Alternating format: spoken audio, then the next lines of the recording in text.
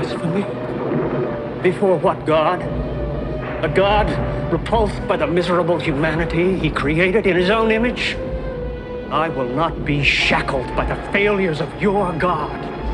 The only blasphemy is to wallow in insignificance. I have taken refuse of your god's failures, and I have triumphed. There is my creation. What are you, fucking nuts?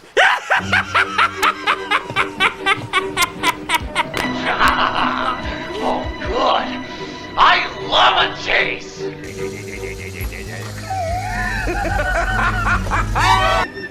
I had a feeling you boys could get behind this. It's not easy having a good time. Even smiling makes my face ache.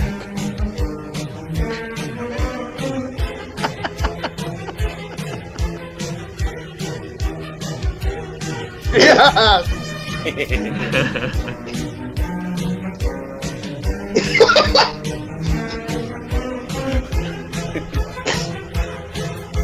Wait, what? I see.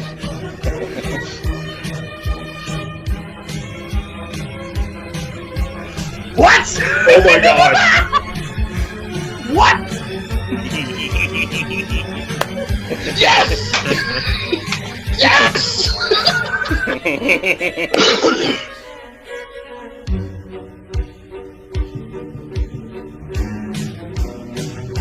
All right, so Right now. yeah, so yeah, there's your little preview. We're a big stay. Yes. Just for giggles, you give me the character I was scared of as a child. What was that, just Ken? remember- Oh, you got you were scared of Chucky the most? Yes. Well, that's how the dice all landed, and it actually was pretty fortuitous. So just remember, it takes all kinds of critters to make Farmer Vincent's fritters. He's the one person I don't recognize in that whole list. Let's see. Hold on a second. Let me.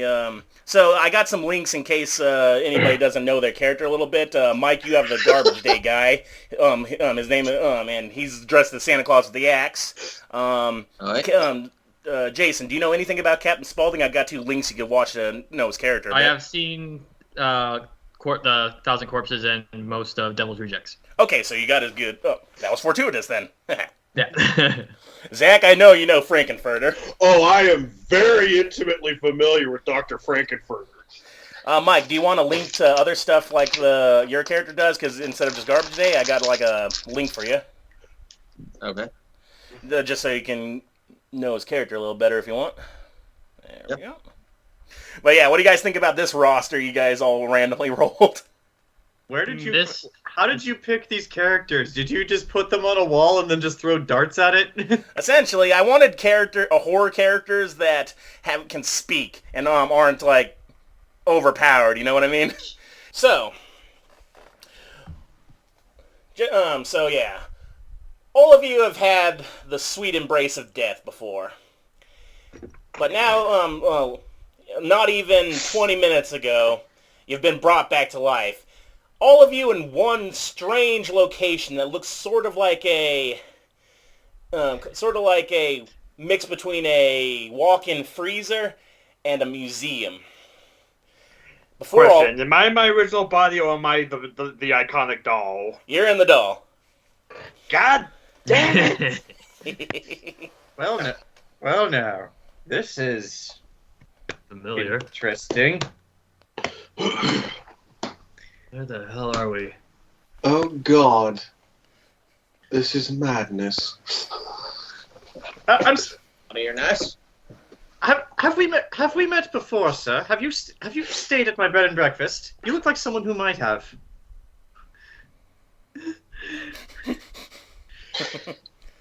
Zach knows. No. All right, so yeah, right now you don't have the pig mask on. None of you have your weapons, by the way, but you are dressed as the clown. Yeah, you are. Do I have my makeup? Yeah, you're dressed as Captain Spaulding in the clothes and everything. Mike, you're in the Santa Claus outfit. Zach, well, I guess you'll probably be in either the black lace under, and then the green overcoat over top. Frankenfurter has like a bunch of different outfits. Chucky, you're nice. Chucky. And Farmer Vincent, the pig head's not on you right now, but you got your overalls and flannel shirt and stuff. It's like, But yeah, that was all 20 minutes ago, and then just to speed things along, like, you all see Jeffrey Combe there, and he has like a bag, and he has a needle in his hands, and there's like this green liquid. And basically explained to you that all of you have been brought back to life. And if all of you have seen that, he's actually got his white shirt actually has a blood stain on his right shoulder. You couldn't bother digging up my original body? Now after this bullshit, I have to find Andy again. It seems awful. Not. Funny thing you should say that, Mr. Ray. I actually know where your original body is.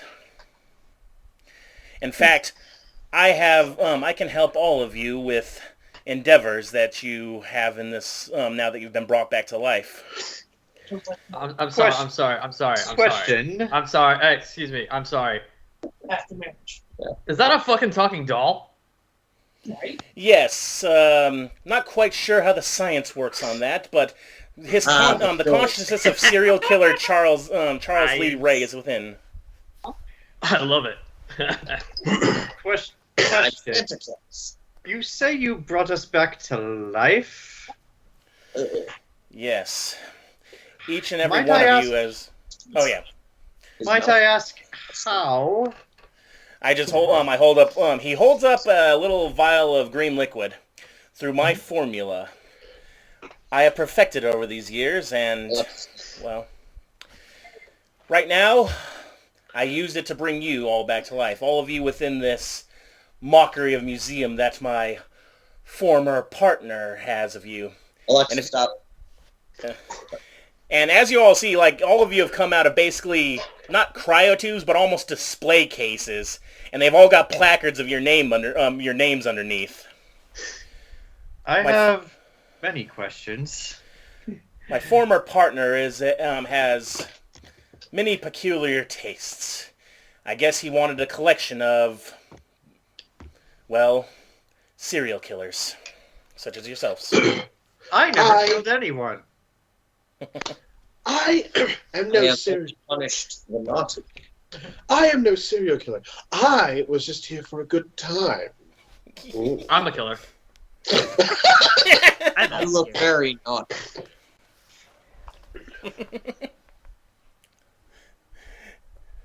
Mike? Oh, I thought he froze. No, I'm not. He's just... You're very good at that. Considering the guy has 3 expressions. Yeah, the funny thing is, though, about him, his idea of naughty is just teens fucking, but every, like other killers, they're fine. Well, actually, that's a common thing for the naughty, is teens fucking. Well, Don't you know the slut dies first? Well, I did kill him, but he had it coming. He was trying to ruin my specimen. Yes, your specimen. I've read your notes, Dr. Furter. And... Thank you. Actually, that is why I became involved with my former traitor's partner in the first place, he says, rubbing at his bloody shoulder. Your notes were a good found. massage would help that. Maybe later. Okay. The point is, gentlemen, I need your help. My former partner has seen fit to get rid of me. He thought he has, and he thought he'd dump me in a place where I could not be found again. And then, like looking over in a corner, you see some. It looks like just a guy in a security uniform, but he's dead. Like it looks like he's bleeding out of the back of his skull. I assume I would have had a little case next to one of yours. But I don't die so easily. Now, gentlemen, since I have given you back life, I do ask for your help, but I don't ask for it for free. Each and every one of you, I can give you something that you so desire. He looks over at you, Chucky. Your original body, my former partner has it. Still in good condition, as all of theirs have. I can help you get back to it. He looks over at you, Captain Spaulding. Your daughter, she and your adopted son went out in the blaze of glory. Her body is around as well. I can bring her back. You damn well better. He looks over at you, Farmer Vincent. Of course, I can bring back your sister that was so taken by your crops. He looks over to you, Mike. Mm-hmm. The Mother Superior, even as old as she is still not dead. I can bring back Billy as well, and you both can, as brothers, can have your vengeance. Worse than us. Yeah. Billy was the killer of the first movie. You're his brother, and then followed in his footsteps. Yep. And then he looks at you, Zach. Of course, I know. I know where the one person you wish to come back is, Doctor. Rocky. You had me at hello.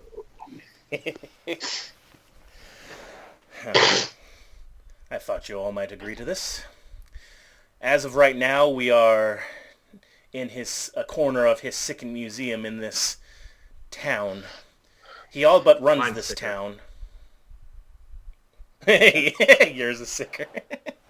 Nice. This town is all but under his control, so I will need your help to get to him.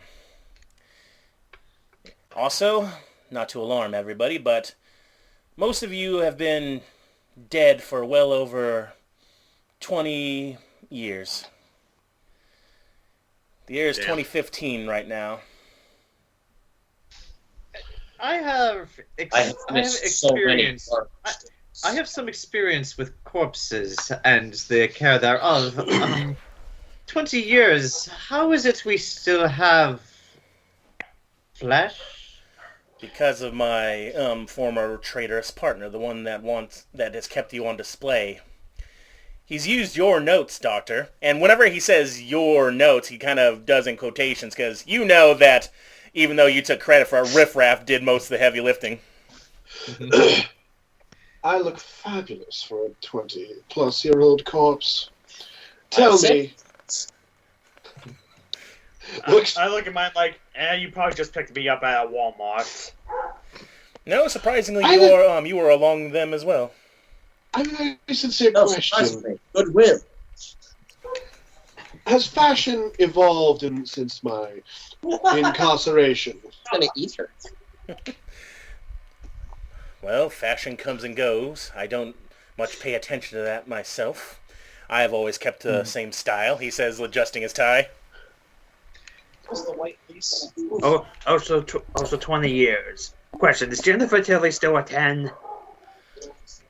6 out of 10. I will see if he knows who Jennifer Tilly is, because I don't know if Dr. West would. Above game, who's Jennifer Tilly? Tiffany. Yeah. Okay.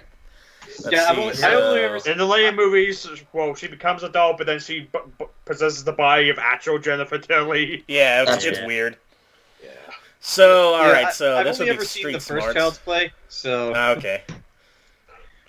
So 7, and he goes. Like 7, he has a moderate success. That name sounds familiar. Is that a model of some kind? I do not know. Let's just say I'm intimately familiar with someone who has a striking resemblance to her. So just trying to picture in my head what she looks like now. Well, if I had my cell phone, perhaps I could look that up, but unfortunately I've been stripped a lot. And he looks over at the body over there. They don't know I have stashes hidden around. It's probably what saved my life. And he holds up the... Yes, he points at you. Yes, Dr. Furter. What's a cell phone? Okay, how do I describe this? Telephone. Has anybody seen Star Trek? No. Well, I mean, I'm not. I remember the Christmases. Well, I'm not from around these parts, but we really don't use I get the general concept, yes. It's essentially a phone with no wires, and it has a screen on it that, if possible, you can look up information like a small computer. Wait, some of you died before computers. So, the way you're describing this, is it like a radio? Let's go with that. Let's call it a radio. I guess it's been that long. I guess the Brad and Janet are no longer DTF material. Bummer. Wait. No, that's still tough, Janet. What happened to my property? And Brad. He looks over at your plaque and stuff, and he just motions for you to read it. What does it say? Basically, it's a plaque detailing Farmer Vincent, your crimes, and and it shows photos and stuff of, the crime scene photos. It shows, the pig mask and everything, black and white photos of all the corpses. And basically, your property, like a lot of yours, was seized, and he looks at Captain Spaulding.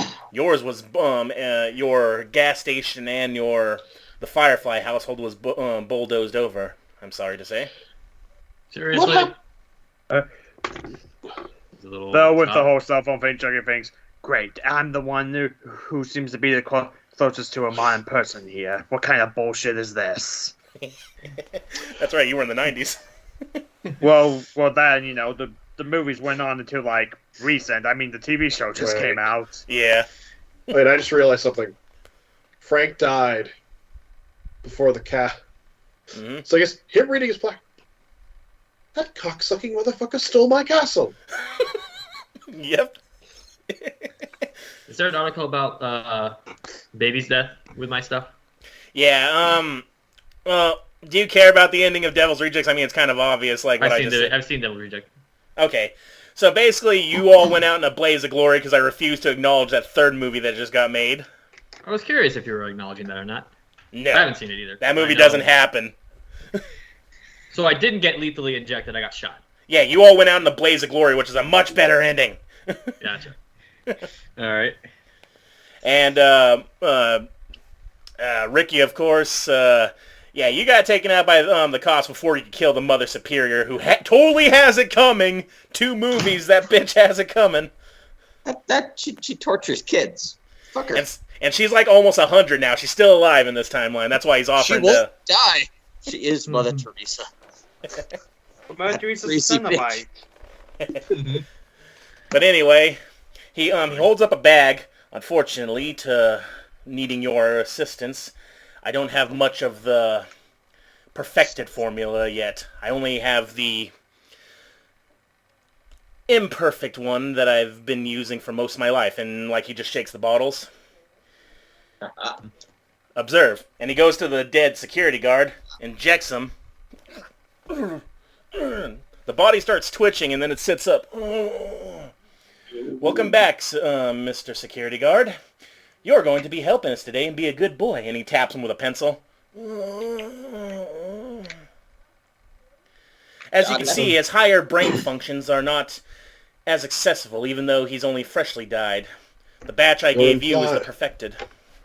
You're implying that the security guard had higher brain functions to begin with. It's a shame you're using him this way. We could have used the meat. I was like, wait a minute, that sounds really familiar. She plays those types of characters. She really does. Alright, so after you see this, and he holds up a few bottles, I'm not going to lie, gentlemen.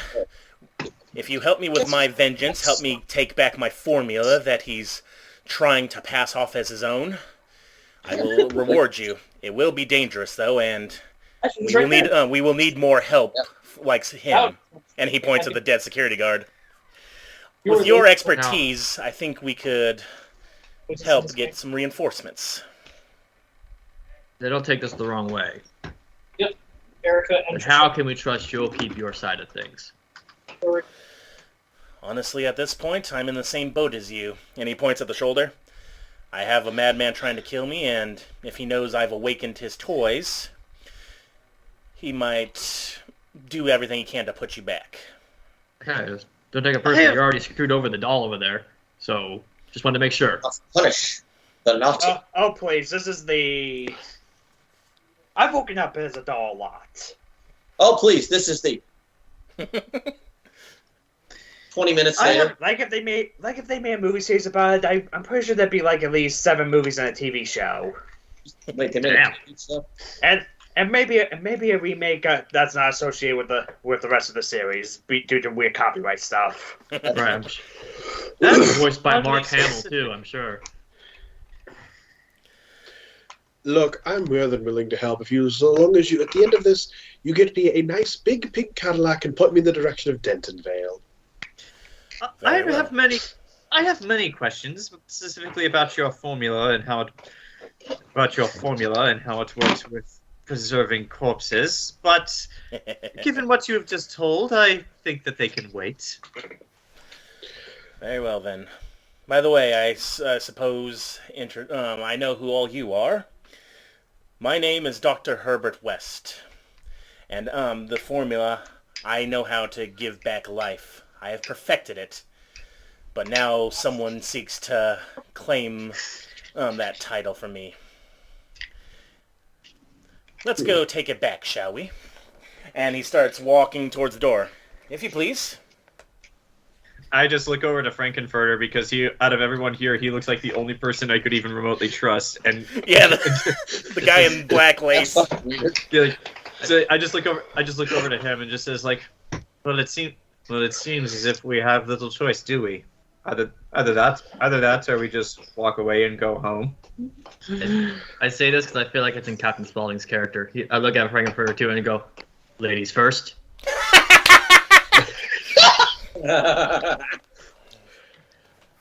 Frank bows. Why, thank you, big boy. And Frank doesn't walk. He saunters out of that room. Gotta give it to him. He works it. I'll follow shortly behind you just because I want to get out of this situation just as badly as you do. I also like to point out, I just realized this because I know what he's wearing. Frank's not wearing boots. He's wearing fucking high heels. Yep. Does he have any other shoes? No. Well, he does have those bitchin' boots from the finale. Mm-hmm. Still haven't seen that movie.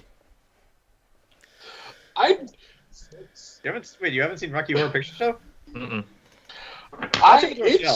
It is so... It's weird. It is so fucking... Oh, I've seen it like way too many times. I actually have a Frankenfurter themed rubber ducky. Yeah, Ricky and Chucky, do you guys follow along as well? I mean, not really a choice. Gotta have to do it. Does somebody have to carry you because of how small you are? Chucky's very fast. Yes, he is. Yeah. So as you all exit like this, as I said, it's sort of like you exit a cold storage area. It's as soon as you enter in outside of this door, you feel like, oh, it's not the middle of winter. It's actually a little warmer outside. It's like basically your body's been kept frozen.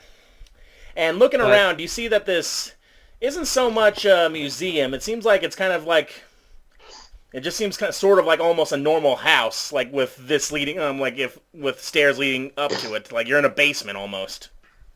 Hmm. And off to the side, he actually motions. Of course, we can't go unarmed. And he points, and you guys have, all right, you don't have any guns, but you guys now have all your weapons. Except for you, Jayson, like you don't have any. You rely on your fists. Ah. Good. E for everyone. I guess as I'm grabbing my stuff, including the pig mask, I'm just like, Mr. West, is this whose house is this? It's Dr. Herman's. He's the one that shot me. Ah, so if something were to happen to this Dr. Herman's, his property would be, I suppose, up for sale? Most of this... Oh, God, hold on, I just blinked on the word. What's that, it's not an island if it's still attached to the land. What is that, a peninsula? Peninsula? Yeah. This whole peninsula, I guess you could say, could be up for grabs. This man practically owns this town. But perhaps as an additional form of payment, and I'd be willing to help you with your endeavors as well, if that is what is required, but perhaps after this is over, we could negotiate helping me acquire this peninsula for my own needs. After all, my bed and breakfast has been out of business for 20 years now, as is my other business. If we succeed in this and get back my formula, I will help you with every ounce of my being. Perhaps that formula of yours can help me with my endeavors as well. But that is a longer conversation. Yes. Listen, you bring back my baby and we're square. So, just seeing if it works. Chucky's just staring at a typical kitchen knife. And Ricky's got his axe. I examine my pickaxe. Oh, fuck me, you even got the blood off. Wait, your weapon is a pickaxe? Yes. Out of all the available weaponry Frankenfurter has, that's what you have? That's the one he used to kill Meatloaf. Yeah. But, like, he lives in a mansion with, like, all kinds of fancy stuff and, like, antimatter pistols. Well, no. Riffraff used those. Good heavens, that's a laser. Yes, Dr. Scott. A laser capable of emitting a beam of pure antimatter.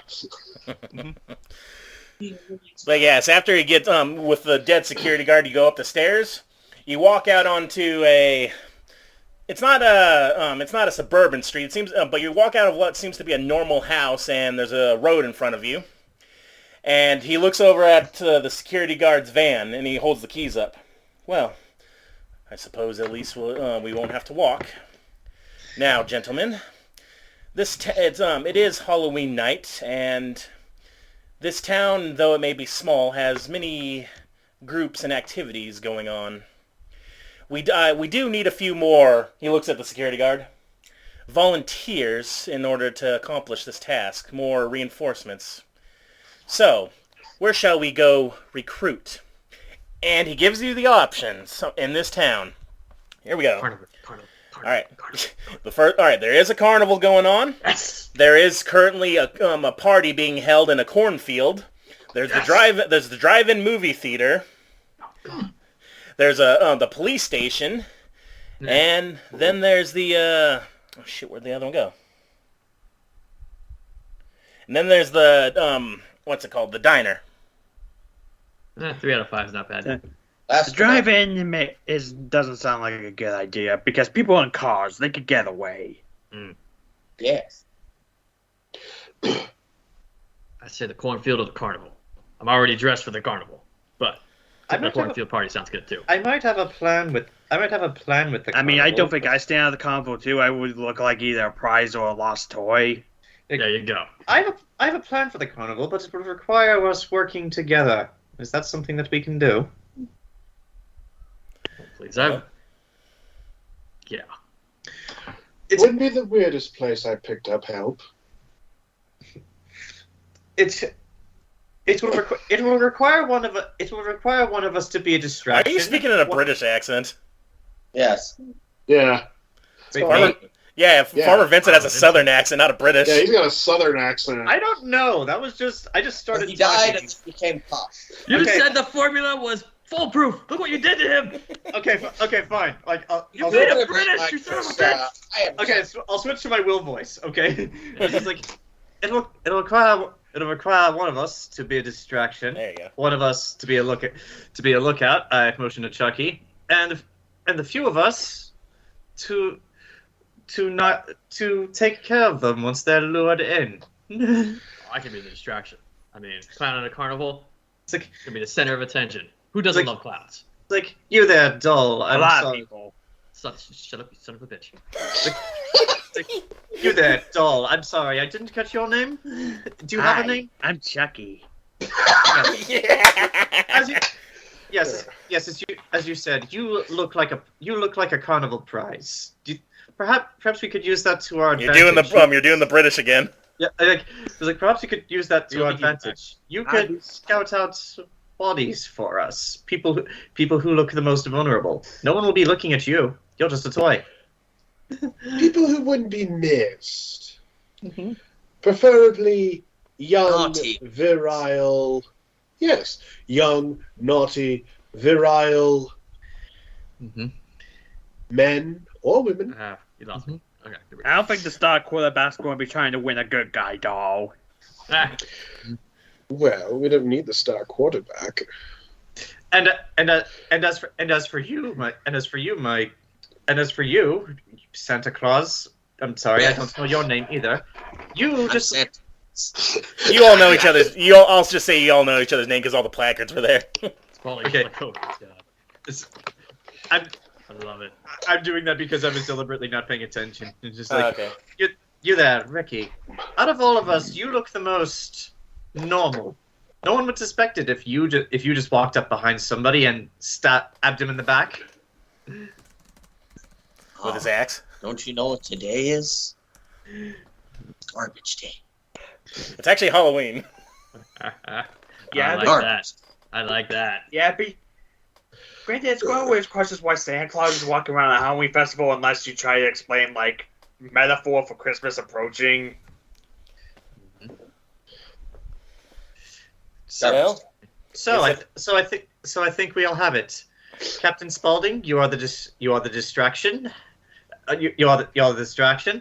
It's like Chucky is our scout.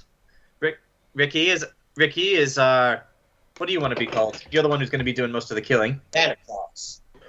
You can be our Santa Claus, and Dr. Frankenfurter and I will help prep the bodies for Dr. West. This is Jayson. So to be clear, we're trying to get more zombies, right? Yes. Yeah. And also fulfill your needs as killers. Yeah. You guys need some practice. But yeah, we're going to the carnival, and we're gonna like. Okay, it's like you're the distraction. How would you distract people? Like, I'll leave this up to you because I really have no idea. Well, gentlemen, I can juggle. I can do impressions. Hey, how about you use me like a ventriloquist dummy? Yes. That's up to you. Yes, we're doing that. Yeah, and then you can point out people for Ricky. Very well then. If we're going to the carnival, let's get in the van. Go ahead, Zach. That's my line. No, I was gonna say, as we get in the van, I guess Frank's looking over at Ricky, looking at his, with a few precision cards, you could go from being regular old Santa Claus to a more Halloween appropriate, slutty Santa Claus.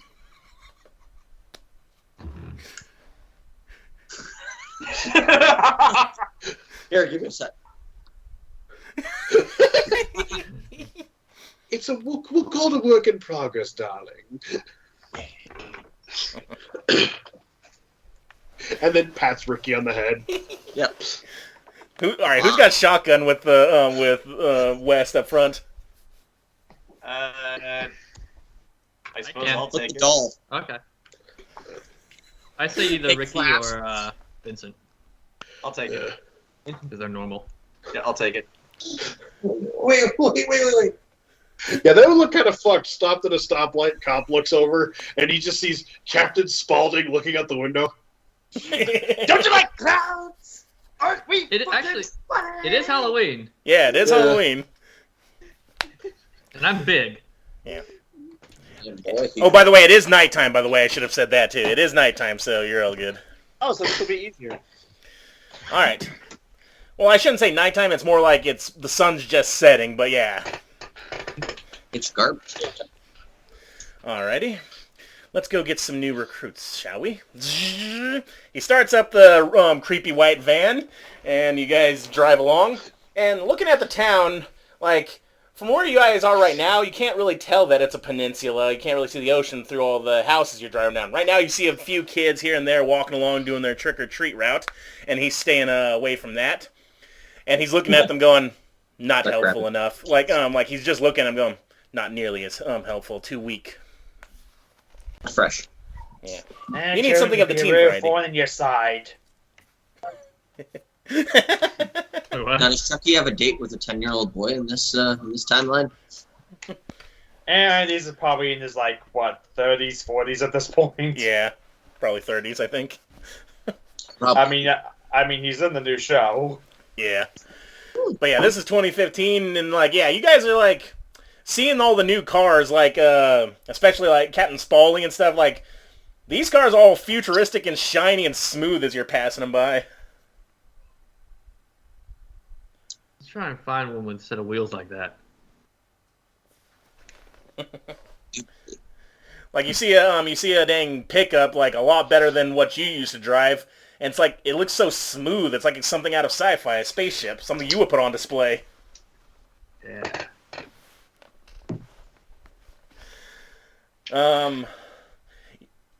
Yeah, just going around, you see all the kids going around, mostly just see you don't see much futuristic stuff just by houses. But driving on, it's kind of like an older type, I guess the buildings don't look different to you guys. They actually kind of look around the same, like they were built around the same period most of you were alive.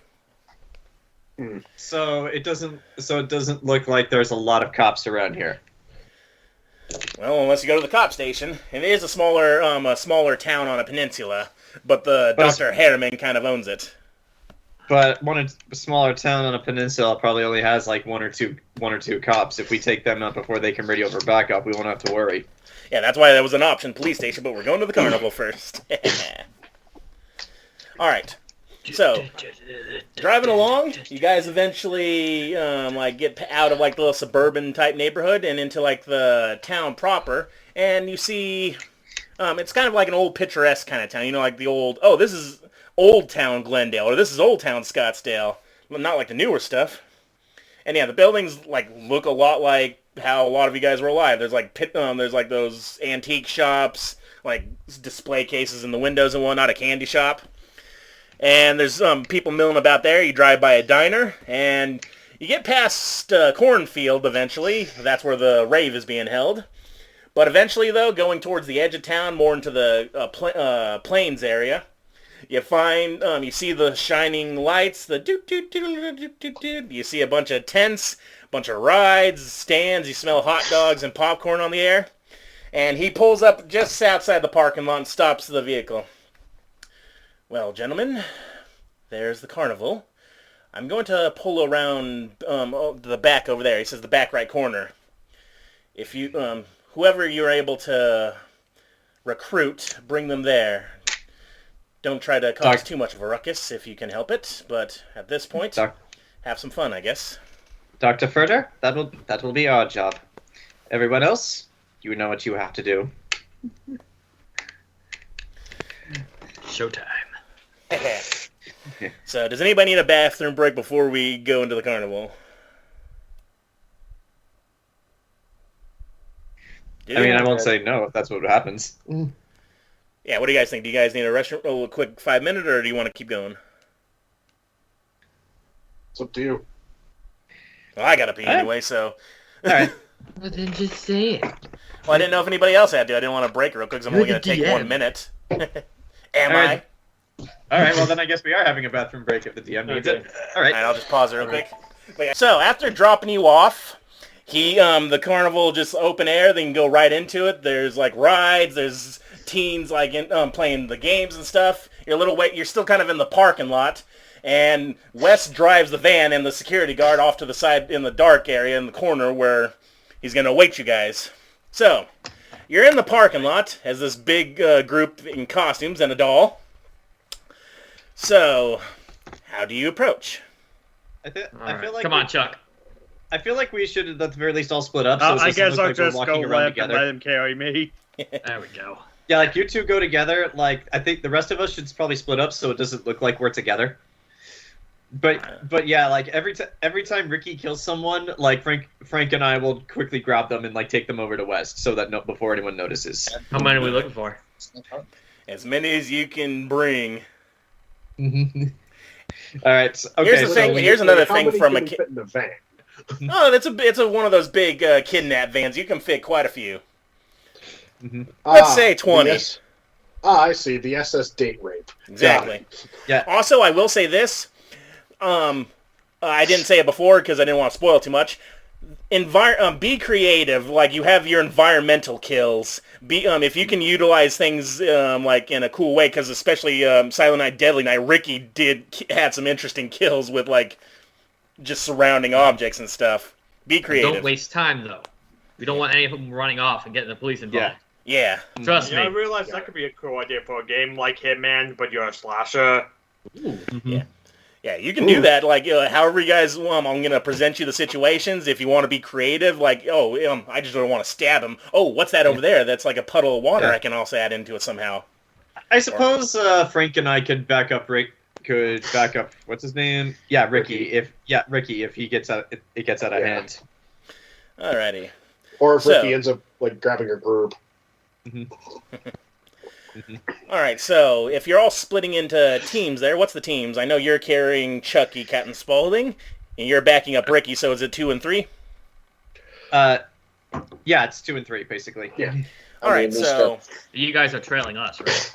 Yeah, like, Chucky, okay, like, you distract, Chucky points out the marks, Ricky kills them, and then we take them to the west.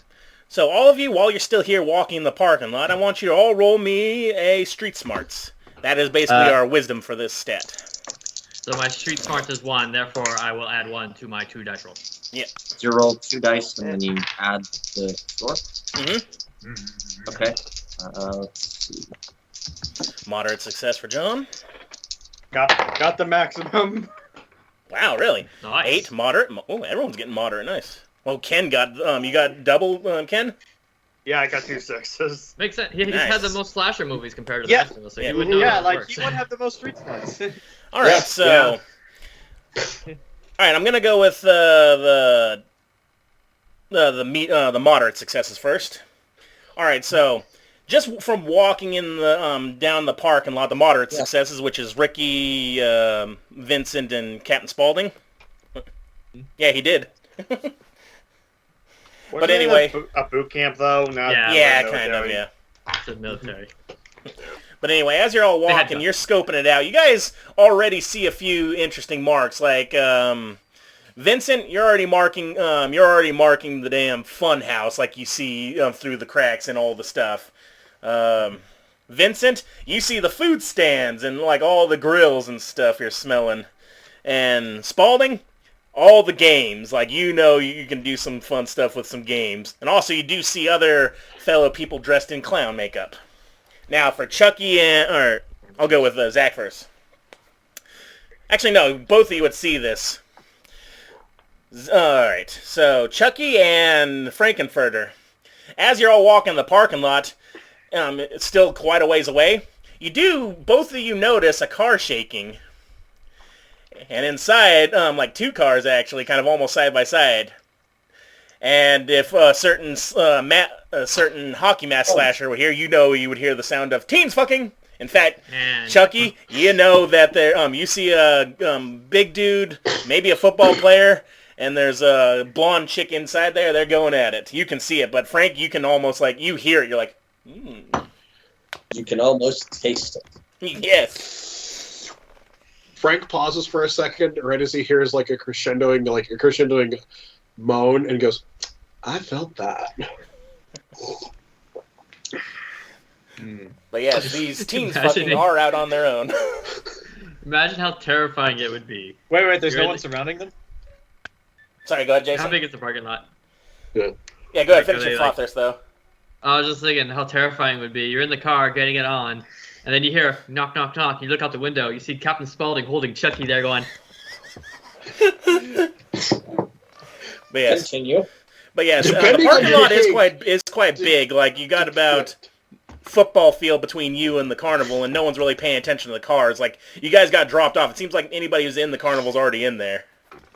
So we could potentially take these guys out and no one would see us. Yeah, but for right now, it's only Frank and Chucky that have noticed this. Everyone else is, focused on the carnival at hand. That's good, though. Both our two groups, one of them figured it, one of them noticed. Yeah. We could pick them up on the way out. Assuming, of course, they're still there. Well, I can tell Vincent about this when... Well... I mean, we're in public, so I can't really talk right now.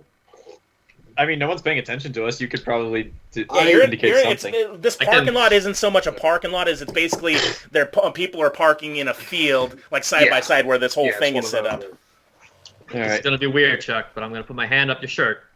That way, for appearance's sake. It's better than the other way of doing this, all right? So just play along. I lean over to Farmer Vincent. Vincent, darling, when we bring a couple of our new friends back to the van, You might want to stop by Points at the one with the cars. Oh. See. That and also, I have the great desire to eat a hot dog now. I could Jeez. I could get you a hot dog. In fact, I used to make my own. Used to make my own hot dogs back in the day. Oh. Yeah, I saw your face. Oh. The set point there.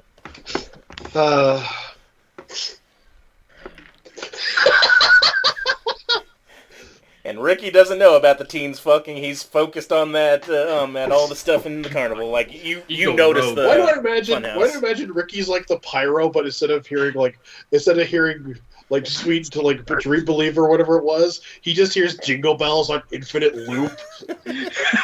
No, even worse. He hears "All I Want for Christmas Is You." No. He hears Christmas the word. shoes. He either hears Christmas Shoes on infinite loop. No, it's Christmas Shoes every fifth Christmas Shoes. It's the song "Do They Know It's Christmas at All?" Alright. But yes, you guys noticed that, and into the carnival you go. Tell me what you're doing. You can feel free to ask me questions. That's how the story works. Like, ask me questions on, like, if you see stuff and everything, like, what you want to do. Frank and I are lookouts, so, like, as soon as somebody drops, we'll collect them. Everything else is up to you guys. Alrighty, so let me ask you this. Where would you guys like to be situated? Ask me, like, you can ask me, oh, is there this and this? And I'll tell you, like, if there is or not.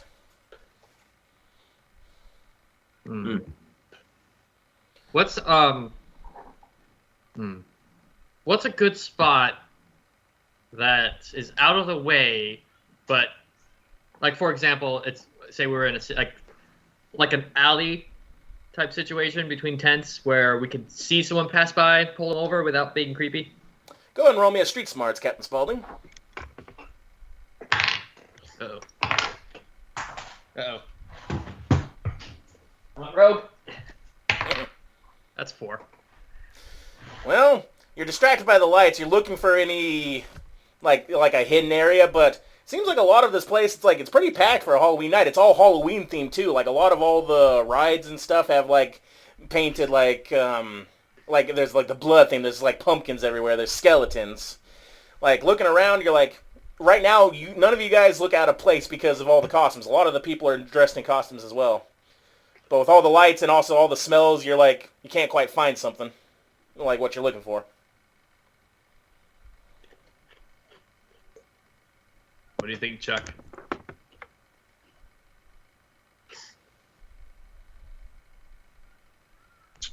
Yeah. No, that was maybe join the crowd and we could do a bit poking fun of those who seem like easy targets. Alright, we can kind of start luring them away. Alrighty, so let's see. When he says that, I want you to roll me a book smarts now, both of you. Uh-oh. 4. 8. Moderate success. Alright, so, Cat and Spaulding, you're trying to think, because you know all about holding attractions. You used to have the murder ride. So you're thinking, maybe a carnival. Chuck, with a moderate success, you don't know where, like, the best way to draw a crowd would be, but you know a place to start. You do see another performer, another clown, more intricately dressed than, and not as scary looking as Spaulding, like off to the side doing a little juggling show. No one's really paying attention. His little area, you think maybe you could take over that spot if he were just gone.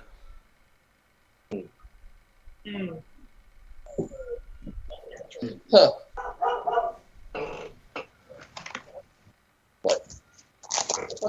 So yeah, like that's what you think. Like you could take over another performer's spot. I guess I'd draw my eyes to the juggler. I thought you said the juggalo for a second. That conjured up a very different image. If there are any juggalos here, we're killing them first. Yeah, they're probably over in the cornfield. As we approach the area, Spaulding just starts with his, carny voice, like, come on, have a friendly conversation. with my good friend Lucky Chucky. Say hi, Chucky. That's what we're going with. Yeah, the juggler looks to you and goes, hey, this is my spot. What are you doing? Look, no one's paying attention to you playing with your balls. Go ahead and roll me a charm on that. Let's see how much you can diss this guy. Let's see. 5. Well, he doesn't. All right, so with a failure like that, he just looks at you. He goes, "Look, pal, I don't care. Like this is my spot. Frank said I have this spot. You go do your shit somewhere else. All right." Well, Frank thinks you're old news. Now back off. Now you give me that charm.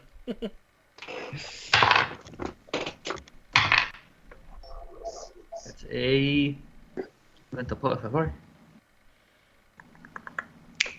11. He's cowed. He's like, because you do that whole thing and he sees like your yellow teeth. He's like, I'm gonna, and he backs off. And he's like, I'm gonna, and he just wanders off now, like, You're up. Get him. Yeah, he's walking like you think probably where they keep like management. Like he's looking for a manager. Like this is my spot, but he is off by himself now. He's like walking along. Garbage day time. You're gonna follow the clown. In fact, actually, like the manager's office is close to where the because they kind of have like a tent, and it is near the fun house. Surprisingly enough. Yep. But yeah, you see another clown. You just saw the dummy and the other clown, and he's all looks like he's about to cry, holding his balls. He's walking us. I'll follow behind Ricky. What I tell you, Chucky, amateur. Yeah, I'll stick. Yeah, I'll stick with Ricky as well because it seems as if Spaulding and Chucky know what they're doing. Man, surprising that someone juggling in the corner could be such a prima donna. All right, so is your intention to hold to captivate like a group of people to watching you, or Yes. like to cause a distraction? Yes. Yes. All right, so go ahead and give me some give me a routine right now. Let's see how well you do, and then give me rolls. I might give you a bonus or not. And that would be charm for both of you. So, Chucky, enjoying the carnival so far? Well, the scent and fried Snickers bars and vomit head isn't entirely pleasant, but what do you expect? I mean, I'll just say this like a fat guy in the end. I mean, this guy looks like he's caused most of it.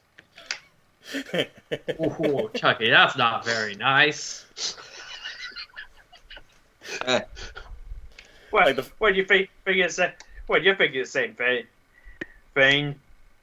Well, you're not supposed to say it. Well, Well, okay, fine. How about this couple here? Did your boyfriend there win you that teddy bear, huh? Actually I did, yeah. And she's all hanging on his arm. Huh. I'm sure she'll hold on to that for I don't know, until she sleeps with your best friend. Ooh. Oh wow. Chucky, you are in a mood tonight. Alright, go ahead and both of y'all roll me a charm. Add a +1 to it since you two are helping each other. Well, actually, we gotta see what the roll is to see what it is. Are we adding it? Because I rolled... Yeah, I'm giving you the +1 just as the bonus, because it's pretty... I see what you're going for. You're gonna be the insulting duo. And I already have a +1 in charm, so that's +2 to my roll? Yeah. So, 7 for me. 10. 10, nice. Moderate success, okay. So... Alright, so yeah, you succeed, and Chucky, you succeed as well. The only penalty, or not penalty, stipulation is they're more paying attention to the clown because obviously dolls can't talk.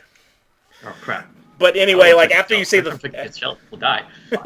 After you say that whole thing with the cheating best friend, you actually see an older guy in the crowd. He's dressed up as a little bit. He's just got a little Frankenstein mask on. He actually spits out his drink and starts laughing. And so you're gaining a crowd because people are hearing this old timer just cracking up. The woman is like, Achoo! She looks like a little offended. But then the fat guy that you insulted earlier is like, he's all laughing too as your routine kicks off. You're drawing attention. Now, going to the other guys. The one clown that's all upset, holding his balls, going towards the fun house, and you three are following him. Yep. What do you? Well, Mike's following him. We're following Mike. All right. How open is this area that he's walking? Well, he's going in. It's how like those tiny fun houses like they got at the at like the state fair, like they kind of 2-story, not too wide. He's kind of going around behind it. Well, if there's no one in view, time to unleash garbage day. All right, so Frank and Vincent, you watch as Santa Claus with the axe, which, hey, everyone's got prop weapons, right? He goes around the corner where the clown's just like... And Mike, as you look around the corner, you hear raised voices. You hear like a knocking like, Frank, who's this other clown you all hired? Where are you guys in there? And then you hear a little door open. You see kind of like a trailer. Just like a small travel trailer behind the funhouse. All right. And then, like, all of a sudden you hear, who the fuck is that? And he goes, Frank, there's a clown. There's a lot of clowns. I'm busy. And then he's like, what are you busy with? And then you hear a woman's voice. He's busy, Charles. Oh. Still, this guy's kicking me out of my spot. And then, like, he barges in, like, hey, what are you... Like, and then he closes the door behind him, like, you son of a bitch. And you hear arguing coming from the side, 2 men and a woman. Well, now this question. Was unexpected. Ricky, hold on one second. I'm Santa Claus. I have to punish the naughty. Yes, we know. They're very naughty. Looking at this trailer. Wild card. Can I see if any way to use this trailer to basically get all 3 at once, or at least get 2 of them, and then force the third one out into basically Ricky literally standing there like. That's not too difficult. Just let me have one of us go in there. One of us holds the door shut, and then if one of us escapes, the other can just be there waiting with the axe. As long as we acknowledge that all 3 are by Spaulding and Chucky, they count for that. That's ours. Those are our kills, all 3. Sure. Frankenfurter, give me a book smarts on this trailer.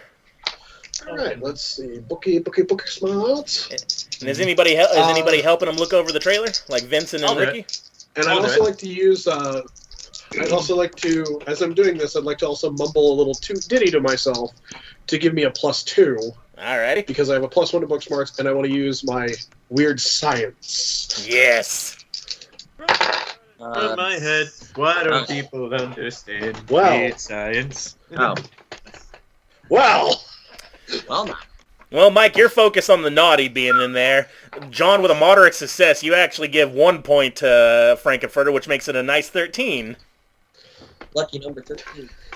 So, Frank, hearing the arguing out of this dingy little travel trailer, you see that there's just the one exit up the little ramp steps.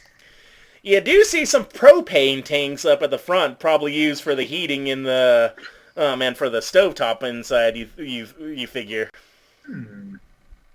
You also see the AC unit on top, which is there's a hole up top, and let's see, behind the funhouse, snaking its way because it's right behind it. You do see a bunch of electro wires that are keeping some lights lit up. Well, if we create a firebomb, that'd be attract attention. Yeah, we don't want to attract attention yet. Let's get our army of zombies first, then we'll. But we could actually. Well, wait. Natural gas. The reason why natural gas has that sulfur smell is because if you flood an area with natural gas, you can kill people. Mm-hmm. Vincent. Be a darling and help me with something. I have an idea. Ricky. Mike. Yeah. If the 3 naughties come out, could you? If they try to come out that front door, put them permanently on the naughty list. They're already on the naughty list, and I'm going in. We'll remove them. We're going to make this easier. All right, what do you have in mind? We're going to take the propane tank, reroute it so as we stick the hose in the AC unit and flood the fucking trailer with propane. Oh, I would know how to do. Didn't he do that in the movie? Propane.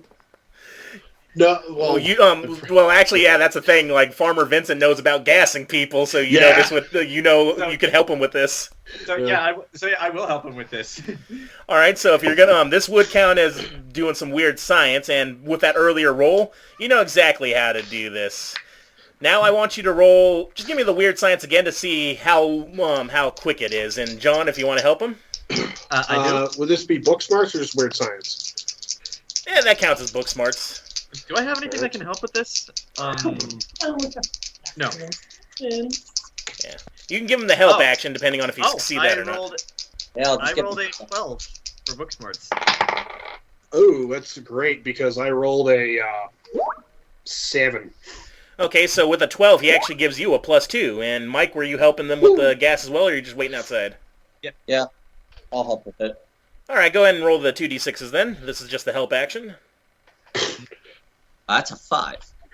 All right, so you don't. You're posted up. You're like, hey, do this and that and that. I'm like, yes, we are. Like they're like, we know. Just wait up by the front for them to come outside. But yeah, Frank, you got the propane. In theory, you know how this science works, but you are distracted because like a lot of the gossip is getting a little juicy. Like, ooh, like, yeah, this fucking clown came here. I'm getting fucked on all sides. I'm getting fucked by you. I'm getting fucked by not my wife, surprisingly enough. Well, give it an extra Frank whisper. Frank whispers, well, considering how fucked he's getting. But yeah, hearing that, you almost make a mistake, and then Vince is like, no, you gotta, he points out, no, don't do that, do this. That, and Frank looks at Vincent and goes, thank you. He's like, you're actually quite intelligent. To be honest, I didn't quite believe you were a doctor. Perhaps when this is over, you could help me out with a business venture of mine. Oh, I'm fairly certain there's a lot of things I could help you out. Because after all, you might be an old man, but you've got some muscle. It's like, my sister and I used to run a bed and breakfast, believe it or not. It was also a popular swingers location. It was. Ooh, you see, Frank goes, okay, look, if we went on the job right now, I would say buy me a nice dinner and tell me all about it. But let's say when this is done. How about this? When this is all over, I'll make you a nice dinner and I'll tell you all about it. Frank oh dear God, goes, Vincent and Frank are flirting. Frank goes, just so you know. And I'm going to say this as we finish this project, Grant. Mm-hmm. Like, do we get the contraption set up? Yeah, you got it all set up. Frank looks at Vincent and goes, and right before I turn on the propane, I top.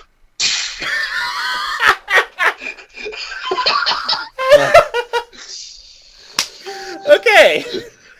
So the propane starts flooding into the AC unit, and in the midst of all the three people arguing, they're like, "Oh God, what was that? Oh, what the? Did you fart?" I'm like, no, what is that? The propane's got to be leaking or something. They're just like sniffing, going, "Oh God!" They're like, here, open a window. Propane was odorless. Oh no, it's got a smell. Yeah, they actually add a sulfur additive to most propane because otherwise you can't smell it. Yeah, and there would be a lot more natural gas. Like before they added the additive, there was a lot more natural gas poisonings. Yep, that's why that whole plot point from Avatar: The Last Airbender is using the bad eggs. Yeah. But anyway, they start smelling like, oh God, open the door! And Ricky, you're by the door. What are you doing with the door? Ricky, you're up. They're trying to open the door. I stand out in front of the door. What do you wait for? Rex in hand. All right. So, all right. Right to the head. So the woman opens the door like, oh God, because the guys inside are still arguing and stuff. She's like, oh God, what's going? And she sees Santa Claus like, what are you? Who the fuck are you? You see this like Go ahead and roll me body, and anything that's related to any of her powers too will add into it. Santa's sleigh. Oh dear God! If Bill Goldberg was here. That's a lucky number. 13. 6 plus 4 plus 2 plus 1. Yeah, that hits. All right, so Jesus, with the fire axe doing 3 harm, and she's just a civilian. Where do you sink this fire axe into her, Mike? Head. All right.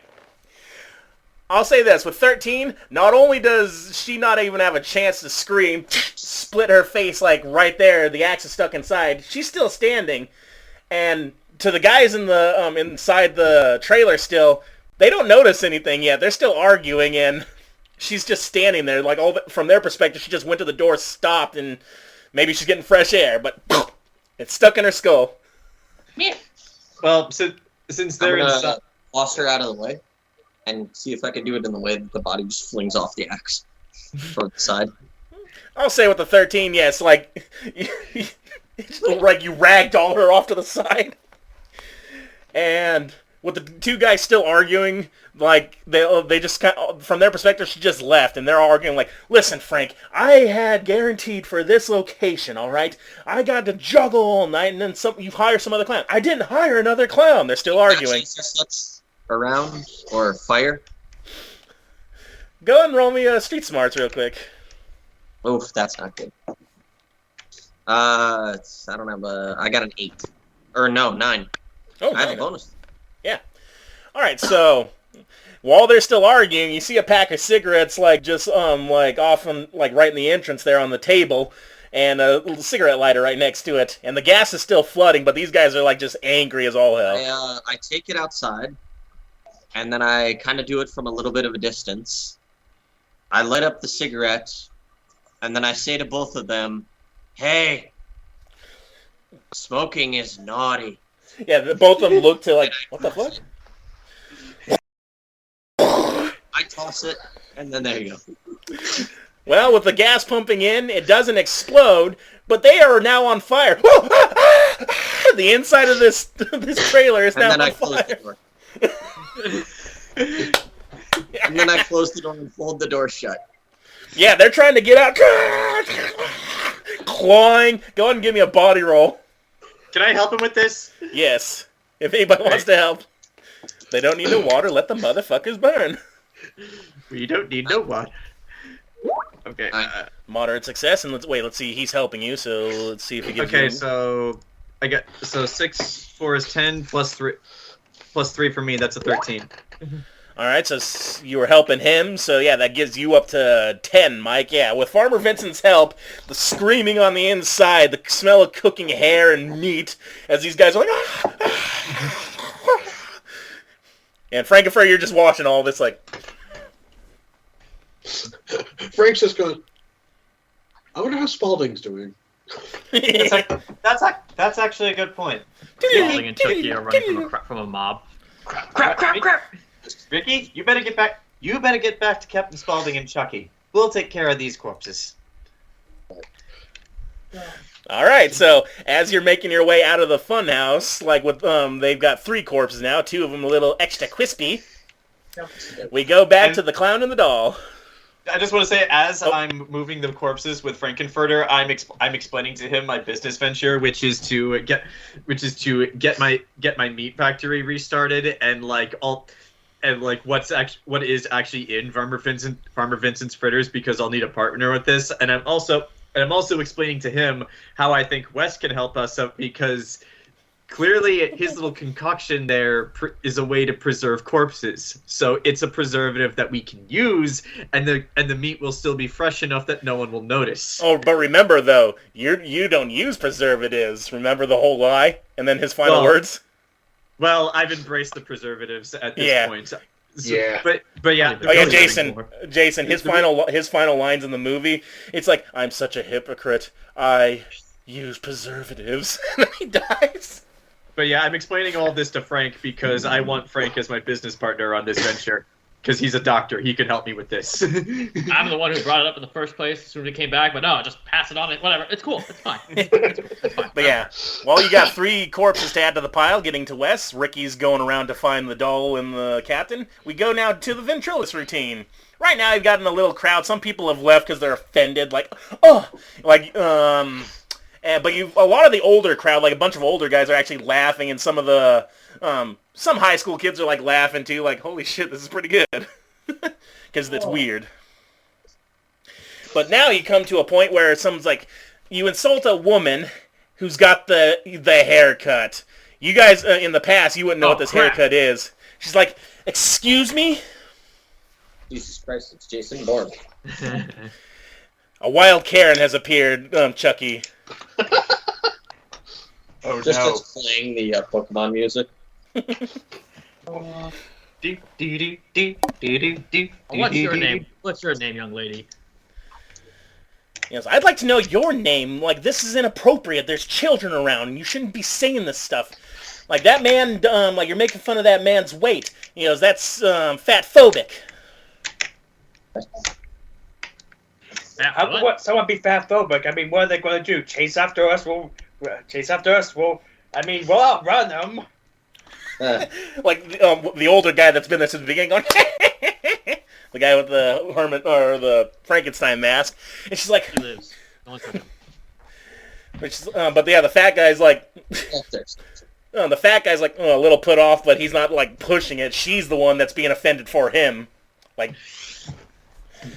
Listen, what's your name? And who's your manager? I am Captain Spaulding, and this is Lucky Chucky. That's a good guy doll. I remember those from the 80s, and that's copyright. I can get you on for copyright infringement for that if you're using their likeness. Now, where's your manager? Let's let this so we can get all this done with. Oh, she's one of those. Our manager. You guys can lure her away. Our manager. I am my manager. What was our manager's name again? I think Biggest Dickus. I think the initials were F and U.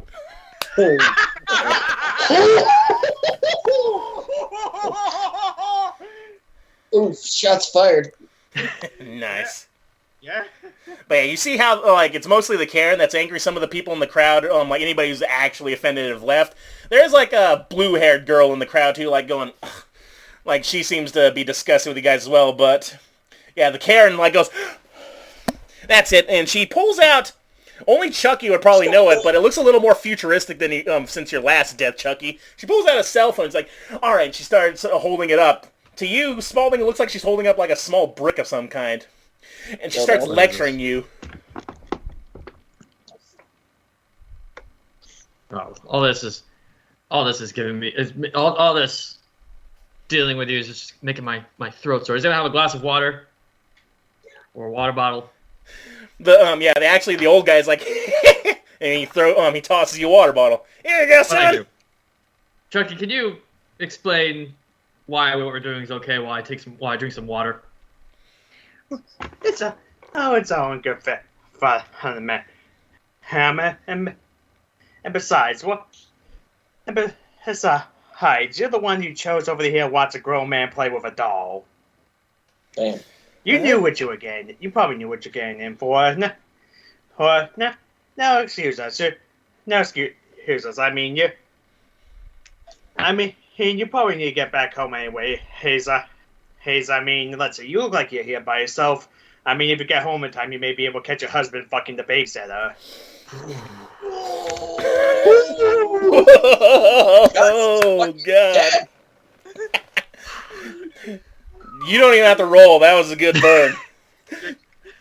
So, yeah, she's like... But, yeah, she presses something on the phone. She's like, now I've got all I need. And she starts walking off to the ticket area where like as if that's where the management is. She starts walking off. It doesn't seem very realistic. She would have called the cops by now. In this town, there's no cops. Ma'am. All right. We're just having some fun. We can take you to our manager right now. All right. Just exploded building. All right. Oh, he was. All right, then. He goes, but just remember, I've got all this recorded. With what? She looks confused at that. I guess the could do a bit like, it's a phone, you caveman. I don't even see no buttons on it. But yeah, the old guy's like, he goes, come on, this guy's funny. And like she lectures the old man too. He's like, he's being inappropriate. There's children around and stuff, and he's using, and like just going on and on. And like the blue-haired woman's like, yeah. Oh, come on, man, look at him. He probably hasn't had this much fun since the first Halloween. And he's like pointing at you, all laughing. But yeah, do you lead her astray? Let me ask one more thing. Okay. Oh man, don't you like clowns? I don't appreciate your kind of clowning around. I'm the only kind of clown. I am. Chucky, let's bring her to our manager. Maybe she can get a better. Maybe we can clear this whole matter up. And maybe you could give her a Supercuts coupon. I mean, that hair needs to be fixed at pronto. We just want to help, man. Still recording. All right. So then we kind of lead her away from everyone. Chucky, was he over here, or? All right, so from where you guys are at, the fun house is over here. You guys are now going towards, like, it looks like a bit of a, what's that called? The Ferris wheel. Mm. You're more towards the Ferris wheel area. Right now it's just like, you're kind of leading her behind it a bit, but there's still people, like, getting on and off, like, looking at all the ocean front, which actually, now that you guys are out in an open field, you can see the ocean. Away from everyone, right? Well, yeah, like, there's still the, like, kind of behind on the outside of it if you're leading her to the outside of it, but you're right by the Ferris wheel. But there's no witnesses, right? Go and roll me some street smarts to see, both of y'all. It's not fair. Chucky and I don't get to actually get involved. Oh, that's an 11 street smarts. Ooh, nice. I only got... Oh, it's 8. It's not too bad. Yeah, but still a success. Right now, like, after you guys have left, like, the old guy and a few of the people that were appreciating your act are, like, arguing with a bunch of pissed off people on behalf. Like, that blue-haired girl that's arguing with the old guy in the monster mask. So right now, people are, like, looking at that, and they're like, oh, God, fucking Karen's like, oh, yeah, shut up, boomer, and they're all, like, yelling at each other.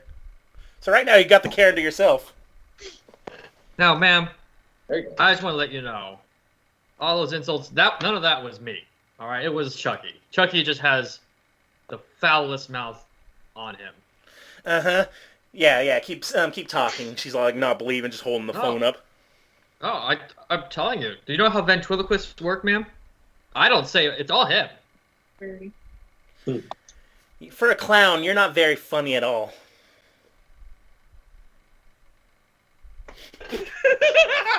God, I can't imagine if you show up to a Jeff Dunham show. I mean, with all the subtle racism there. Who's Jeff Dunham? You wouldn't know. Well, does this Jeff Dunham have a doll as perfectly intricately made as this? Here, you can look at it yourself. I had a good guy. Fine, yes. This way, and she actually takes him from you. This way, you're not going to be playing with a good guy doll anymore. He goes, what are you, 12? Yes. No, I'm immortal. Chucky slowly moves his head towards her. Do you want her to notice or no? I'll leave that up to you. Mm-hmm. She's grilling into the clown because now she thinks she like taking away his power and just still arguing. Now where's him? I guess I'll stand at that. Hi, I'm Chucky. Wanna play? Oh, you kept the batteries in too.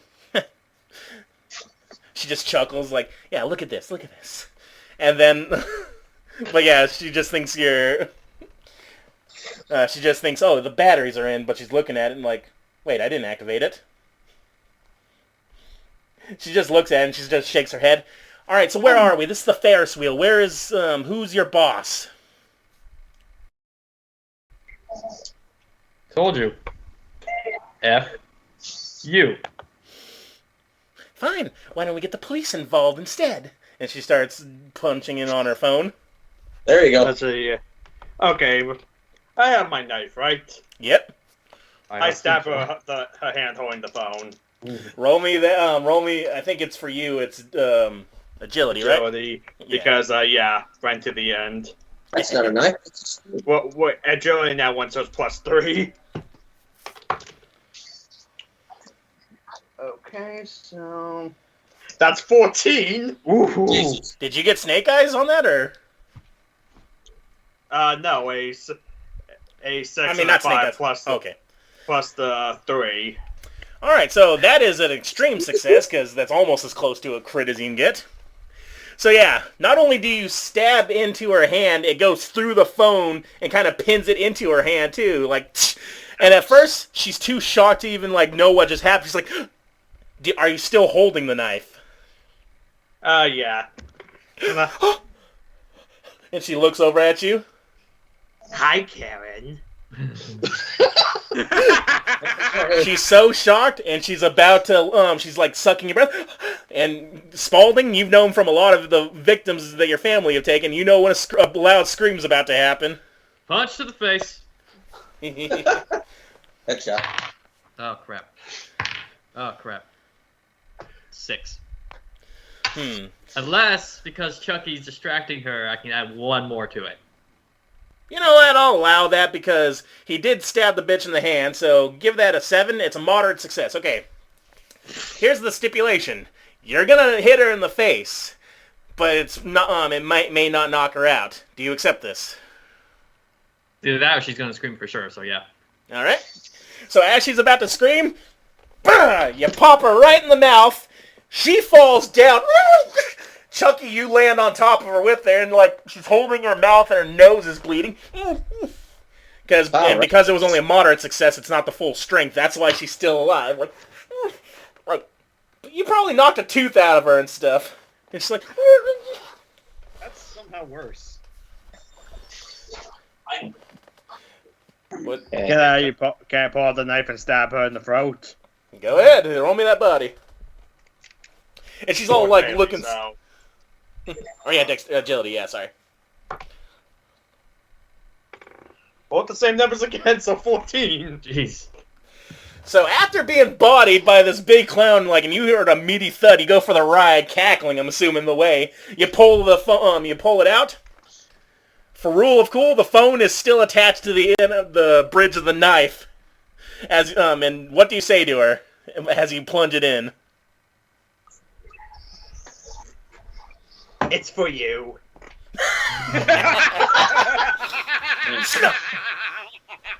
Nice. So, stabbing through heart, the phone's still going into her a bit. You got one. And no one has noticed. Even the Ferris wheel's still going in behind y'all. Toot, toot, toot. Like none of the people are looking because they're looking at the ocean front.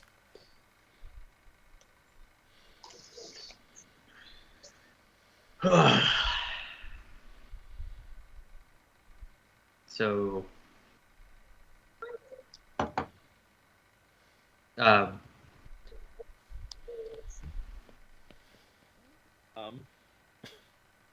brain fart.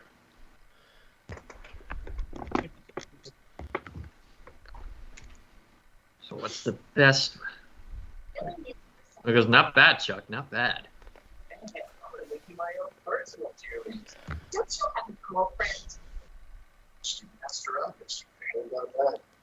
Did you hear what he said, Ken?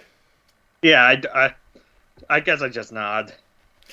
All right. Let's get her to the good doctor. Although, part of me wants to just chuck her into the ocean. All right. So if you're, I'm pretty sure that'll give the fish indigestion. Nice. All right. So are you both gonna drag her to the doctor, or is one of you gonna stick around? Oh, I don't know how exactly Chucky's gonna help hold the body. Yeah. So you can either choose to like go with him, or you can go stick around for more, like how Mike is gone back into the festival. As long as you're not gonna kill the old man, I say, Chucky, how about you sneak back in there and see if you can find someone else while I take this body back to the doctor. Very well. All right. All right, and let's do business. Let's do showbiz again sometime, Chuck. Yeah. Mike, where have you gone? Come back. Where'd you come from? Where did you go?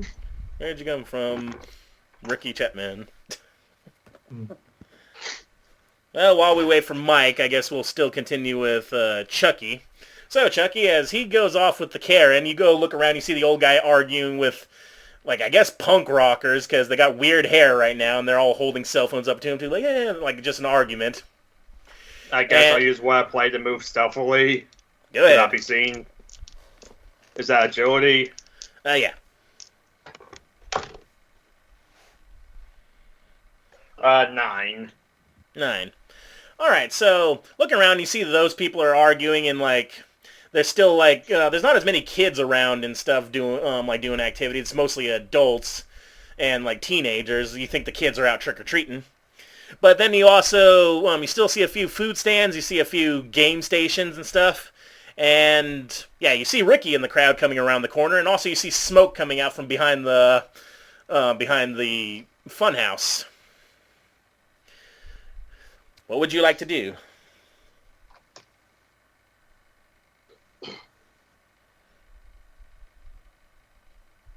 Okay, I got an idea. Can I sneak into one of the stands of, that classic game of, throwing darts at the balloons? Yes, they have one of those. Can I sneak into that? Yes, you may, with that roll you had.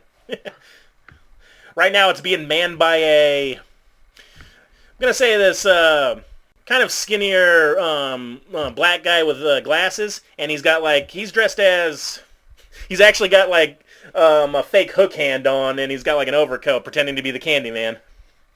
He's like, come on. He's trying to do the voice, but his vocal cords aren't working at it. I'll sneakily take a seat between, I guess, I don't know, maybe like a teddy bear and a bootleg Pikachu. Alrighty. So we'll have you positioned there, and we're going to cut real quick. Spaulding, as you're walking back with your Karen, you see Ricky and Frankenfurter. They're coming back from the van themselves. And, like, you pass them by going, hey, hauling the Karen. Like, I see you managed to have some fun.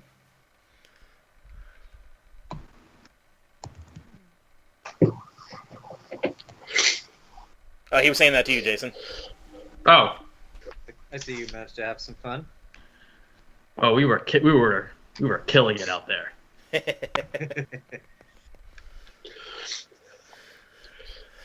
We deep fried ours. They're still good though. I'll taste better too. 1, 2, 3, 3.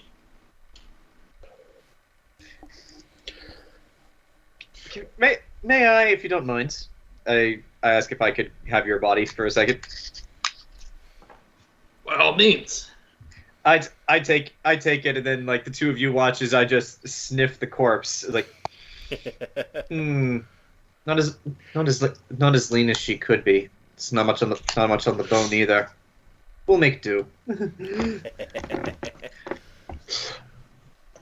If we had a few more prime specimens, looks back in the direction of the car, of the teenagers rocking a car. In just 7 days, I can make you a man. Walks over. Oh yeah, Mike, you're actually still in the carnival. You went back in. This is them out in the parking lot. Oh, okay.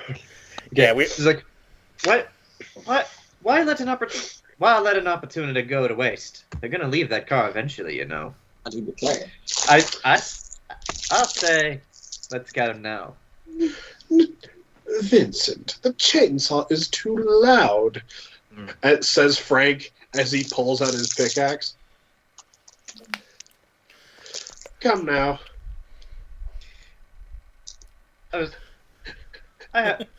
Very well. And I won't turn it on, but I'll still keep it nearby just so I can bash people with it. Oh. And now, Spaulding, are you gonna go back into the carnival, or are you gonna follow them? Yeah, we're gonna go kill the couple having sex. Well, I kind of want to see how this plays out. So. All right. And before I walk off, Frank is going to put on his rubber gloves and snap. All right. And So, I'm gonna put on my pig mask so they can't see my face. Nice. And as you three are walking over there, we'll just have a quick cut to Ricky real quick, so we'll set up his next victim. Ricky, you see like a bunch of, like an old guy after the clown and the doll left, and there was like a group arguing and kind of like a little scene going on. You look over to, there's a food stall, and there's actually a woman in like a slutty bunny costume, like the Playboy type. And she's actually grilling up turkey legs. And right now it's like one of those tents that can be the food stalls. She's actually flirting with like an older gentleman out front. He's like, oh, like, go ahead and roll me street smarts, would you?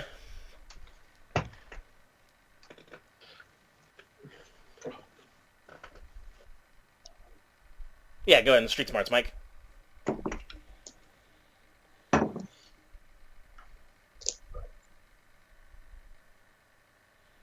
9. All right. Let's see. It's moderate success, so you don't see that. You get the feeling that this girl flirting with this man doesn't seem right, especially because he's got a ring on, and you hear something about math homework. Something about what? Math homework. Like, she's like, oh, do I really got to get that assignment in? She's underage, and she's flirting with an older man. Oh no! And Naughty. she's grilling turkey legs. Yes. What's wrong with turkey legs? Oh, nothing. She's inside of a shed. Turkey legs, the sluttiest meat. Mm-hmm. No, it's just that it's when they grill turkey legs, they have this gigantic grill, so there's like multiple rows of them. Okay. So yes, Mike, there's you see that as I guess we could, let's see, just so we set it up. Who wants to go first? Do you guys want to have them kill the teenagers first? Do you want the game with Chucky, or do you guys want to see what Ricky does with the girl? Should we roll for it? Oh, it's up to you to decide. That's how the story goes. You guys can just decide. If you want to roll for it, that's up to you guys. I would like to go first, but I won't argue if anyone else wants to.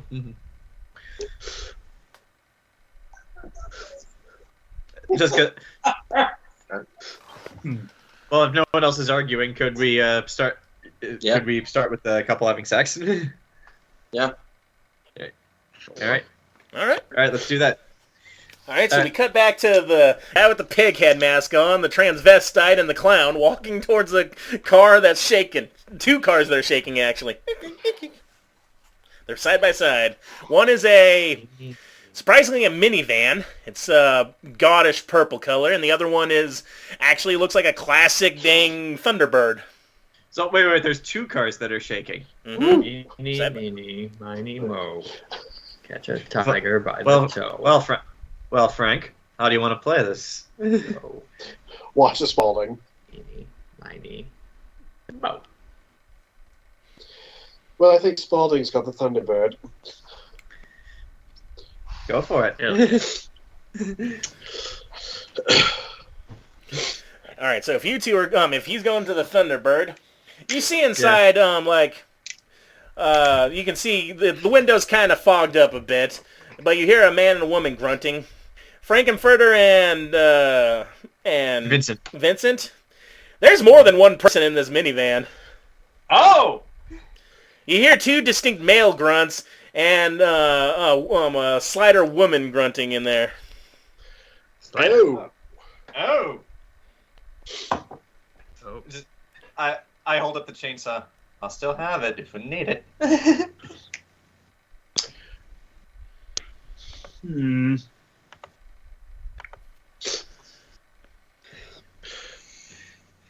Is there a sunroof on this van? Minivan? Yeah, there would be. Yeah.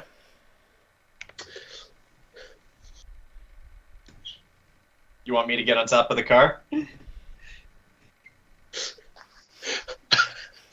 I have an idea. It's horrifyingly fucked, but I have an idea. Well, whatever it is, let's do it. Let's do it. Open the sunroof, rev up the chainsaw, and just drop it in. Oh, That's goodness. exactly what I was thinking. Let's do it. All right. And Frank is going to wedge. I'm going to take my fucking pickaxe and wedge it against the back doors of the van so they can't open. Hold on, I need to get something for this. And I'm going to put one scantily clad leg up against the bumper. All right, And so just press my ear to the van. all right. So what do I have to roll to, well, one, get the sunroof open, and two, like, my goal is, like, you said there's 3 of them? I want to see if I can stick the chainsaw through all 3 at once and get, like, multiple kills. Well, when you do look inside, you see there's, what is it? All right, so there's 2 guys and a girl. The one of the guys going at the girl at the same time the dude's behind him going at the dude. Oh! But, like, are they all on top of each other? So it's like one... They're basically human centipeding themselves at this point. But, like, is it possible that I can just stick down and get all 3? If you roll well enough, but let's see. First of all, I want you guys to roll me a agility for stealth if you want to be able to set this up.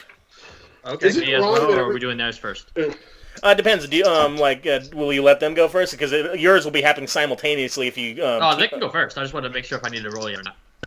I rolled a 10. Yeah. Go ahead and roll me agility too, Jayson, to get up, because the T-Bird's going, and the couple inside, biggins. Like, these guys are really fat. Like, there's one fat guy and an even fatter black chick. He's distracted, because that's a 2. He likes something big. He does. That's why you're distracted. You see this chick, and she's like, damn, girl.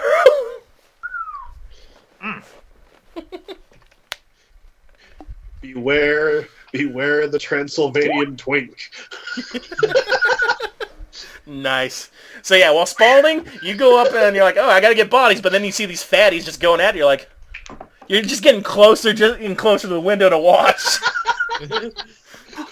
Imagine you're doing it, and then you just turn to see, like, in the window is Captain Spaulding watching you. What do you imagine it's like Weasel from Suicide Squad? Oh, God! Alright. He's licking the window. They actually sounds like some of the bloopers for Suicide Squad. Oh. Scene. Like, he was actually licking the glass. They did that. You know, think about that. Rather see Captain Spaulding, then look up and see Weasel watching. Yeah. Alright. So, while Captain Spaulding's enjoying a peep show, you guys sneak up pretty good. Like, Frankenfurter, you've propped it up with your axe and you've got the leg out. If actually, they got a back window, so, like one of those, like, windows that's got the wipes on the back, so you can see, you have a good view of the show, too, you're watching. Alright, Farmer Vincent, you with the pig mask, you get up there all stealthily, it's already rocking, so they don't notice any more weight. They're all grunting inside. You just peel it up a little bit. Mm-hmm. You got the chainsaw poised. Roll me that body. And I got a +3 to this. And my goal is to see if I can hit all 3 at once. Alright. Well, it wasn't a crit, but I got a 6 and a 5, so that's 11 plus a 3 for me. That's 14. Nice. Alright. So, there is a way you can hit all 3. Well, then... From their position, here's how it's got... the way you're going to have to do it is, the guy in the middle is getting the brunt of this in order to get the one end of the chick and the other end of the dude. Goodness. Alright, well then in that case...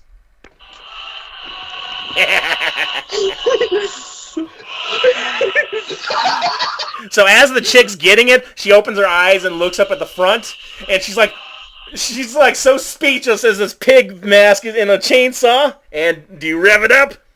Yep. The one guy in the middle doesn't even have a chance to look up. Do you just drop it in? I try to, like, stick it in so that I'm still holding on to it, because I don't want to lose the chainsaw. Okay. So you just stick this straight through the guy's chest. It gets her ass in and gets and you stick it through to him, because the other guy was going at him from the back. Takes off his junk too. You just blood starts splattering as the woman and the other guy are like just screaming like because they're only partially injured because the other dude is just dead. Like the way you hit him went through his abdomen and got all that junk. And blood, Frankenfurter is splattering on the window. Now they're screaming for a different reason. Which, by the way, it's kind of difficult to see with the pig mask, but, like, Frank, you would see, I have 0 reaction to doing this. Like, this is Tuesday for me. But yeah, the other two, are missing pieces of themselves, but they're still partially out. Like, the woman tries to go out the back to a window where you're at, Frank. Get her!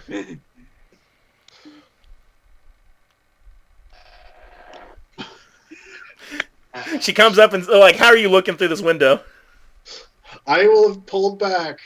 I'll just quick one look, and then as soon as she presses her face against the window, if she presses her face against the window, I am driving that fucking pickaxe home. Go ahead and roll that. Because she's like, she's trying to push and get out of the way of the chainsaw that's still revving behind her as like the guy's just spouting blood everywhere inside this minivan.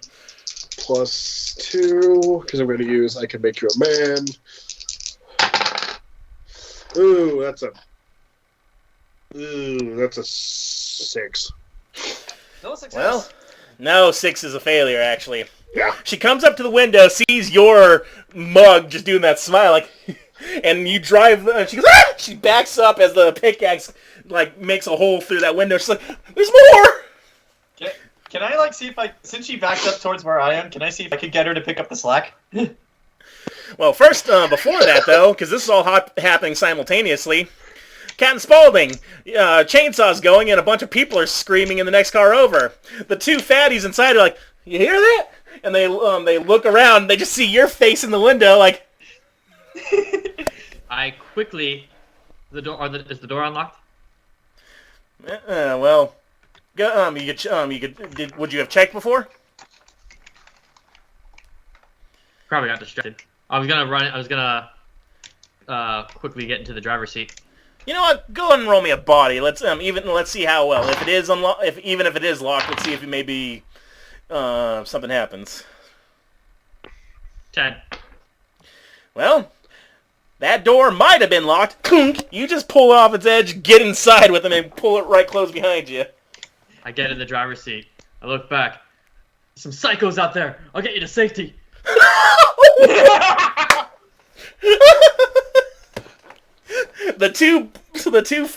The fat guy and the fat girl, they're looking at all the blood in the thing next to him, and the keys are in the ignition. They're like, and they see the guy with the pig mask. They're like, fucking drive! Speed off. Towards the van. Yeah, of course. All right, so that goes back to you two while. The lady's alive and screaming, the other dude's missing his junk and just crying on the floor trying to avoid the rest of the chainsaw. What do? Well, like I said, she would have backed towards me while holding the chainsaw. Can I, like, try to get her to pick up the slack for Frank? Yep, go ahead, roll that. Okay. Okay, let's see. That 4 + 3, that is 7. So +3, that is 10. She backs up from that. And you get her right right in the back of the skull going upward. So there's like a slit going out and her brain start leaking out. And as that's happening, I like pull the chainsaw back out, like so it's like it's cutting the back of her head as I'm pulling it out. It's like yeah, the last guy looks Hispanic and stuff. He's like, oh god, and he falls out he goes out the window of the driver's side door, falling down naked and missing some pieces. He's just on the dirt floor, Frankenfurter, right around from where you are. He's on the ground going, oh, and he's trying to call for help. I'm gonna bury that fucking pickaxe in his ass. Yeah, because like you already had your move, John. All right, let's see. Do you say anything to him? I'm gonna try to distract him. I'm gonna try to distract Frankenfurter so he can hit. Oh yeah, he doesn't even know about Frankenfurter. All he knows is you because the guy chopped up and then he chopped her head from his perspective. Come on. Let's see. 8. Moderate success. So, what is the pickaxe? 3. So with his yeah. All right, so yeah, he's holding his, like, he's crawling on the floor, butt naked, looking up at this thing, and then he sees you with him with the pickaxe above them. What do you say? Frank just tilts his head.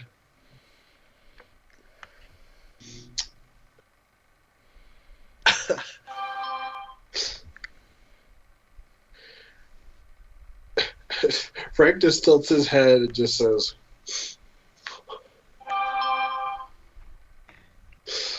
"It's not easy having a good time." As I bury the pickaxe in it.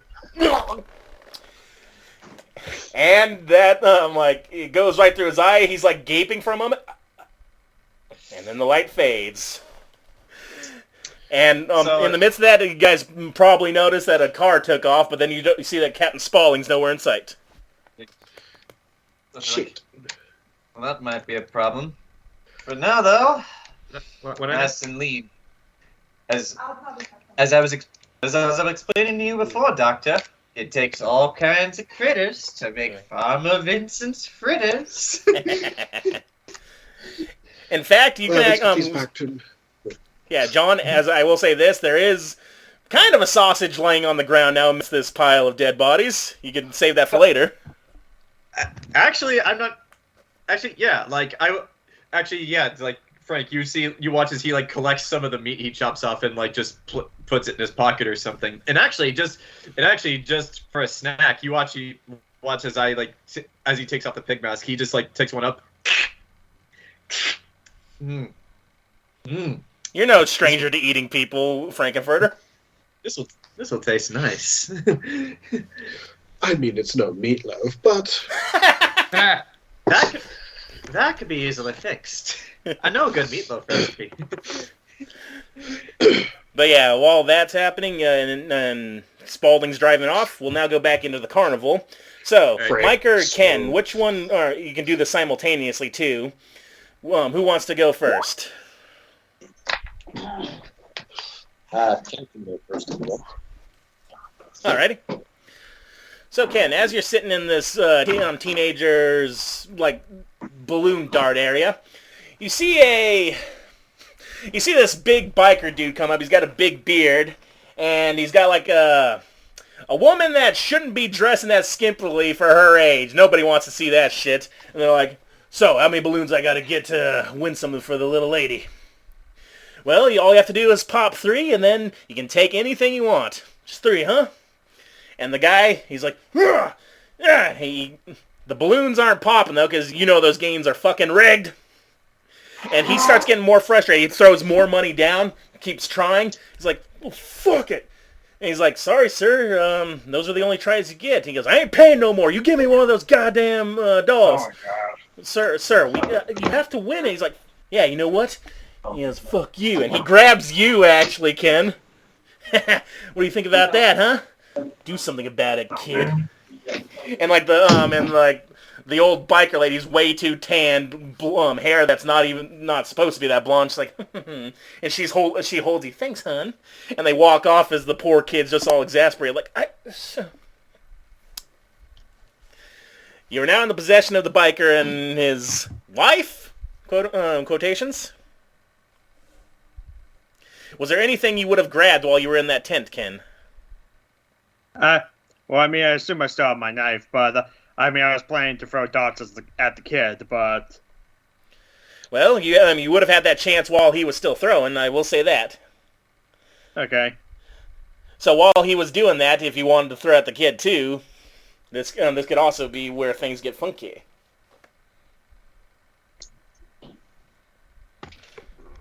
So your stealth, like, the kid obviously doesn't see, and this is while the biker's still throwing stuff, like,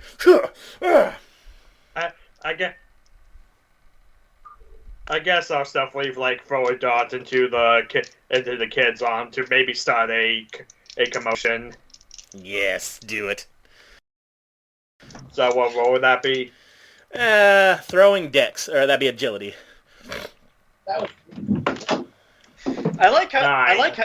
I like how we had a plan, but then all this just devolved into random killing sprees. Well, you're all killers. Yeah.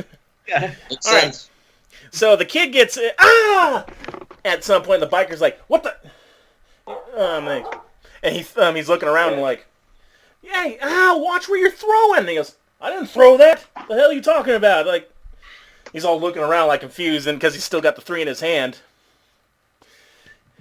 And the kids actually, all right, yeah, we'll change the narrative a bit because I did go over, step over. I was trying to speed things along. The kid's actually like, "Oh God." And he goes, "Hey, wait a minute, where are you going? I need to go to the first aid station." And the kid's about to leave the booth, Ken. What do you do?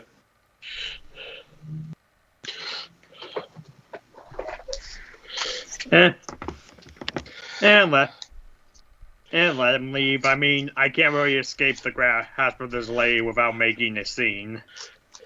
All right, so the kid goes off with a dart in his hands, and the other guy's got it, and he looks to the biker lady. He goes, "I didn't throw that shit, right? Am I too drunk for this? Like, I don't remember throwing that." It's like, "I didn't see it." And he looks around. He takes his money back because no one's around to say no. Then he grabs you. "Hey, it's a good guy doll. I had one of these as a kid. His name was Andy."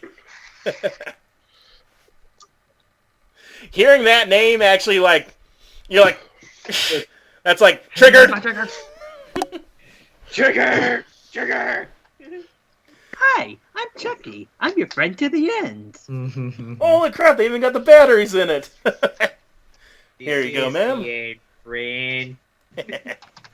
That's dumb. And while that's happening, Mike, some kid, black kid dressed as the Candyman, goes by with a dart in his arm past you as you're looking at the turkey grill lady. What do? Well, let's see that turkey grill lady right here. She's just grilling that turkey. Yeah, and still flirting with the older guy who's kind of leaning over the counter now, like as she's like grilling. And you know how the food stands, they kind of have like the little, the bench area, the counter area, and then there's like the hole, and then the inside of it, and then they got that closing flap? Yeah. Alright. That's currently clearly shaking her butt, but also like grilling and doing the food. Nope. Does she look like she's into it or not into it? She looks like she's the one enticing the older guy. And as you get closer, you hear her talking about, "Do I have to give that math assignment in, Mr. Matthews?" "I don't know, there, Sheila." That's it too. But he seems into it too. Okay. She said it's kind of a tent flap around. This is probably on the main street or such, in a sense. Yeah, but right now some people are still arguing over from where the ventriloquist was. There's a kid going along, and some people are seeing him bleeding out of his arm, like from a dart. They're like, "Oh God, are you all right, Mickey?" Yeah. Like, a lot of people are looking at like the bigger threats while all this flirting's going on. Because I was interested in fry cooking. 2 naughty people. Kentucky Fried. Well, how do you wish to do that? So yeah, here's her inside of the tent, her back to the old guy. He's leaning over the counter, like where customers aren't supposed to lean over because he's just he's looking at her ass more. So yeah, it's like he's kind of bent over, like looking. How close is he to the frying thing in a sense? She's like right in front of the grill. He's like they got like the walking distance, like what about 6 feet. So there's like dirt on the other side, and then there's her, and then the grill. Okay, so he's kind of far away a bit.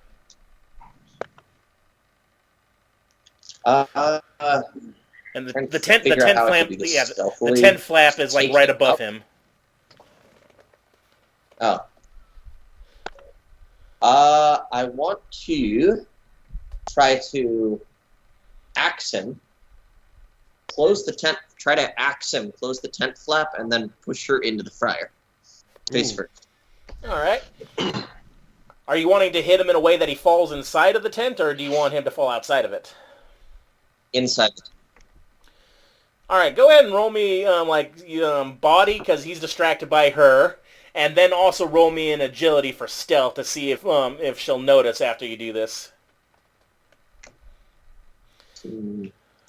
Okay. I rolled body, and then you said what? Agility? Yeah, just to see how stealthily this is. Jesus. Ha! I missed. Oh! Agility. Damn, Ricky. Apparently, the actor who played Captain Spaulding died in 2019. Yeah. That's why he's not in the most recent one. Yeah, that's why I don't acknowledge it. But yes, anyway, Ricky, this Mr. Matthews, like, being a bad teacher, like getting into it, he's got a ring on his finger and everything, just like leaning over, like, just staring at her, like, I think we could bump that up to an A+. I mean, I'm having a bit of a Halloween party for myself tonight. Where do you hit him? Taking his head off. And mid-sentence, his head, like he doesn't even realize it at first, and his head rolls, and his body goes limp, and you're able to push him over the counter and, like, close the flap. And she's like, oh, a Halloween party, huh? I mean, I do get off in about 30 minutes. And she's, like, turning the turkey legs on the grill, like, Okay, and then I want to, just before I shove her into the grill, I'm to be like, naughty girls should be at home studying rather than flirting with older men. She's confused at first. She starts to turn around. Go and roll me that body. Oh, it's cocked. That's also pretty high. That's a 13. Oh, God. I keep rolling high. All right. You push her face first onto this grill, tits first, basically, she's about to start screaming. With that 13, I will give you the ability to silence her. How do you make sure she doesn't scream as you're grilling her? Well, you see, it's really hard to scream if your entire face is in the grill. So you push her lips first onto that, okay? Yep. So onto these turkey legs, she's shaking under you, and are you laughing like that? Yeah, he just goes, ha, ha, ha. And she's trying to scream, but her lips are melting. You hold her on there for so long, eventually the charred flesh starts giving away, the eyes pop, and you just have a bit of skeleton all the way up on the front there. Ah, delicious. So yes, now you have the charred face one, you got a headless body, which is still useful. And while that's happening... I mean, he can bring back a headless body. And while that's happening, the Chucky, as you're going, the biker's wife is carrying you, and they're walking past the turkey stand. You just hear, like, the sound of somebody, like, and the smell of cooking flesh, but you're like, not your problem. Delicious. So this guy, he carries his wife, or the wife's carrying you. They go to what is that? The you know the hall, you know those hall of mirrors? Yeah. They go into that, like, hey, you think you can find your way out of there? It's like, I got better depth perception than you. So I'm like, I don't even know if you'll fit through there. I ain't that big. So like, come on. So they go into the hall of mirrors, her carrying you. They're like bumping around for a bit, like oof, oof, yeah. And you're kind of by yourself, like the new Pennywise style in a hall of mirrors. What do you do?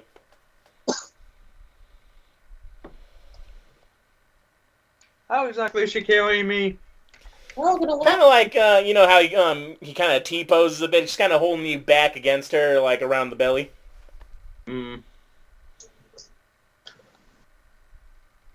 Trying to think of what I can do.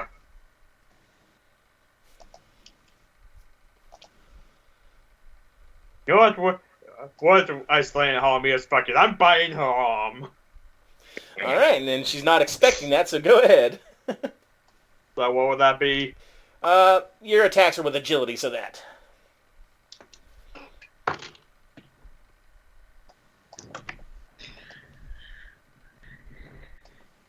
$11. Ow! And like you take you not only bite her, you take a chunk out of her, and like it's in your mouth right now.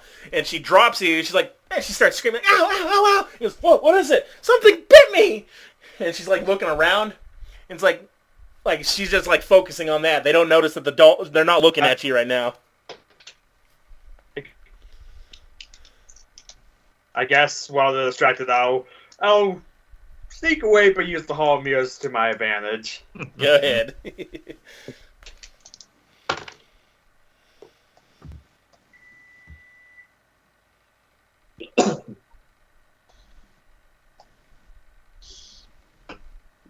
10.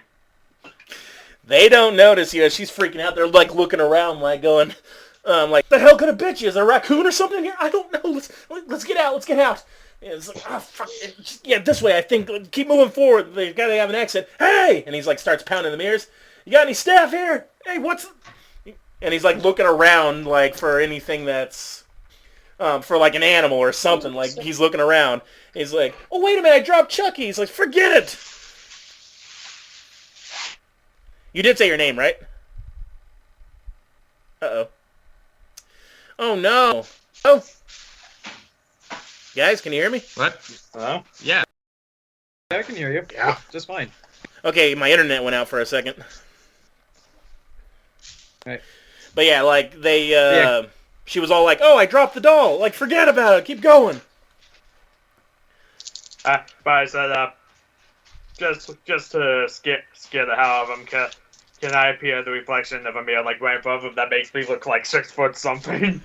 Go ahead and give me that, I'll give you a +1 to this. Go ahead and give me a charm for intimidation.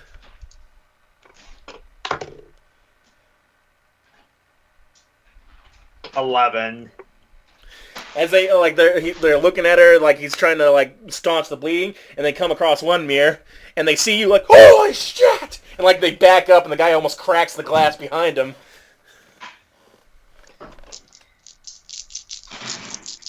I'll run up, jump on the dude's back, and like, stab him in the neck, like where the spine is. Hey, nice.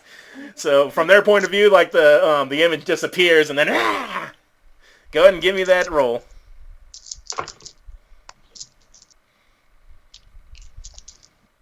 $11.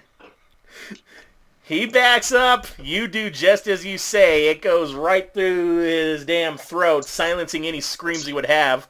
Like, the wife with the bleeding arm is just, like, still staring, like, what the hell was that? And, like, he just starts going... That's She doesn't stop it because and she looks behind her and sees you on his back with the knife in his throat. So it feels like she's losing him. That's what she's doing. Wanna play?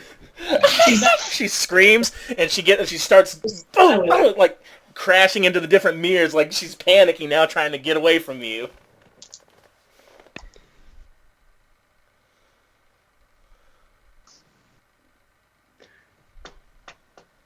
Oh, please. Don't damage the park property. I'll stab her in her foot. Go ahead.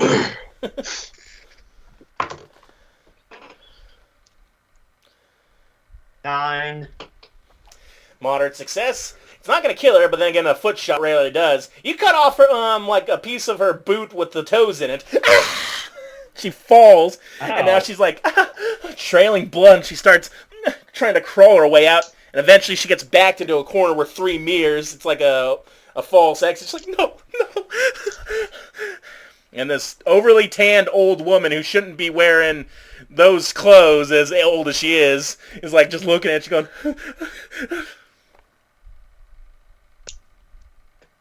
And you're all around her, your reflection. You really had to choose this place. Seeing one of you was bad enough. And I guess I'll just run up to her, just stab her in the eye. And I'll give you the coup de grace. She's not running anywhere. So yeah, you don't even have to roll. Oh, I did anyways. Oh. Which, I seem to keep getting 11s. There you go. So you have taken out, like, goes right through her eye and even out the back of her skull and into the glass a bit. Give me your Chucky laugh, Ken.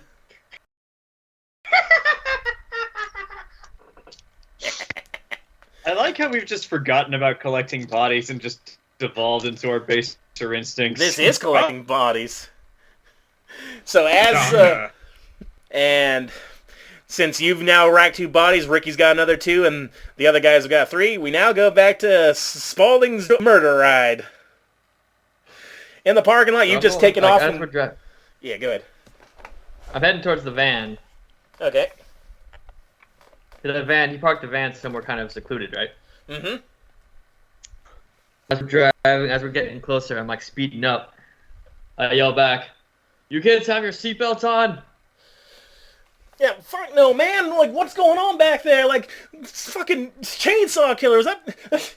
And he's like, the wife's trying to like cover herself and stuff. He's looking back. Like, don't worry about it. You really should be wearing your seatbelt. Slam the brake. Are you wearing your seatbelt? That's the question. Well, duh. I'm a murderer. Okay. I'm not an idiot. Let's see. What would you do for this? You know, let's call that a body. Or wait, no, you're driving a car, so that's maybe agility. Vibe check. You know what? This is mostly with the car. Go ahead and give me an agility, because if you're trying to do a trick stunt. Not really a trick. He's just slamming the brakes. I know, but he's 9. Moderate success. They're not wearing their seatbelts. The lady, she flumps against the seat from like right behind you. She hits her head. The guy goes flying into the front seat with you and smashes his face against the inside of the shield. And starts bleeding down the front of his face. Like, oh, God! So then now that we're at a stop, imagine I slammed it right by the van, so I imagine Dr. West saw that. Yeah, and he's just looking, like, tilting his head, like... As we're stopped, Spaulding starts whistling to himself. I can't whistle, so I can't do it. And he just, as the guy's screaming, I imagine, takes the keys out, goes up, leans over to the guy and stabs the throat. With keys? Wow, okay, that is pretty creepy. Go and give me that body roll, because that's an environmental one. I'll give you a +1 too. Oh, sweet, good, because I don't think it's 8 moderate success. I've been rolling really low. Yeah, keys would probably do 1 damage, so he did that. Throat, though, so yeah, so you stick it in his throat, like he's like looking at you. He's like trying to thrash. Not quite dead yet, but those keys are buried in his throat. Like, and the woman's starting to like, she's like seeing what you're doing and trying to go for the door, but the keys are in his throat. Oh, no.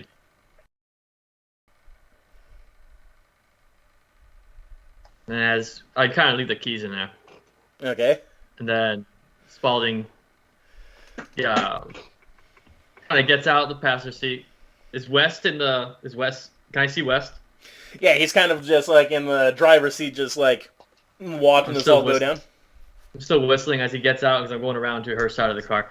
He's whistling. He just kind of goes like to West. Opens the door, and then just.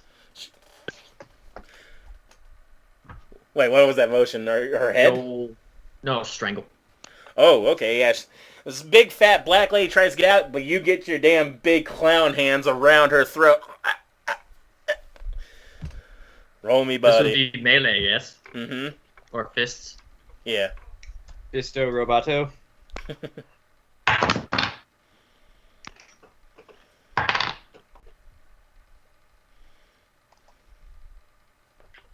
What? 15. It's been a while since you've strangled someone to death, Spaulding. You've forgotten how strong you are. In fact, you feel like you've gotten stronger now that you've been resurrected. The bones in her, spinal column are actually cracking underneath. You feel like you've internally decapitated her. Would you like to go the full, or make it external as well? No, he's kind of just like, oh. So yeah, her head's kind of like lolls to the side because just held together by tendons and meat, nothing else. And the guy's like, the other guy, he gets out the other passenger side, still choking at the throat. He's getting out and trying to run away. Come on now. Don't. Walk up. Curb stomp. Go ahead.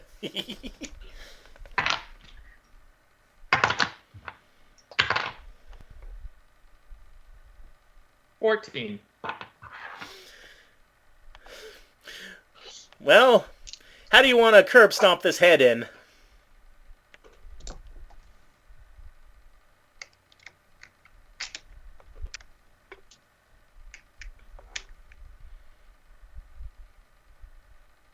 I guess just stomp it. All right. His lower jaw just gets obliterated, so this tongue's lolling out after you've smashed his face into the dirt. There's a big imprint in the back of his head, kind of like there's a dent on the back of his head now, and the lower jaw is gone. And like you've gotten near to, and Wes just rolls down the window. Very well done. Put him in the back with the rest. Got it. And with that, you guys have gotten a pretty good night of slashing so far. Just to speed things along, we'll say that you've gotten all your bodies from your respective kills into the van without... Yeah, even Chucky. Just to speed things along, because we did get a later start. And all these people, he drives you out, and one by one, using the diluted serum, they all come back to life. They're like, and he goes, now. These people are your friends now. And you're going to help them. You have no choice. And they're like some of them like that you've killed are looking at their killers like they want to say something but they can't. I've also taken the liberty of removing all of their voice boxes so they will not be able to make any sounds just in case one of them decides to run off and tell them about us. These ones can't talk anyway, but yeah, they just make that. Well, the ones you've killed make that noise. I'm still being careful. Like if they could potentially get away and say even a grunt, I remove the voice box. Yeah, they make those weird pig noises all the planted people make. But yeah, let's take a quick bathroom snack break, and then we'll get to the main event. All right. Good job, guys. I liked all the kills. I'm gonna go to confession. I feel terrible. Good. Why? Alright, pause. So, after all the bodies of your victims have been brought back to life, and they have to obey the one that brought them back, and they're not... Some of them still give you the stink eye, though, but they're not going to do nothing. And as John said, Vincent took out, at least from his victims, the voice boxes, so they're only going... and not be able to do the... like some of them can. I'm basically just repeating that she was very naughty. Yeah, yours, I heard brought back corpse. Got a bit of, skeleton face showing. Like, you have all these grilled marks down her chest, and then just skeleton face. Skeleton warriors! How useful are these corpses going to be? They will be fodder for the most part. For Doctor has many unpleasant surprises within his house. I don't know. I think it'd be better off if we had 1,000 corpses, but guess what to do. But it's not like there's a house of them laying somewhere. Dr. West, I don't think you ever actually told us, I don't know. I'm sure with these there'll be child's play. God dang it. Dr. West, I don't believe you ever actually told us exactly what your rival did to you. Is he just attempting to steal your work, or is there something more to it than that? Is there much more than taking the formula for regifting life? And he points at his shoulder. He thought a bullet could just stop me, but unfortunately for him, I'm a bit hard to kill. I regularly take in doses of my own formula. It gives me a bit of durability. Well, I wouldn't know anything about scientific formulas, but I would kill the son of a bitch that tried to steal the secret recipe to Farmer Vincent's fritters. So I can get behind that. Isn't it just people? Oh no, it's not just people. It takes all kinds of critters to make Farmer Vincent's fritters. Oh. Now, Ricky, you're going on about naughty and nice and all that stuff. How are you doing with all of us around here? I mean, I'm Santa Claus. And my friendly little elves. Spaulding just kind of looks over to Chucky. Okay. That shut me up. So yeah, like some of you guys are in the backseat with all these corpses, just like all piled together. They're like having to sit on the floor. It's cramped in this van. I'm still running shotgun, if no one else called it. Yeah, some of you guys have to squeeze into shotgun because like the back's very crowded right now. It's a little crowded in here. Yeah. Eventually, as you're driving throughout the town, he's just warning you, there may be traps in this place. I know he's had them set, and he has hired. But if we can get to his lab, we can. We will find your body. He looks at Chucky, and Rocky's as well. It was your two specifically were added to his side of the research. He came to me right after I got out of a prison in early 2000s. We worked together, and we were able to put through our two processes and the notes of the good doctor here. He points at Frankenfurter, able to make the perfected serum. But with all that's happening lately in the world, yes, we've had to keep it a secret, but now I don't know what's brought it on. He's gone mad, betrayed me, pointing to his shoulder, and I won't let my work go to waste. It's 2015, right? Yep. West knows he must use his serum to save Harambe. God damn it. Actually, let's see. Need to alter the course of history. Well, if there's traps in the entrance, easy solution. Send in the zombies first. My point exactly, Farmer. This is why they're the cannon fodder. And then you hear you see the math teacher holding his head and the head's like, he wasn't talking about you, sweetheart. You're just mortally impaired. Like even with their heads all smashed and even cut off, like the bodies are all still moving and so's the head and everything. Like even with the skeleton face grill girl in her bunny costume still. You guys got a nice big collection of weirdos, and the Karen, her whole bob, and she's just like, she's trying to still film everything with her phone for evidence, even though it's broken.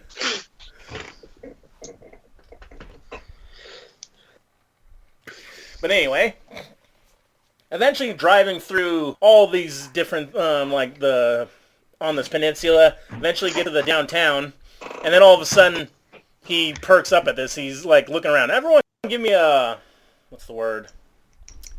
Give me a street smarts, all of you.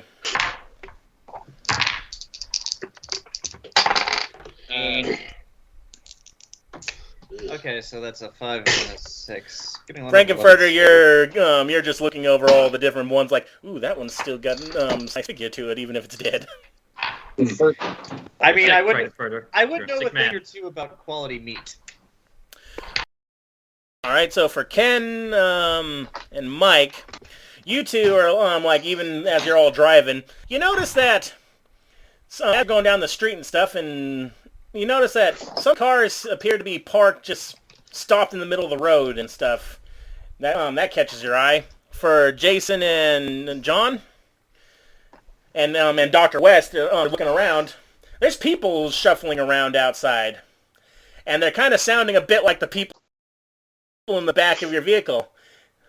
And West just looks at this and goes, no, and he's looking around.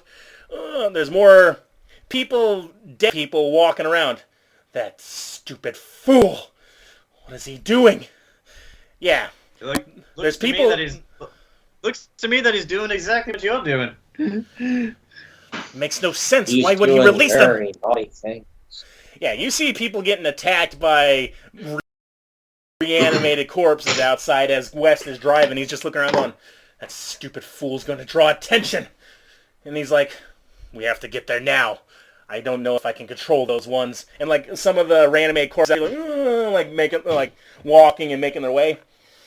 We have to hurry now. Well, then let's hurry. So eventually he pulls up and you come up across this big house that sits overlooking a hill of this entire peninsula. You can see the ocean all around you. It's a magnificent mansion. We just drove through an army of zombies, no problem? Well, you're driving past them while they're attacking all the other townsfolk. All right. People died in the rampage, but it's fine because 3 of those people were already dead. Some of you may die. But that is a sacrifice I'm willing to make. But yes, you drive up into this. I was more or less quoting the original story. Now this house, it's kind of mansionous. Like whoever lives here is loaded, and it's kind of got gaudy stuff. It's got like you don't know if the person's got kids or not because there's like a slip and slide out front. And also, there's pink flamingos and garden gnomes, so kind of tacky too. But you get up to the mansion, and you've seen like the thing, the reanimated corpses seem to have come from this location and stuff. And he's just like, what has he done? Damn you, Herman. And he looks to you all. Like the front doors are open.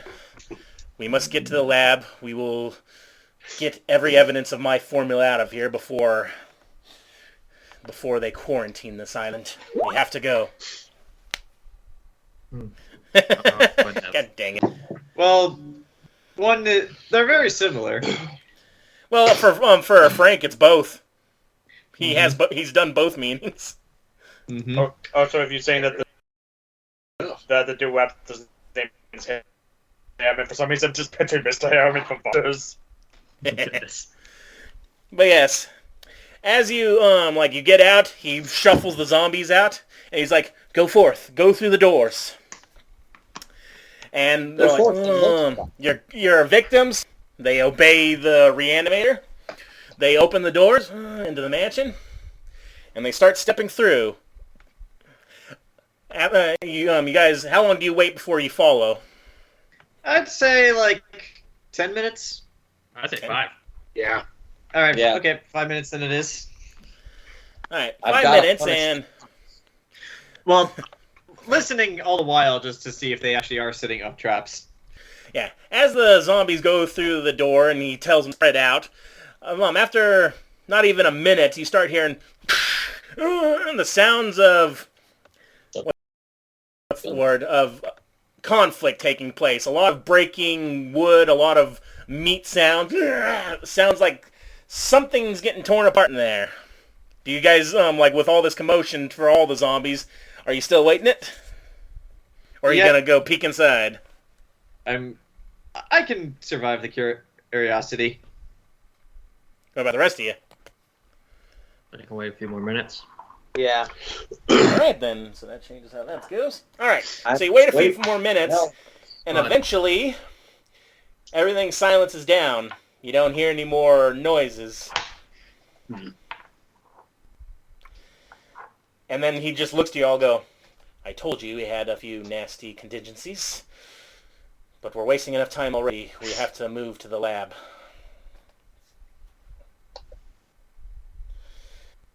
So then he's looking at you.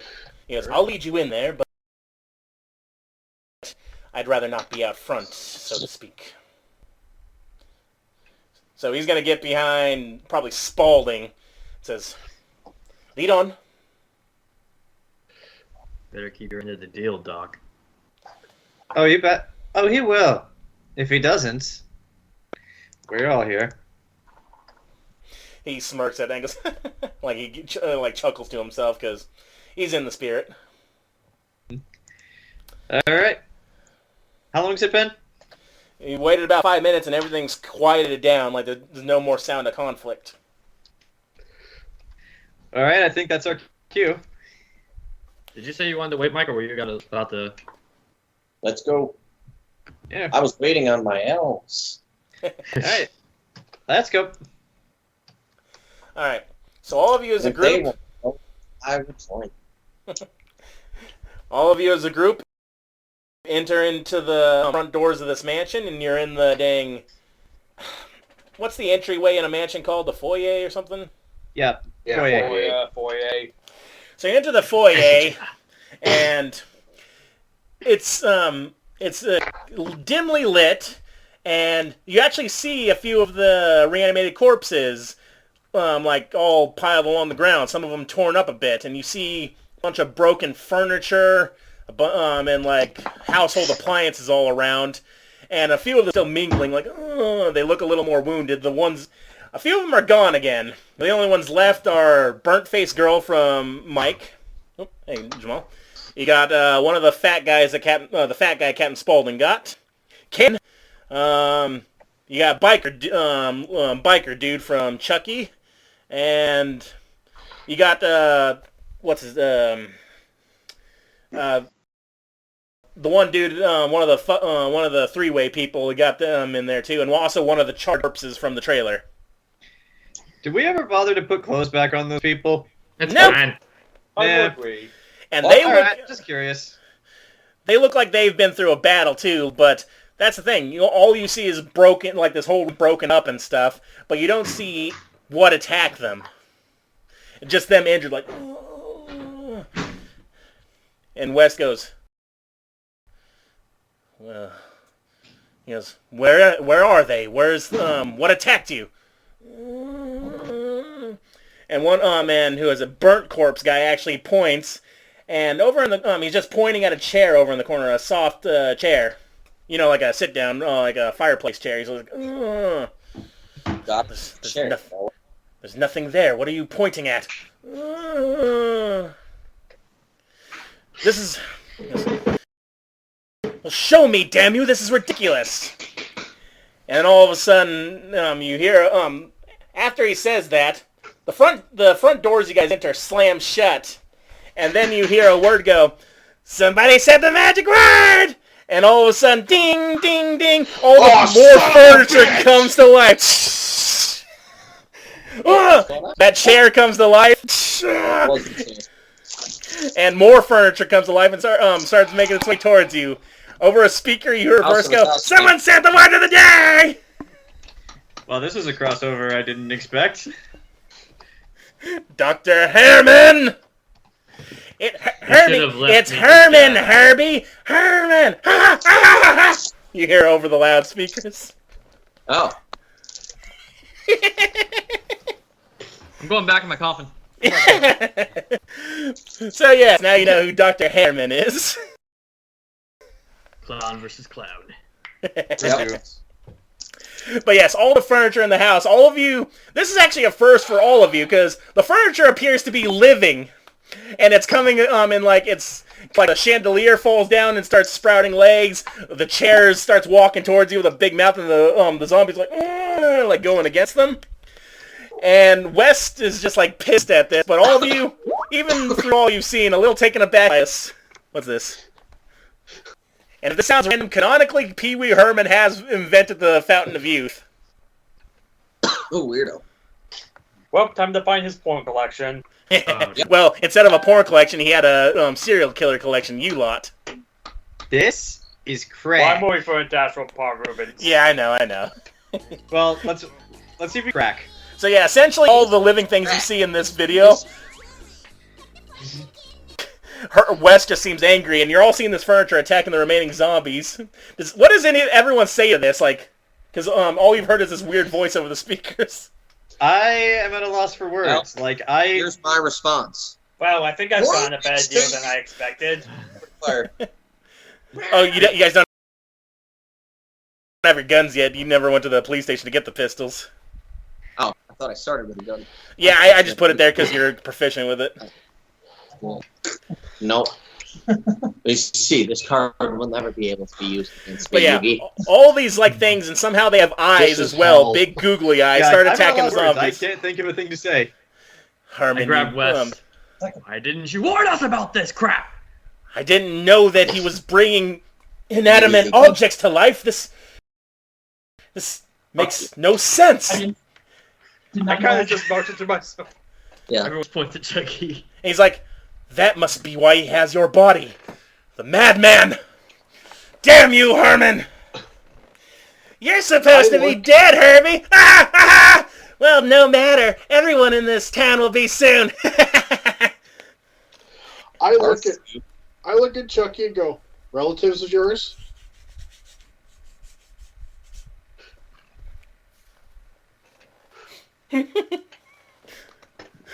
I'm not even going to respond because I can't pick up.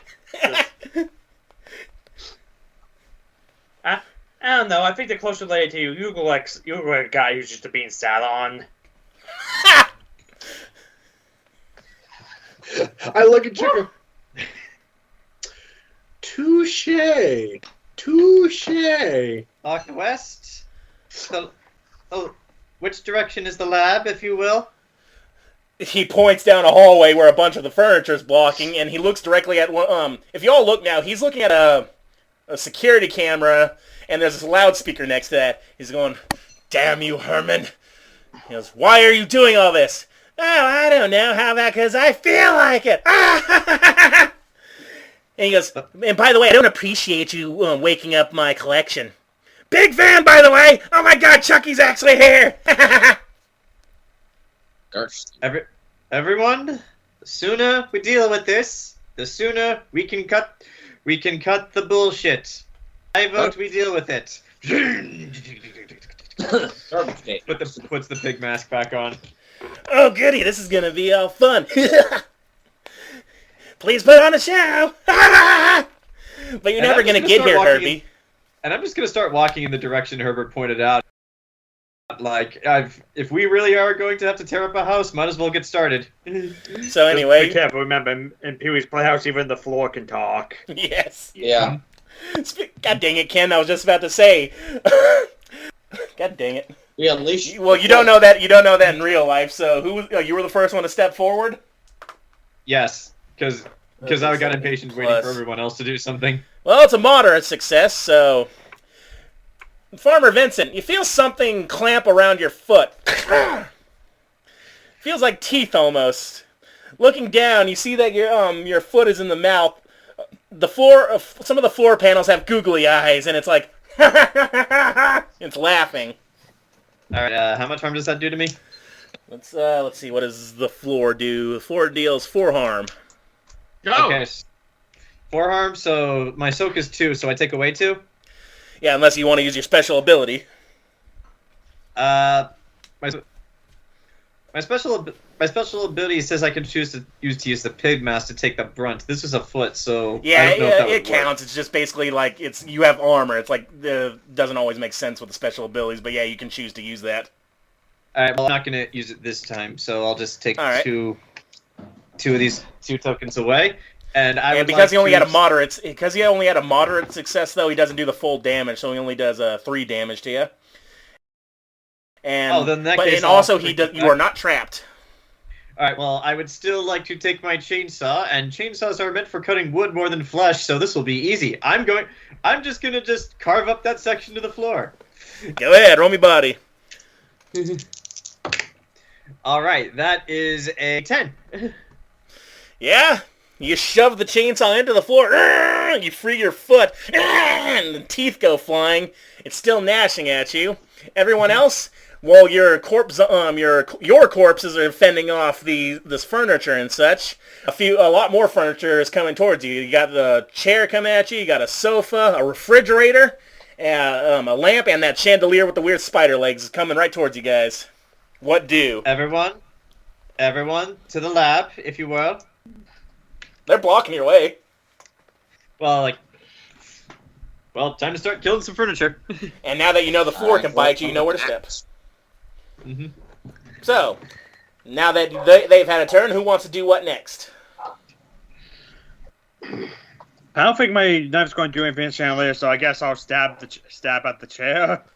All right. So Chucky immediately jump onto this red cushy chair and start jamming into the cushion. Go ahead and give me that roll. That's a grand total of 6. You jump up and you start stabbing it, but whatever you're stabbing, you're not hitting whatever makes this thing sentient, and you're just you're like, and it just like starts laughing. And is everyone going for a different enemy or no? Because that'll determine what happens next. I'm just deciding which one I want to go after. Action chandelier. Frankenfurter. Alright. Trying to think which other ones I want to. I'm gonna. Well, if no one's gonna help Ken, the chair's gonna try to bite him first before you. I'll go the chair. I'll attack the chair with the pickaxe. Okay. I'll football tackle the fridge. All right. So Mike already rolled. So 10 to the. Okay. And you go up and... Now I just need to put Duel of the Fates back on. That, the furniture doesn't have soak, thankfully, but it's a hefty chandelier, so you break off like 3 of its leg lights, and it's like trips like, ah, why would you do that? It says in a weird voice. It's garbage day. You're garbage. All right. And so the sofa's going to attempt to bite Chucky and bring it into its cushion mouth. Nice try, Dolly. It's going to open its mouth. With a moderate success of 7. So, alright, it has a penalty. It's going to get you in its mouth, but it's only going to do 1 damage to, or 1 harm to you, which I think your soak takes care of, right, Ken? Son of a bitch. God damn it.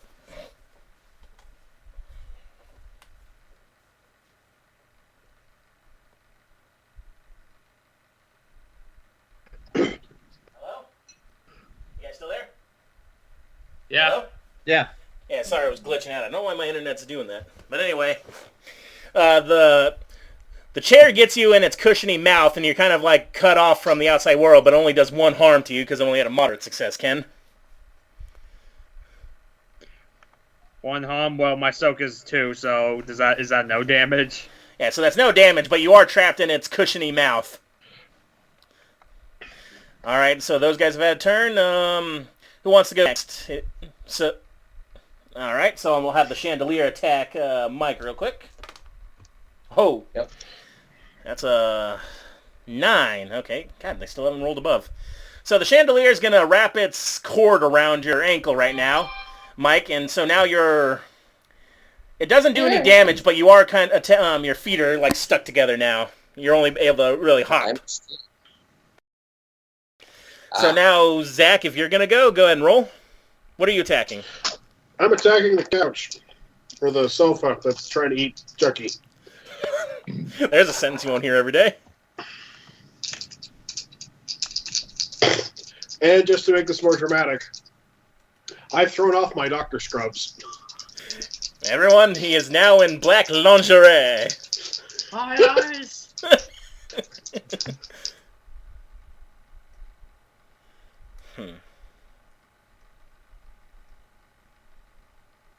Damn it. Wearing more makeup than he is. Oh dear God, you're right. 12 to pickaxe Cherry. All right. So Chucky, while you're in, you immediately get. It's weird. It's like a Belfort's trying to eat you. It's all sloppy and weird on the inside, like there's an actual tongue. And then all of a sudden, ah! The thing screams, and not like an inch from your face is a pickaxe. And then the doctor pulls it out, and you see not daylight, but light again. And you're looking at Dr. Frankenfurter above, and in the hole you can see Chucky. I guess it's possible. I'll reach in and pull Chucky out. All right, let's see. How many moves can you do in one turn? I think it's do. All right, well now you have that option to do that. All right. And thankfully, because like when the next everyone's turns up, you can choose who goes next in different orders as well. Mm. So anyway, Chucky, like now you see Frankenfurter like a hole an exit for you. Ken or Jayson, you said you're going to tackle the fridge. Yep. Give me that tackle, boy. You're going to state.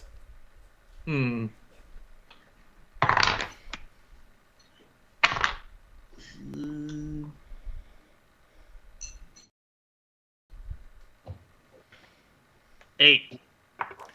Moderate success. All right. You shoulder check the fridge. It doesn't fall over, but the two of you push back into the wall, and you're going to deal 2 harm to it instead of the full amount. Okay.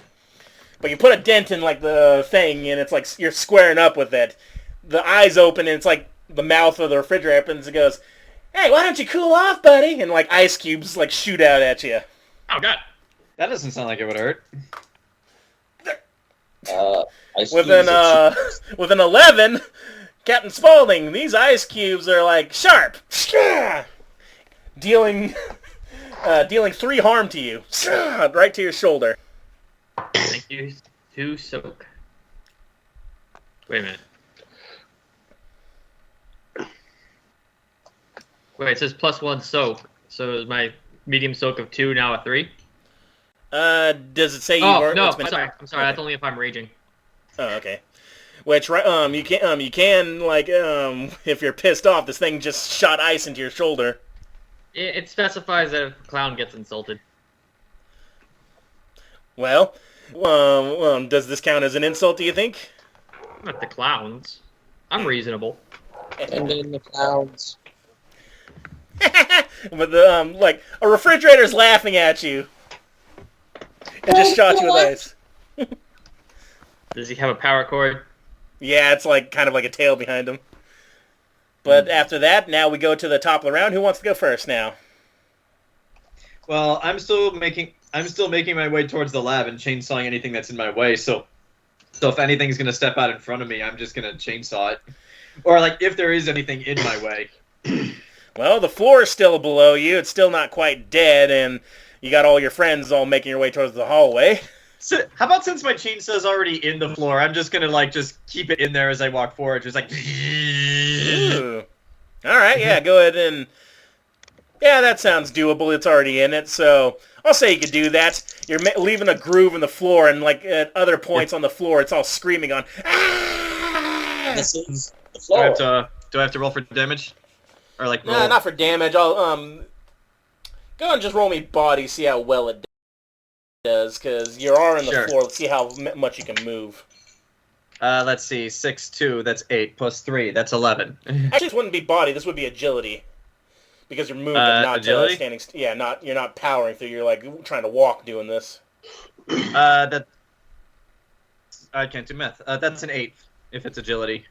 So it's a partial success. You are leaving a groove in the floor, and that section of the floor is definitely dead underneath your feet, and you're just kind of like making a path and while your other zombie friends are fighting other furniture, some other ones, because of the loud noise, are looking to the pig-headed man.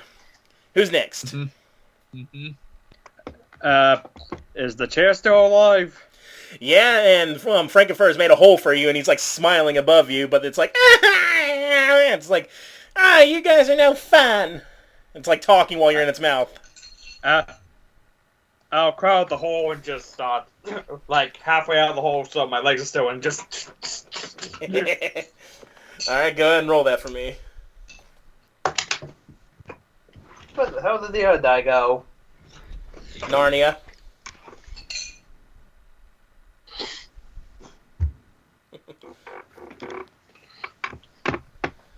But yeah, Ken was asking why was Chucky around. I'm like, well, how else am I going to justify living furniture? Fair enough.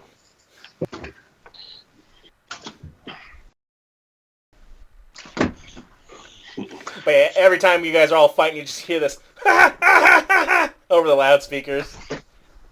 I am going to kill him. Rolling for sanity. Stop that. 12.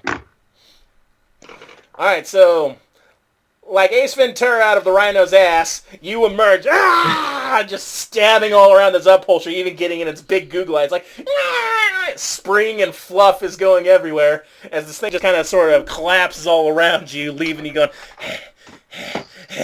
and Frankenfurter's above you still. I guess, even though the chair's dead, don't fuck with the chalk! Nice. Alright. So who's next? Jayson, Mike, or Zach? I'll take down the spider chandelier. I'll try to chop it apart. The spider leer, if you will. Oh, that is a 10. That's 7 plus 2 plus 1. Alright, it's 3 harm for that thing.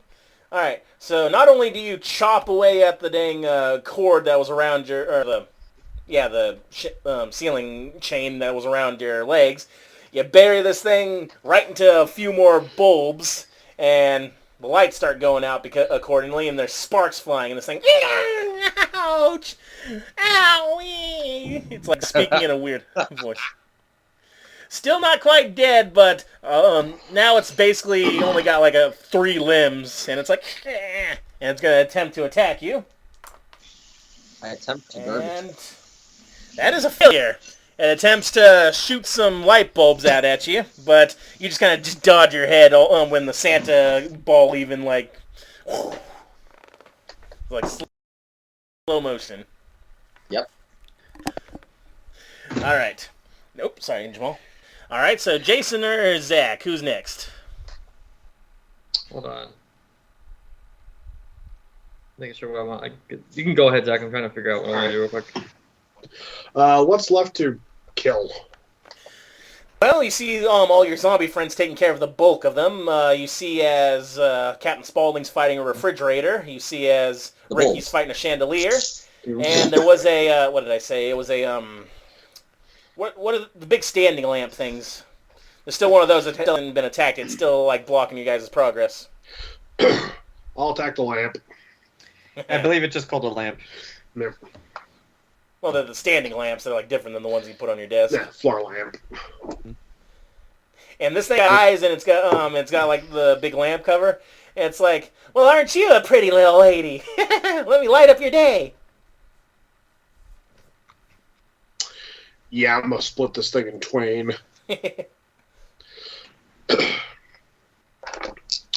Roll it, baby.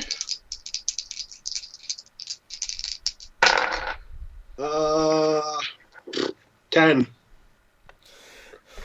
All right, the thing insults you. You're like, you bring the pickaxe up, and where do you strike it? Right in its fucking shade face. All right, and that does 3 harm. It takes out the bulb underneath, and you just hear it scream, go, ah!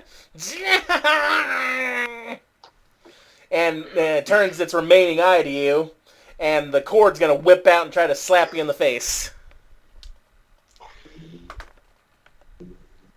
That's a 6. No. +1. So that's a 7. Okay. So a minor success. It's not going to do much damage. It's going to slap you right in the face with the cord and kind of like leaving a welt there for, since it's moderate success, only 2 harm. Well, I have a -2, so it did. So it gave you a nice slap. I imagine it's like, you're gonna regret that. Alright, now it's Jayson's turn. Alright. I'm gonna jump at the fridge and then use my own body weight and gravity to like pull it down, face down. Wrestling moves, like it. Alright, go ahead. Big top. Is Captain Spaulding a wrestler? He's a big He is dude. tonight. He's a clown. He can do whatever a clown does. I mean, there's been at least 2 clown. 9. The spirit of Doink the Clown runs through you. Ah, yeah. You RKO the fridge out of nowhere right onto the floor, which has a face, and the floor goes ah! As the fridge goes on and makes a crater. Because it's a moderate success, you are your arm's pinned under it, but you have like hit it onto the ground pretty hard. It's now gonna slam the door and slam your fingers in there that are trapped. Ah. Can I reach the cord from where I'm at? I know my turn's over, but can I reach the cord from where I'm at? If you try, yeah. It fails to slam your fingers, and you're like, oh no, you don't. You like leverage it so the door can't close. Gotcha. All right, and for all your zombie buddies, you see one of the crispy ones go down. Miss Skullface is actually doing pretty good against Roomba, and the ceiling fan gets mutually takes out the biker dude. Like they both die together. Oh no! We die together. To Valhalla. But yeah, with that round over the last, because like, oh my goodness, this is so fun! Oh, just Cat and Spaulding. He goes, I didn't realize you were a wrestler. Dr. Frankenfurter, strutting it just as I've heard in the reports.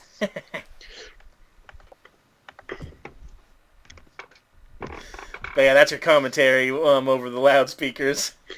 Who wants to go? Whose turn is it now? I'm still clearing a path. The floor's not dead, is it? Not quite. Well then, I'm gonna keep chainsawing the floor until it dies, as I just keep walking forward. I'm gonna chainsaw the floor until it dies. Yeah. Like literally, all I have is like I have my chainsaw on the floor. I'm holding it with both hands, and I'm just like walking forward as hard as I can, even though it's fighting me. Oh right, I forgot West is fighting too. He's actually taking a shovel to a few of the bar stools that have attacked. Alright, well, what am I rolling to keep doing this?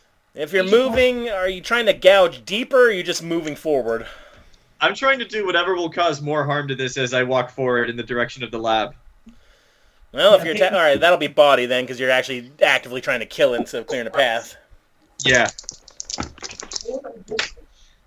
Let's see. That is a 4 plus 2, that's 6, plus 3, which is a 9. Moderate success. All right, you're gonna go forward with this, but the stipulation is you're cutting so deep into the floor, you're actually gonna have to stop in place to take your chainsaw out. Do you accept? You know what? Sure. All right. If it kills the floor, I'll do it. The floor screams, and you don't see any sections moving anymore, but your chainsaw is currently stuck right now. All right, I'll just pull it out in my next turn. Yeah, I know. Hey, Flory cost a lot there, farmer. Over the loudspeaker. Alright. You could be more original. But anyway, who's next? I guess crawled out the sofa. Chucky was just looking for him for her, just as the guy like, it's just me, or is the guy we'll find come across as someone who will be arrested for public masturbation? Ah. Do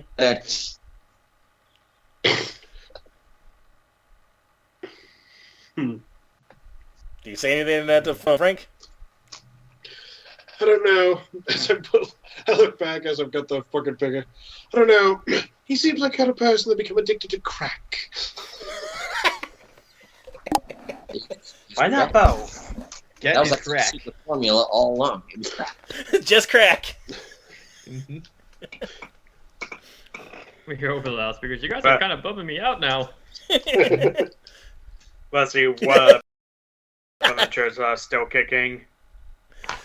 Well, you got the ones that the zombies are all fighting. The immediate threats are you got the lamp in front of Frankenfurter, and you got the fridge that Captain Spaulding's kind of trying to pin to the ground right now. And, of course, the chandelier, which looks like it's on its last legs, quote-unquote, against Ricky. I also from the chandelier. God damn it. God dang it. But yeah, Ken, what do you do? I don't know if my knife will do well on against any of those. Your knife will work well, I'll give you that. This is a fun setting, after all. I guess I'll run up and stab the lamp. So, returning the favor after Frankenfurter helped you. And... Ken. Frank, repaying the favor, Chucky, after you have your little banter, Chunky, goes like a Naruto ninja, slices the base of the lamp off and it falls over. I like that these psychopathic murderers are bonding. They're bonding by doing what they do best. By killing the innocent. Yep. But yes, that's a knockoff. Grant Chunky. God dang it. Okay. I like it. Actually, that was perfect chance, but for some reason Chucky's replaced by Chunky Kong.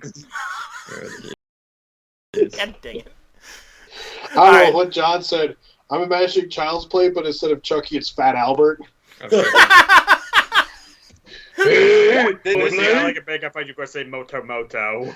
Oh, and what did I just post? What is it? No, part 5. Oh.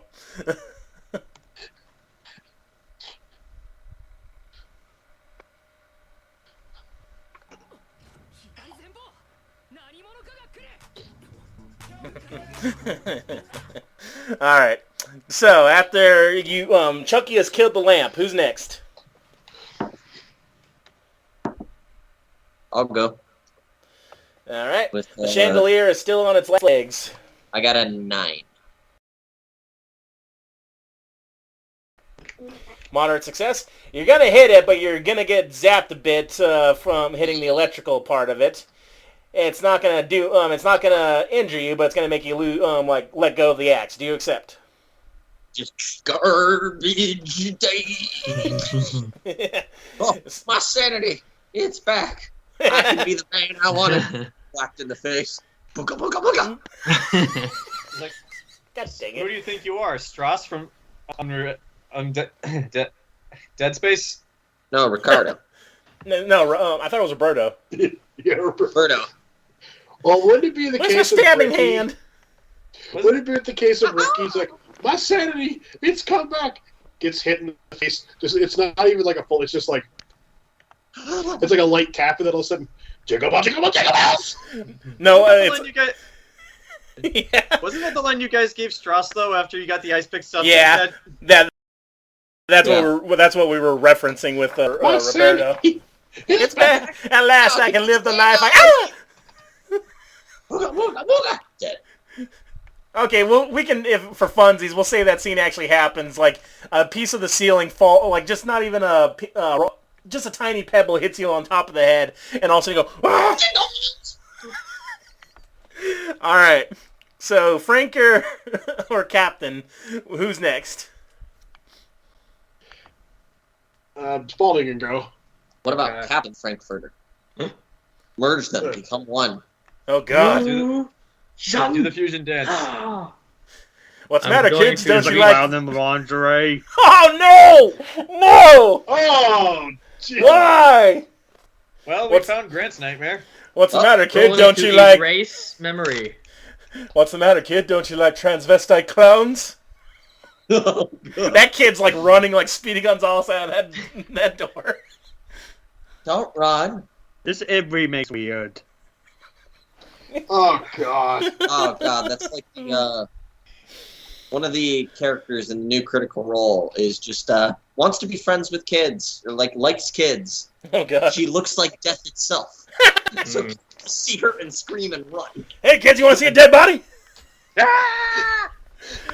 But go ahead, Spaulding. How do you take out the fridge, or what are you attempting to do now? I'm gonna try and rip out its power cord.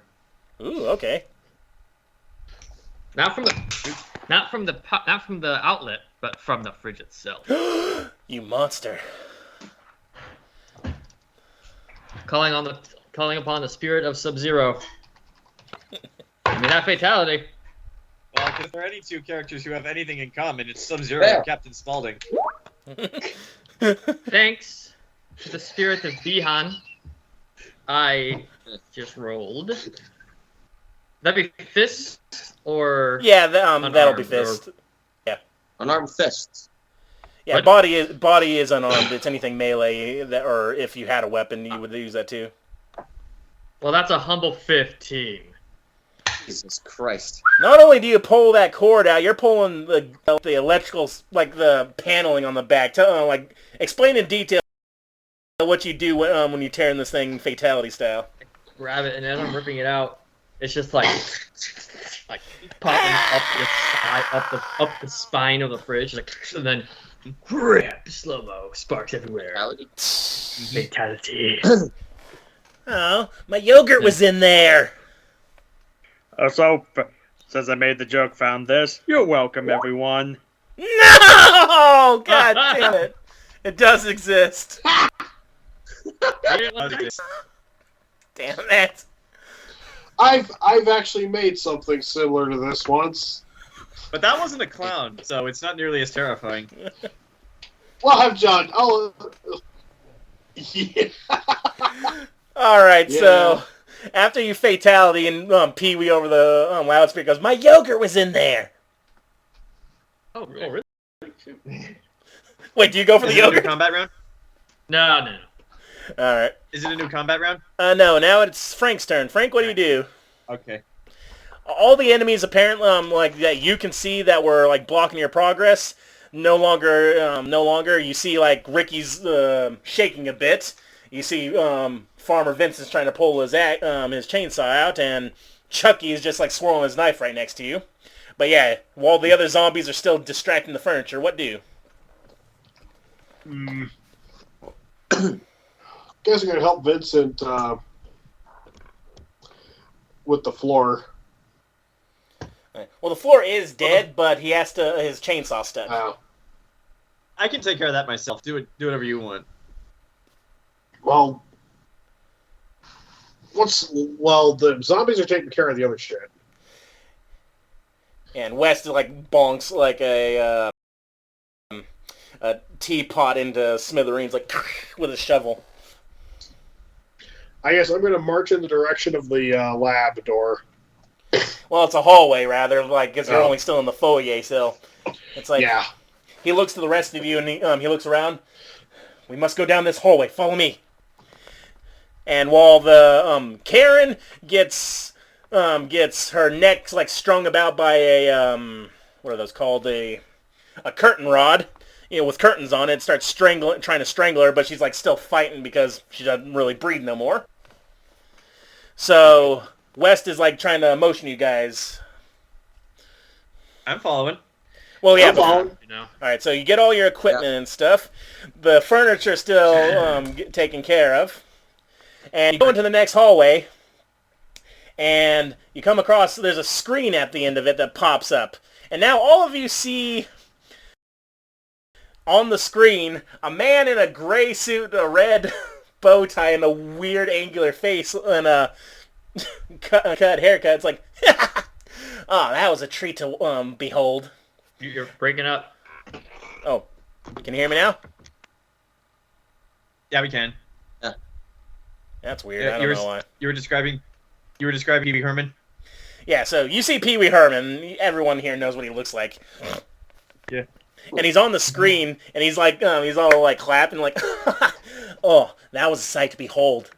All right, I'm a little still upset that you guys got taken out of the boxes, but, oh, that's so fun to see. Oh, it's Herbie.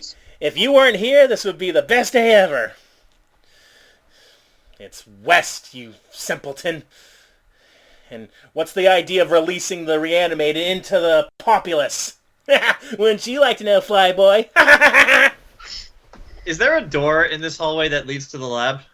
Not yet. You're still walking down the hallway. Like, there's multiple screens you're all seeing as you're walking. Okay. You fool, you're gonna get attention, he says as you're all walking. We'll take care of you shortly, though, before they come. Oh, they've already arrived, Herbie. He goes, Curtis took care of them. What? All of you, right in front of you, coming through the walls, there's this big 9-foot-tall, dark-skinned man in cowboy garb. All wide. Cowboy Curtis, no!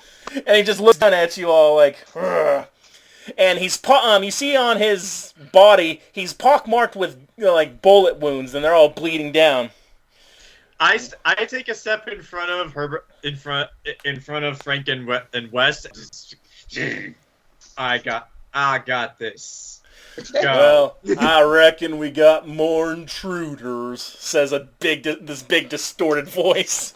Should have taken the blue pill. It takes all kinds of critters to make Farmer Vincent's fritters, and I'm going to take on this guy. We're both Southern. This is happening. All right. Well, good luck with that.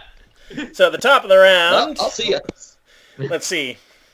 All right. So who? Let's get the order going now. Who wants to do what? As this thing think about Mr. X. Only it's Cowboy Curtis coming at you.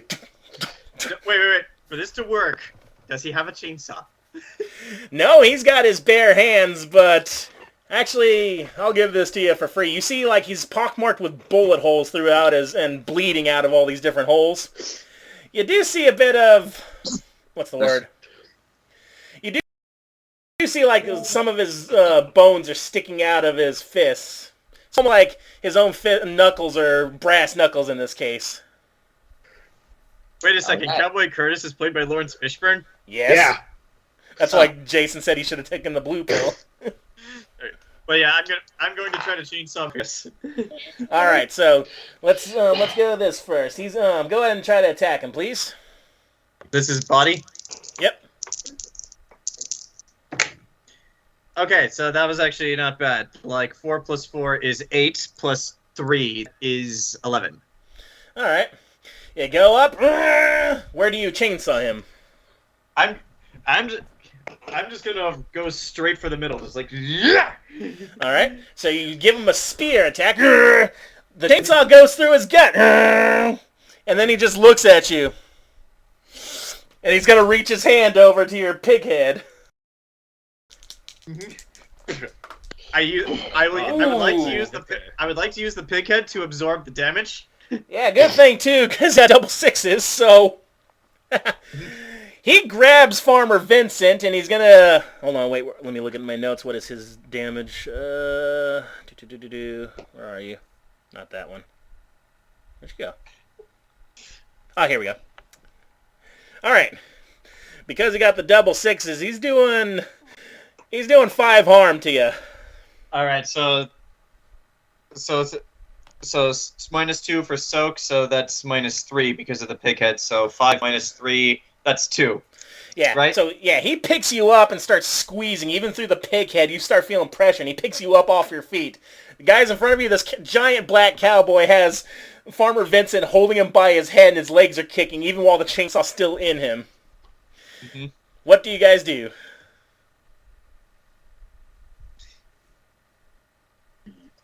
I said to go. I got this.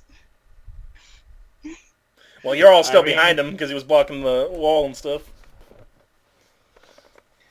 There we go, or... I say we go. Well, it's your decision. Like, all right, you two want to leave him?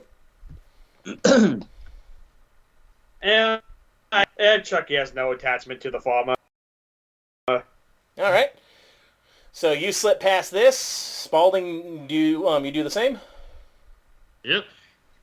All right, that leaves Ricky and Frankenfurter and West. And then what do you guys do?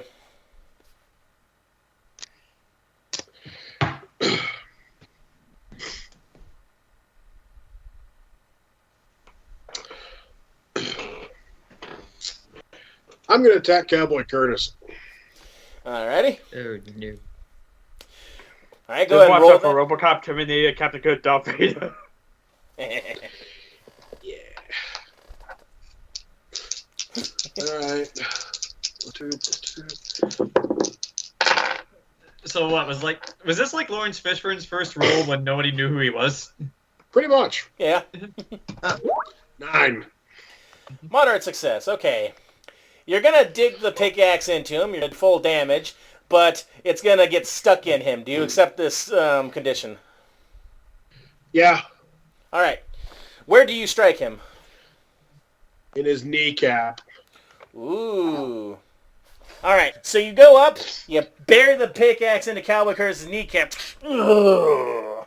And he stumbles a bit, like he gets down to one knee, and the pickaxe, you're still holding it stuck in him, and that does 3 harm, you said? Yep. Alright, taking out his soak and then that. Alright. 3 ham. But yeah, he's still holding on to, he's still holding Vincent, but now, Vincent, your feet are no longer dangling because he's, like, hunched over now. Your head's still getting squeezed, but Frank has helped you out there. Ricky, what do you do? Chucky and Spaulding have gone on, and the doctor's, like, following them, like, well, and basically, West says, even if you die, I can bring you back with a formula. But I don't want to come back. But yeah, West Mike, is what are you following those two. What do you do, Mike? Let me ask him a question. Alright, go ahead and roll that for me. That's a 9. Moderate success. So same thing with Zach. Where do you bury it?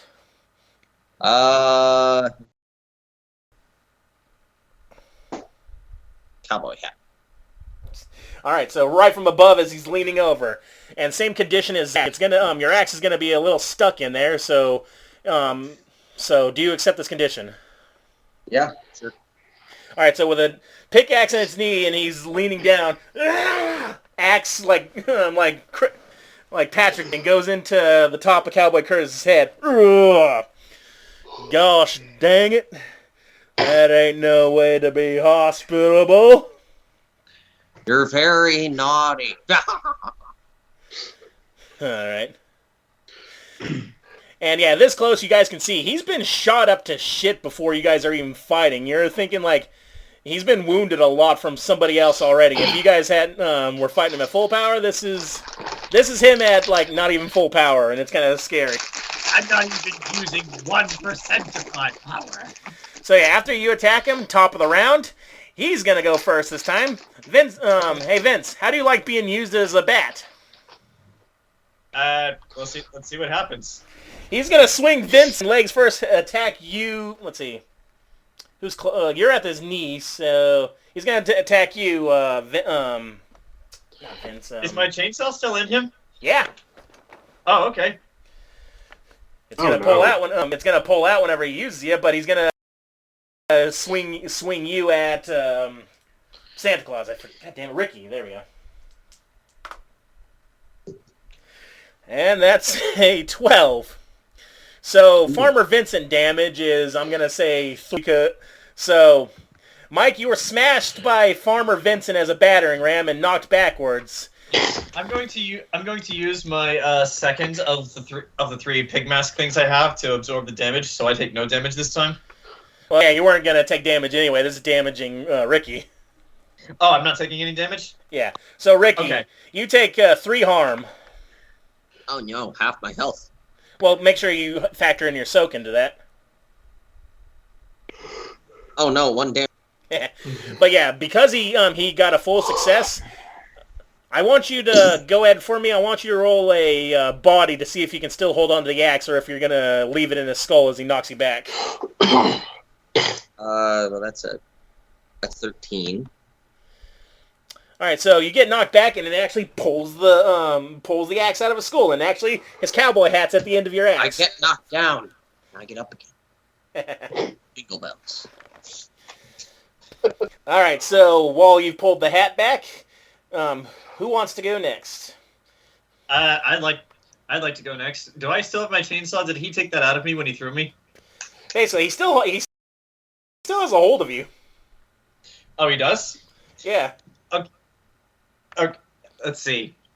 The axe is no longer in his head. I'm trying to think. Okay, so the chainsaw's in him. Could I, like, go up or down with it? Oh, no, it pulled out as he pulled you out and used you as a bat, so you're still holding it, though. Because you had a good success before, so it wasn't stuck in him. It was just inside of him. All right, well, I'd like to see if I could go for, like, his shoulder or his neck area this time. Get some of that meat off. Go ahead. Okay, so that 8 plus 3, that's 11. All right, so I'll give you this. You do cut out a nice chunk of his shoulder meat, and it actually flies up, and it's a bit of it lands on your face right here. On my pig mask. Yeah, right. I will give you because you got a 13. That's a hard success. I will give you the option. I got option. an 11, not a 13. Oh, I thought you got a 13. Well, it's still a hard success. I'll still give you this. If you wish, you can get a bit of that nibbled through your mask. You know what? I would like to, and I'll get a point of health back for that. So thank you. So yes, Chucky, Spaulding, or Frankenfurter. Who wants next? Get to the lab. Yeah, I guess keep going to find Herman. All right. And as you two are running, you're going down the hallway. You actually see a bunch more bodies littering the hallway. You see dudes in like what looks like SWAT tactical gear, and you see like some more of those. It looks like some of them have been just squashed by something large, and you can kind of figure out what that would be. If they have gear, Captain, grab a gun. Actually, yes, you do go. One of them, a shorter one, you go up to see, has a pistol. Is it loaded? Yes. And actually, since you both are here stopping to loot the corpses, go ahead and look at this body for me, like both of you. Go ahead and roll me street smarts, both of you. 7. 7. All right, so I'll say you both know 2 different things. And probably none of... Well, actually, Chucky would know. All right, so... Spaulding. Across... This guy is really short, almost as tall as Chucky, and across his chest is the words BSAA. Chucky, this guy's skin is orange. We're in a sequel! We're in a sequel! It's in the same universe anyway. Loompa Loompa. I wasn't there for that one. I'm out of my element. I don't know what to expect. But yeah, this one's dead along with a bunch of his buddies and also regular dudes in combat armor. And some of those reanimated corpses are gnawing on them. Oh no, He's like, these elves. Why does the Oompa Loompas work for the BSAA? And then you see West looking at this going, damn it, this is the kind of this is the kind of attention we didn't want. What are you thinking, Herman? Well, I was thinking everyone was having it too good and not having enough fun. Chucky, Captain Spaulding, you have no context for this. Chucky, since you were around, you came back alive. You know about the incidences that happened in Raccoon City, the whole thing about the dead coming back to life, but that was done through different means than what the doctor's using here. I guess Chucky quickly explain. Apparently some chocolate factory owner was working with this bullshit too. And some motherfucker trying to turn people into dinosaurs. He just goes...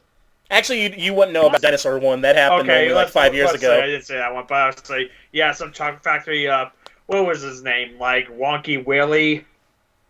That's a very unfortunate name. But he says, if the BSA have already lost agents, they'll be sending more. We have to get my formula and get out of here before those leeches try to destroy it. Better be able to keep your end of the bargain. I will. Now come. Yes. Oh, you can try, Herbie. Say, you pass all the dead Oompa Loompas and other human agents going down the hallway, following west, and now it's your turn. Well, my pickaxe is still inside of his knee. Mm-hmm. I'm guessing the only action I could take is to remove it, right? Well, if you can think of a creative way to do it, I'm always up for creativity. He's standing up, right? Yeah, and he just he's still holding Vincent, he used him as a bat. I guess if there's a way I can pick it, basically, lift it, pull it out, and then use the momentum and an arc, and then swing it, basically, water wheel cut the bullet, the pickaxe up into him. Go ahead and roll. Oh, yeah, that sounds interesting. Go and roll that. Let's see how well you're at. Agility, ho! That is a 8. Moderate success. All right. So I will say you get it out of him, and you're attempting to that cool upward moves. Yeah. And you're not going to do the full damage, just so it'll only do about 2 damage to him. Do you accept this? Yeah. All right. And where do you strike him again? The taint. Oh. Duh. And he goes, ugh. What in tarnation?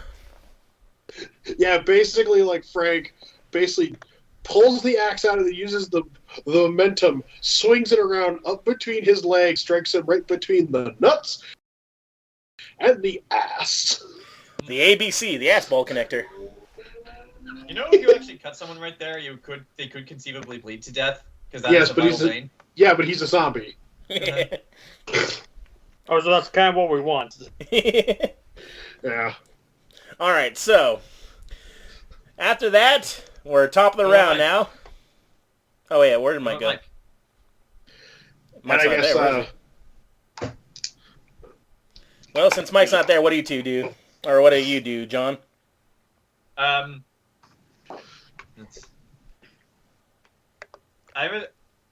Since I got into his shoulder before, I'd like to see if I could keep going and sever his head from his neck. All right, go ahead and try that.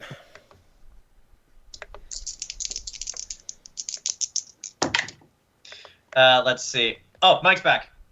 Point this out here. Yeah, I'll wait till Mike goes. What's going on? It's your turn. Oh. Also, while you wait, reveal that this is a sequel to the other ones. Okay, I got a 11. They killed your elves, Mike. Huh. Yeah, Mike, they found a bunch of BSA agents. Yours? Because in the dinosaur one, Twiggy was from that cult. Oh, gosh. But yeah, Mike, it's your turn. Yeah, I axe. All right. But, Axe with the 10. 11. Okay.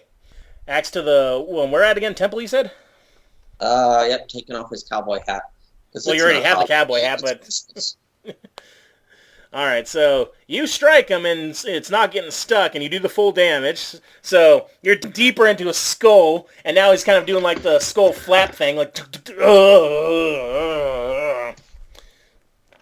Fatality. He's still alive. Damn it. This is Mr. X Cowboy. Yeah, this is Mr. X Cowboy Curtis. Alright, that actually kind of fits in with what I Here, want to do. give me a sec. I have to go into the safe room. Yeah. And then go out. Where'd Santa Claus go? Go back in. I'm not returning my library book. Oh. All right. So, either John or Zach's. Actually, he just got hit. I'll go because I actually know what I want to do. Well, actually, he just got hit in the temple, so he's gonna lash out, and this time he's gonna lash out with Farmer Vincent again. This time he's gonna throw you at both you and Frankenfurter, to like knock you both all back. All right. And he's moderately successful. Who would rather get hit by a flying farmer, Zach or Mike? I think Furter would be into it. Yeah, actually, you hit me. I've got something for this. All right, so you were thrown backwards. You take so improvise. So you take 3 harm as he goes flying into you, leaving Ricky face to face. The hard face. But yeah, So Mike, they went into the hallway, the other ones, and they saw dead BSA agents, including a bunch of dead Oompa Loompas in tactical gear. All right. So, Zach, you said you had something. Yeah, but we'll get to that when it comes to your turn or mine. I think it is my turn. Yeah, it's both. Like right now, I'm like when story-wise, if something happens, they'll say something like, whatever happened. Yeah. All right, so you go ahead, Zach. Then I have something I want to do. He's on top of me, right? Yeah. Actually, go ahead and if you'd want to catch him and still stay upright, or would you rather fall over because it did hit you? Well, I'd have to roll to catch him. That'd be body. That's strength. This would be funnier if this fails. He still lands on top of me. So.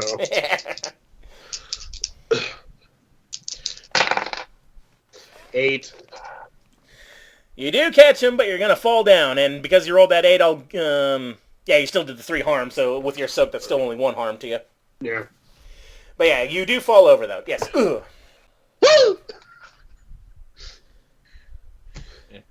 So I guess with the farmer on top of me, Frank looks into the pig mask and says, I could get used to this. Maybe later.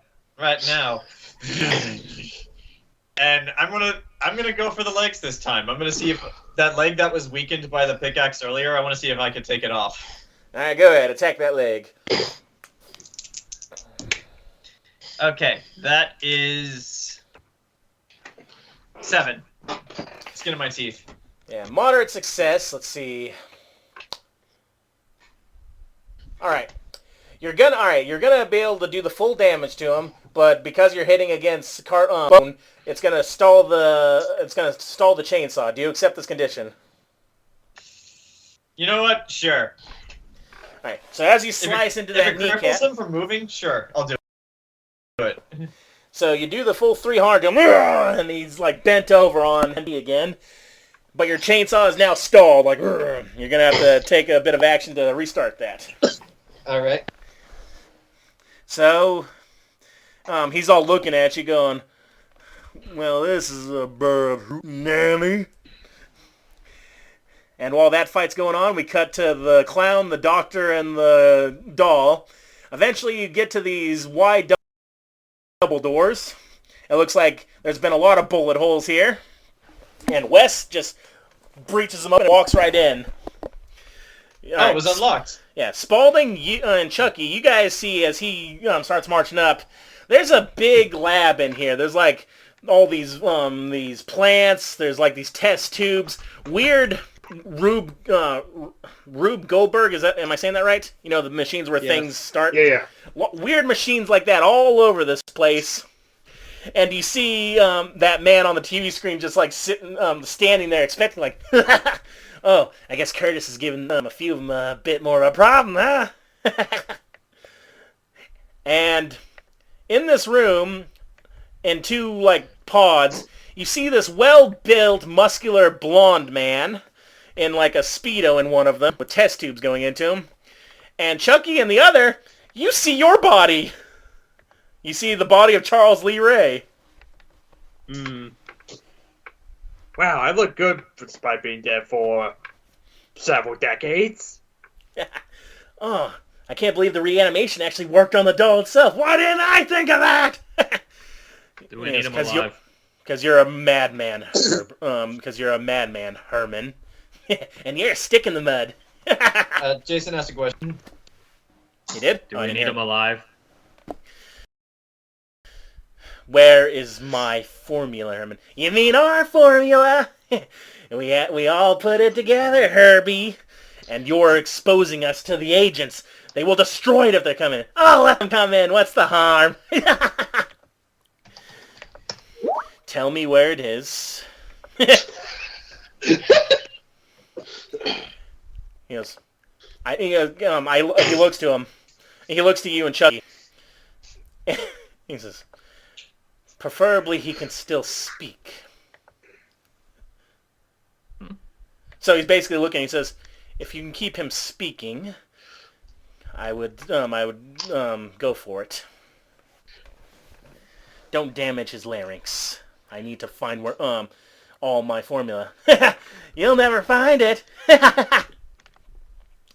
And actually, he'll walk up first. And he'll motion you guys. Just stay back. And he's holding up the shovel. Where is my formula? Oh, I only just gave it to my bestest friend in the whole world. I replaced you, remember, Herbie? I got a new partner now. New partner. Secret formula. That would be me, you bastard. You guys look around. Guy. You see a float on my head with bat wings sewn to it, floating up and down of like a old white dude. Is it the guy from that movie? Yeah. Yeah. Dr. Hill. Yeah. Oh. Dr. Hill. I should have known. Yes, you should have. And now with Herman under my control. Because, yeah, this guy's got hypnotism powers. Pee-wee, if you please, take care of your toys. Oh, but I don't want to break my toys. Do it, you fool. All right. Here's a little trick from a friend we had in Montana. And you see as Pee-wee Herman takes these two needles out and jams them into the sides of his neck. And Chucky and Captain Spaulding, you see as he starts growing. And he turns into that stop-motion dinosaur from Pee-wee's Nightmares in the movie. Look at me, I'm a T-Rex! Roar!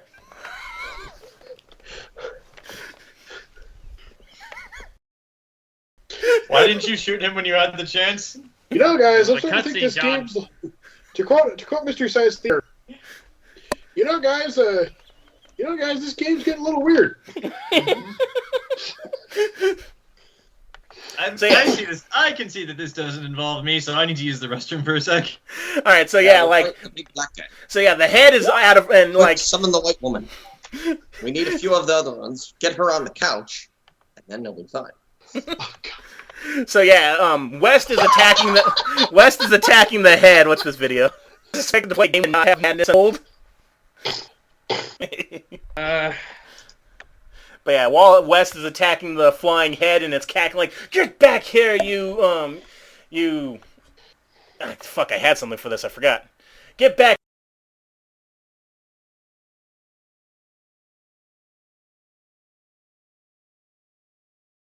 hear you sorry excuse for a head. And while Wes is trying to play pinata, Pee-wee's looking at you. Pee-wee T-Rex just looks down. Really, I don't want to break you, but, well, the doctor's orders. And, like, his laughter with the dinosaur's vocal cords just rattles the room. I guess I have to fight a dinosaur. Okay.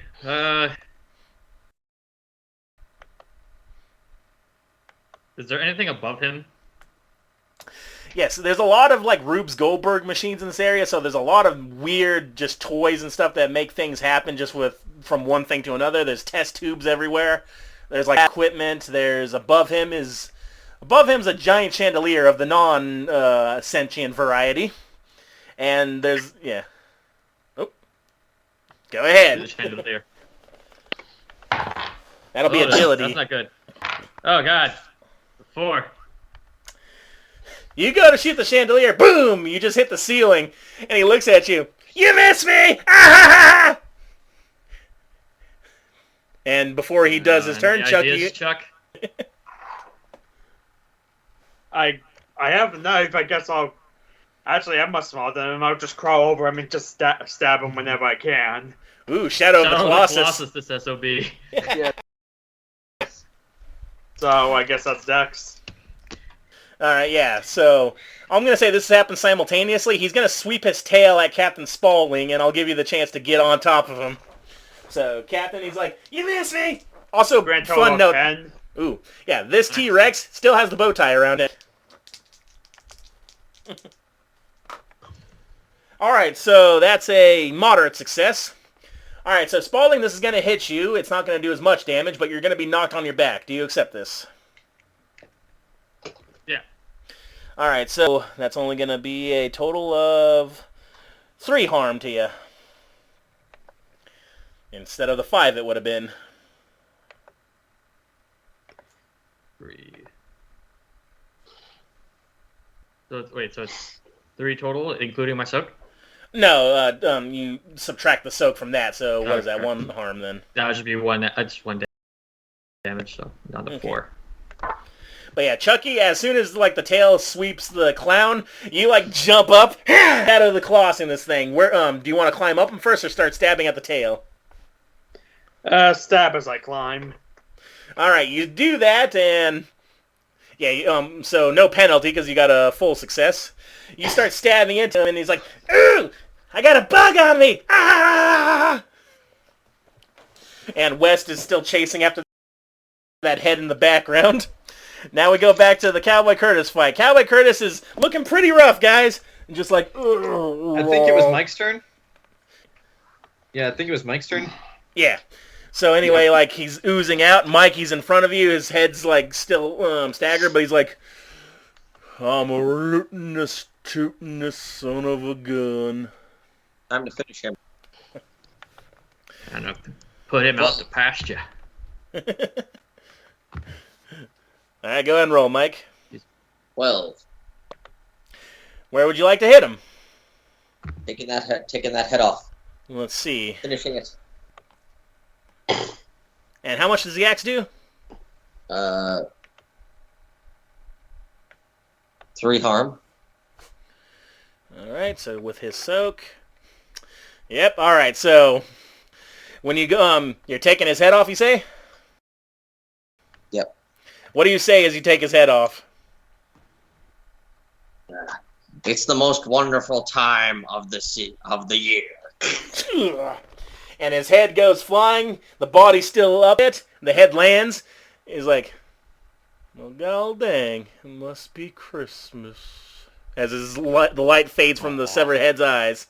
And the big cowboy body, boom, just right there in the hallway. And in the distance, all of you guys that were fighting Mr. Cowboy Curtis X, you hear the sound of very loud rumbling laughter. Ah, ah, it's like distorted, like it's coming from a bigger being than like what was over the recordings. Tyrannosaurus. Well, you guys haven't gone down the hallway to see that yet. But you hear it. But yeah, Cowboy Curtis X is dead. Alright. We should get moving. Agreed. So yeah, we'll head in that direction. Yep. Alright, is that all you head in the directions? You see what the others saw before? You see the dead BSA agents, which none of you guys would know what that means. Yeah, that doesn't mean anything to us. Yeah, but you do see that a lot of these guys are short and have orange skin and green hair, and they look like some of them have been pulped by what you assume was Curtis. But yeah, these aren't humans, some of these guys. That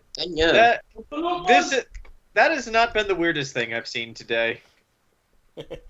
Who knows what they taste like either. Mm-hmm. But yes, along the way for Ricky, you actually do someone's sidearm there, like a pistol. It doesn't look like it's smashed like all the rest. Mike? What? Well, you do find one of these Oompa Loompas sidearm, a nice pistol that hasn't been damaged. My pistol. I will use this to bring a holly jolly season. Mm-hmm. And I don't think any of you, the rest of you, are proficient with any, but as you're walking down this hallway, is there anything else you'd like to do with all these dead tactical guys? That roll should have, I just realized my roll should have been a 7, not a 4. I forgot to add pistol. Oh. Okay, we'll retcon that then when we get back to you. No, it's my fault. No, I'll add that damage to him. We'll just say that you go prone, or we'll say you shattered above him and some glass got in his eye. Okay. That's how we'll flavor it. Like, you didn't shoot the thing down, but you damaged it a bit, the chandelier. Okay. But yeah, Frankenfurter, Ricky's picking up a gun off one of these short midgets that is not a human. And you hear your friends, quote unquote, the other fellow corpses down the hallway, and something big laughing. What do? I suppose we go see. Yep. Frank takes his pickaxe, puts it over his shoulder, and marches on. I march on with him. Yep. So, you all, I'll say you get to the entrance at this point, and that'll be your turn around. You guys see about a 12-foot-tall T-Rex wearing a bow tie. Chucky's currently on its back stabbing at it. Spaulding's laid out on his back, and West is attacking with a shovel this floating head that's got bat wings sewn on it, all laughing like, "Damn you, Hill!" And also you see this long-haired guy's body in one tube, and Frank, you see Rocky's body in the other. I look at Ricky, I look at Farmer Vincent. I look at Farmer Vincent and say, "You take the dinosaur and I'll take the bat head." And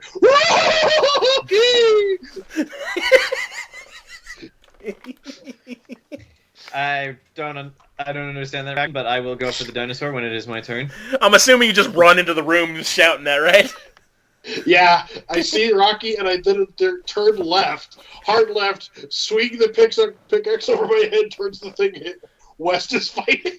Alright, and when we get back to your turn, like the next round, we'll pick up from that, because it was getting to there, but I'll let you run towards them. So we got... Yeah, Ricky, there's a dinosaur, but now it's Spaulding and Chucky's turn again, and Pee-wee Rex. P-Rex where? Yeah, that's better, yeah, P-Rex.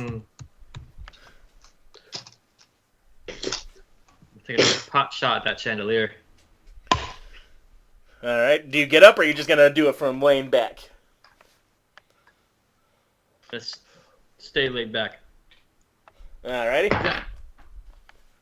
Yeah. 11. This time you do hit the chandelier, and it comes crashing down right its head. Ow! Hey, my mother gave me that. Your mother has poor taste. And you're not a very funny clown.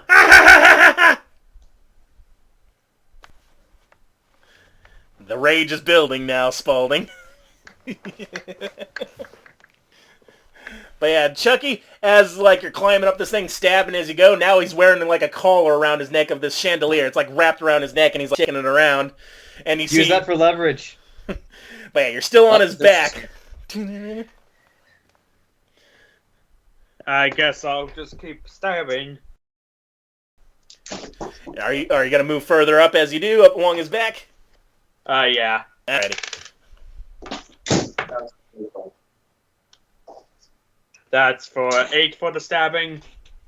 All right, so moderate success. You get up a little bit a ways. You're gonna do actually with an 8. All right, I'll give you the full damage, but you're gonna lose a few steps. Like you slide backwards a little as he starts shaking around. So you leave a groove in his back, but you lose some way down. You're like at his back tailbone again. You accept that? Sure. All right. So now he's like, ow! I don't have a zipper there! And now, with that around his neck, he's gonna look and see how everyone else is into the room. Oh! He goes, no! Why'd you have to take all the cool ones out of the box, Herbie? Yeah, this dinosaur's speaking in Pee Wee Herman's voice. It's just a little louder. Now I gotta smash them because Dr. Hill wants me to! Ah! It's not the weirdest thing I've seen today. So, who's he gonna go for? Alright then, it's pretty fucking simple. Cool, Who should he bite? He's gonna try to bite somebody. And there's a clown right below him. He wants something funny tasting. tasting. Doesn't that turn people into dinosaurs? Not for him, he's got it refined. Alright, so he's going to have a moderate success. He didn't roll as high. So, Spaulding, he won't do full damage to you, but you will be caught in his mouth. Do you accept?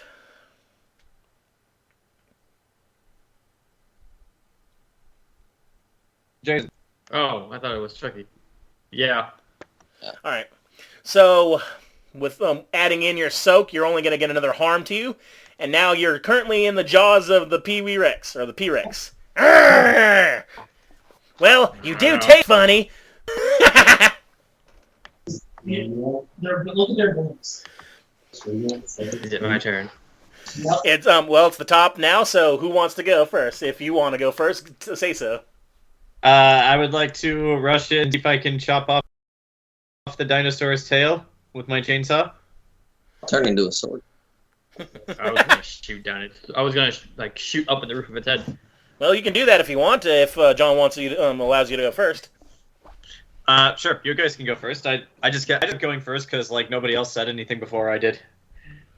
Baby.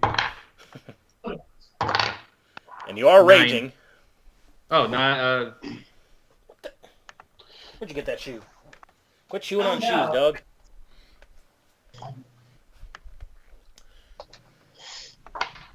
That's 9.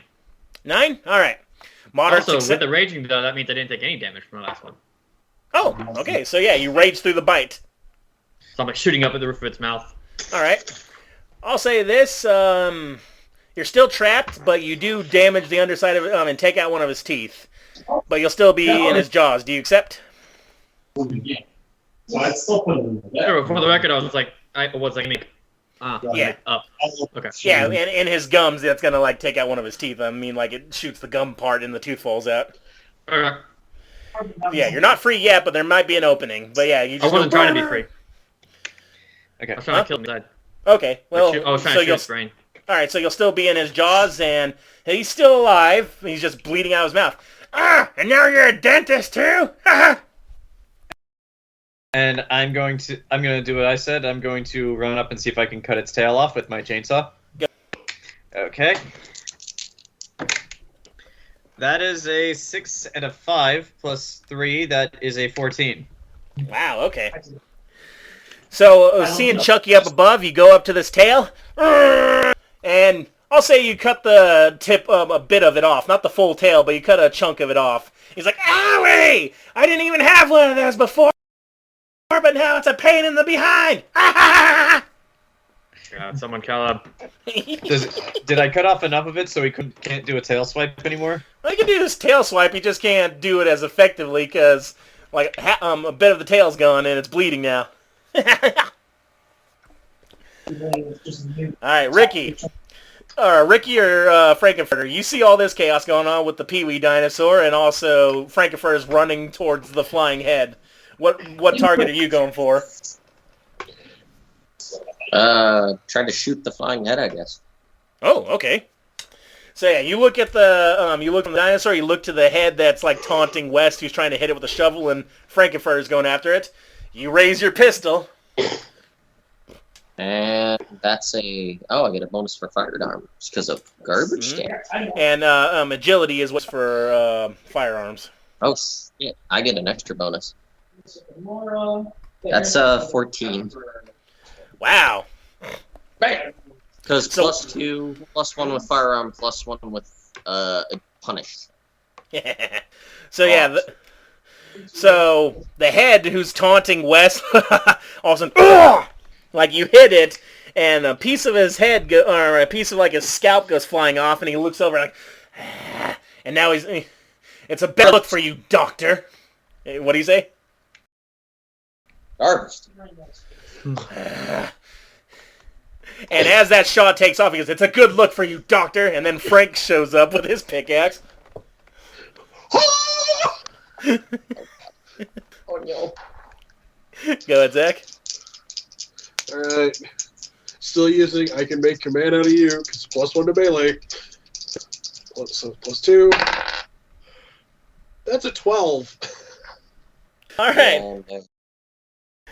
You kind of do like a running jump and you sink the pickaxe into this head. It's now stuck at the end of your pickaxe. Not dead, but it's like, oh! And it turns its eyes towards you. Now, because it hasn't had a turn yet, since it's at the end of the pickaxe and you sink it into it. Do you say anything, Zach? No.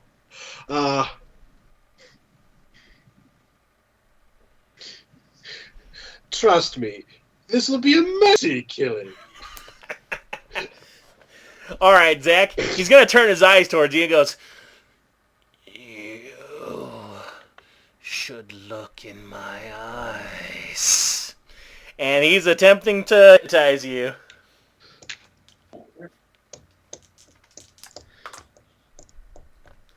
All right, so a moderate success. So he only got a 7. So you're not completely under his control. But in this moment, he's like, "You should let me go." And in this moment, you're like, maybe I should hear him out, because he does have a compelling argument after all.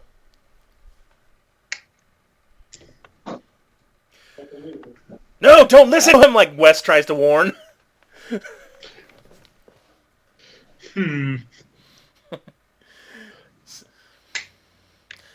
But yeah, now it's the T-Rex's turn. With his tail getting chopped off and a midget on his back stabbing, he's gonna and the clown in his mouth, he's gonna attempt to stomp on Farmer Vincent. Ah! Okay. Oh wow. Okay. That is a wow plus his what is plus Pee-wee. Wow. Okay. All right. So. That's a 15 on his part. Okay. Oh boy, how much are you taking?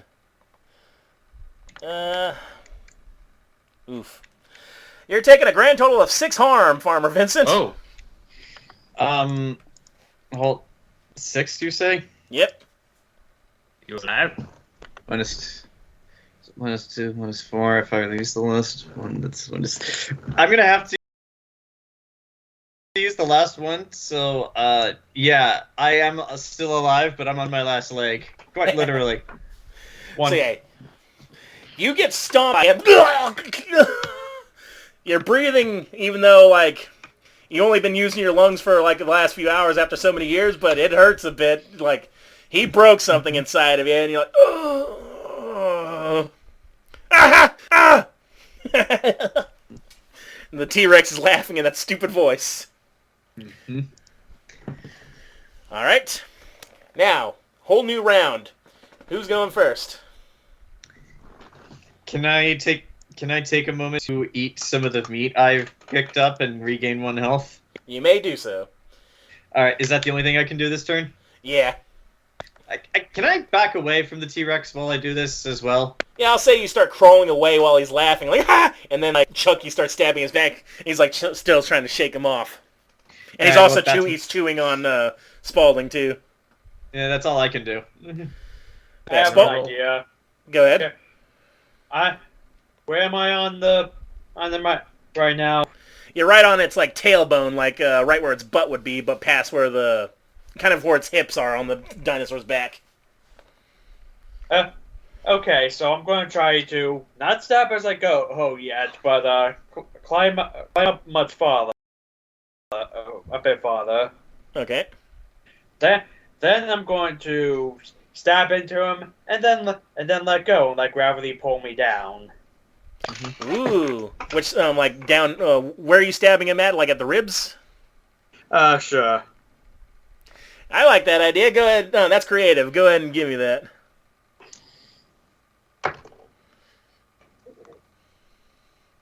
$10.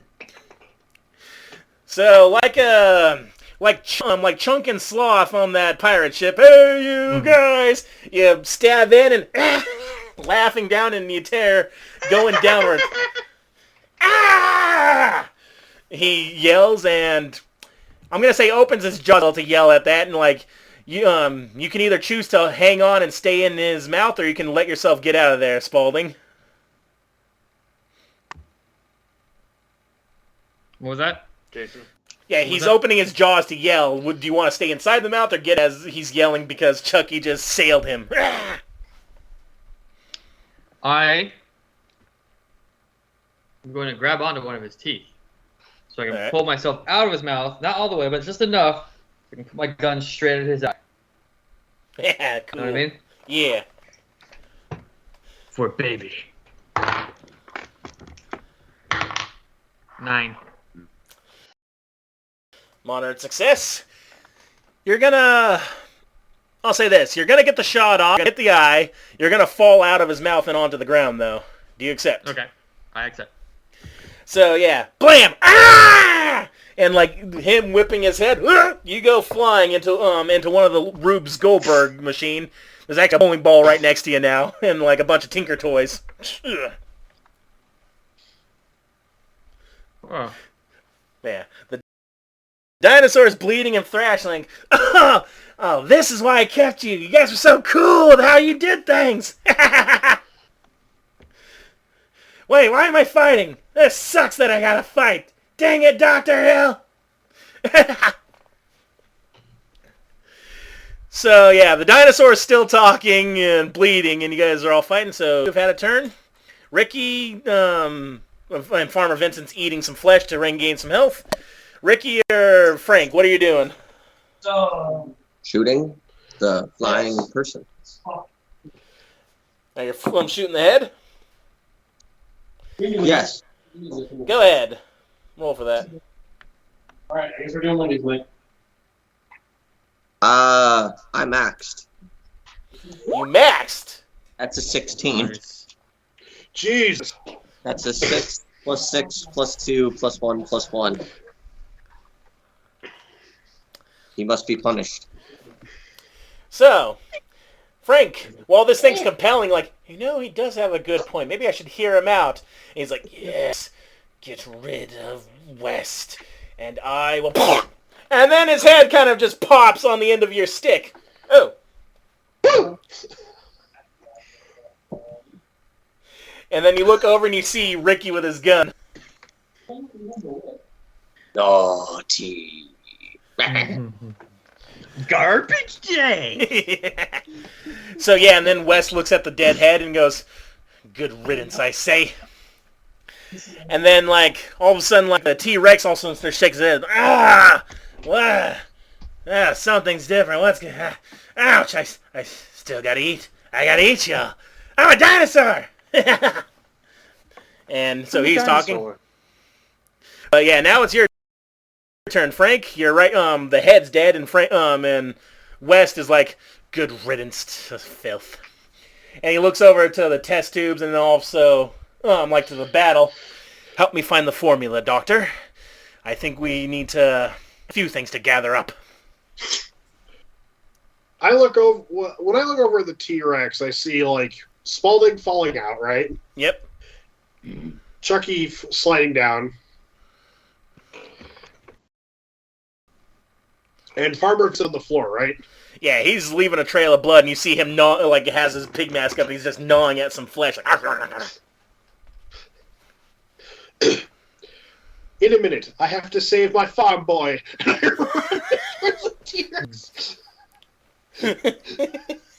All right, so you run to the T-Rex, who's missing a bit of his tail, and it's missing an eye now. What do you do? Go for the knees.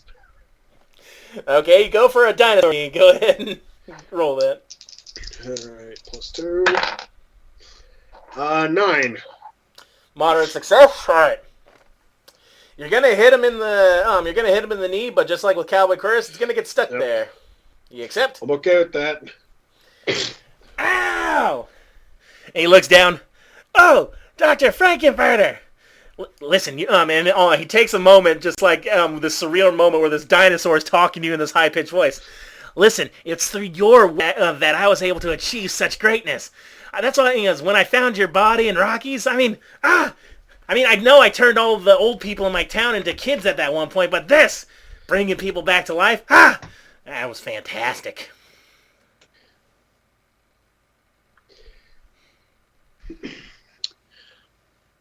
I'm going to fuck you sideways, you goddamn plagiarizing asshole.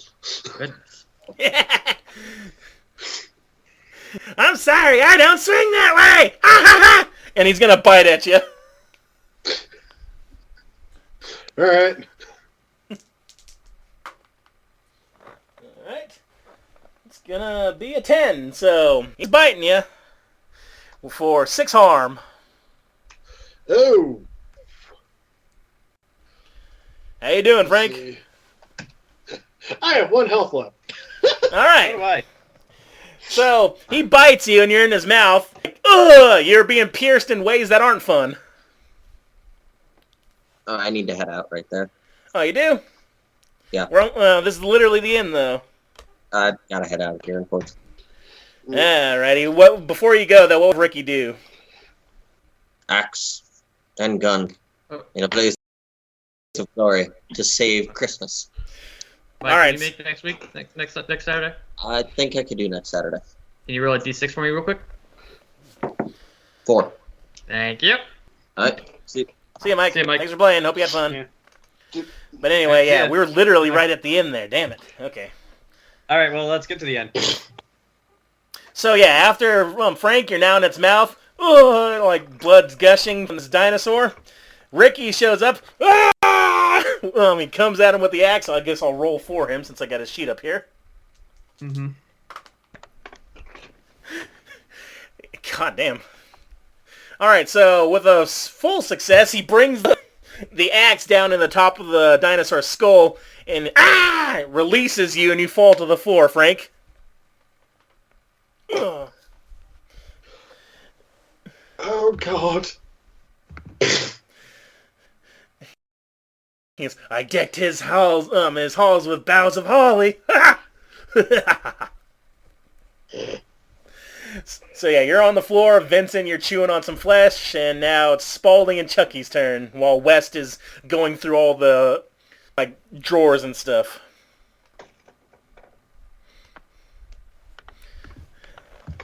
Let's see. The T-Rex is still alive, right? Yeah. Were you gonna do something, Ken? I guess now that I'm at the bottom, all I can do is just continue knifing him. Alright, so yeah, you're on the side, so you're literally hanging off into the thing, and you're just stabbing into the gut at this point.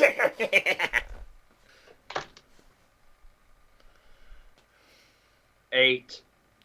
Alright, so moderate success. So I'm gonna say you don't do the full damage, but you'll still do 2 damage to him, and you're gonna lose your grip and fall to the floor now.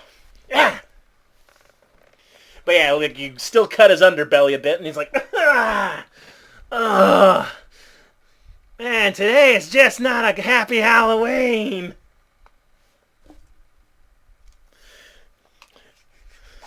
He's gonna pick up the bowling ball next to him. Okay. He's gonna look at the machine. Gonna follow its path. Then he's just gonna chuck the bowling ball at it. When was there a bowling ball here? That's probably one of the Rube Goldberg things. All right. But this kind of his body. Yeah, because you're throwing something heavy. And it's technically a melee weapon too, a bowling ball. Is it? In his hands, yes. It would be 12. Ah! Alright, I'll say a bowling ball deals... that's probably... I'll say that does 3 damage, the same as a gun. Or your fists. Let's see, Pee-wee, how much... And with Ken's before, taking out the soak. Alright. You chuck this bowling ball at the T-Rex, or the P-Rex, who's just going, today's not a happy Halloween. Where do you send this bowling ball flying? His jaw so he can shut up. Mm-hmm. Okay. So, do you got a one-liner as you throw it?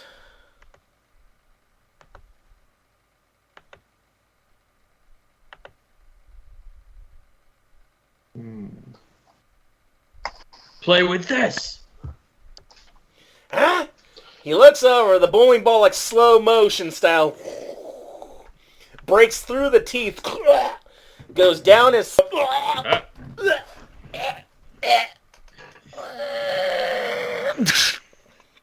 falls over on its side, and the body starts convulsing. And it is now down, and the bowling ball falls out as it reverts back into this very torn up man in a gray suit. Fatality. Dun, dun, dun. So yes, all of you. Go ahead. Since he's dead, Chucky's going to collect his body, get his actual body. How do you go about doing that? Don't worry, I'll lay it down, and Chucky puts a hand on its heart and on its forehead and begins chanting this. Yeah, what time? Yeah, do you allow wet to because the formula? Do you let him inject it first. So you inject it. I'm like, all right. I'm not sure how this transference works, but he injects it. Go quickly. And then he looks to Frankenfurter. All of us, we have to get out of here. We must stay. We have to erase our tracks. I've got the formula and all our involvement. And he looks over to Rocky. Well, he goes, we have to get out of here before the more BSAA agents arrive. Is my sister here? And he goes, no, but he goes, your sister's still in the dang grave, as is baby doll, but he knows where they're kept. Okay. I'm gonna help Farmer Vincent get up. Thank you so much, Frank.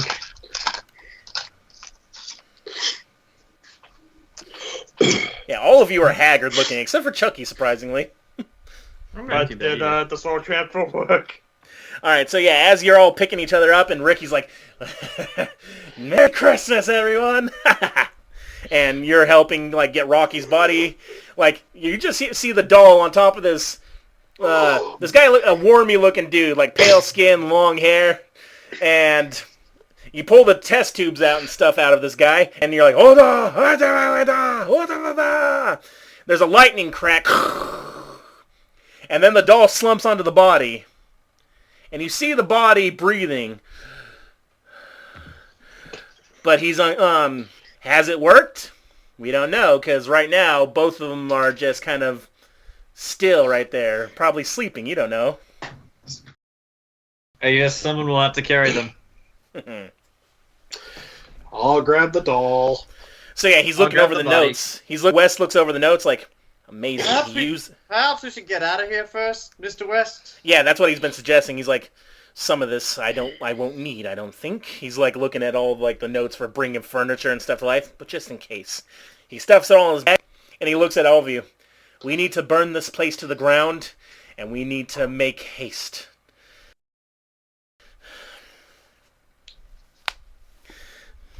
So, how do you guys start burning this fucker to the ground? I mean, there's all kinds of furniture in here, right? I mean, we just throw it all together and light that on fire. That'll take care of it. Yeah. Like a massive bonfire. All right. So you're carrying Rocky and Ray's body along with the Chucky doll. You get to the van. You still see other reanimated corpses out there, ones that you guys didn't make, but they're still out terrorizing the town. You don't care about that town. They'll be fine. Yeah, and then you get the sense, oh yeah, Pee-wee got hypnotized into this, so that's why he betrayed West. But anyway, just to wrap things up, you all start piling furniture, and the only corpse still alive from all your guys' chicanery is the Karen. She's the only one left. Oh, fucking course. Yeah, it's hard to put them down. Oh no! Okay, so if you do that, she's like, blam! Spaulding just shoots her. As we're driving away, I actually... Well, you're not done. Not done yet. Okay. I'm just imagining. Fuck you. So, you all light the place on fire. You get into the van. It's all of you. You got Rocky and Ray in the back, and Rocky looks just as perfect as the day you lost him. There, Zach, or Frank. I'm sure remember. What? He betrayed me. Yeah, he Janet. did. But Janet's old and busted now. Yes. What I was actually going to say, just like, Dr. West, I would like to amend our agreement. I don't want my sister resurrected. That bitch can rot in the grave. Very well then. Like, I just want to get my business started again. Well, we have to do it far away from this peninsula, he says, pointing out, because you see helicopters starting to come in from over the ocean. And now that the place is on fire, yes. And so he looks over to you, Captain, and he goes, but we do have a stop to make. So he starts driving, you're all in the back. Eventually, you're driving through this town that's terrorized by zombies. People are running around. It's then that you start seeing... from these helicopters, more of these BSA agents, including more of those short guys going around suppressing the zombies, and he's just awake, says, we can't let them catch us. And eventually, he pulls back to where you first started, that the room where he got all your bodies. And he says, sorry I wasn't entirely truthful, Captain. Mm-hmm. And when he leads, quickly rushing out, Baby was in there the whole time. He has all the fireflies, actually. Well, Baby and Otis. I needed... no, I'm willing to bring them back, but I just... I didn't want you to ask it already, now that I have the completed formula. But yeah, not just Baby, but Otis there as well. Okay. We'll resurrect him after we get out of this town, but do you wish for your adopted son as well? Bring him back all guys.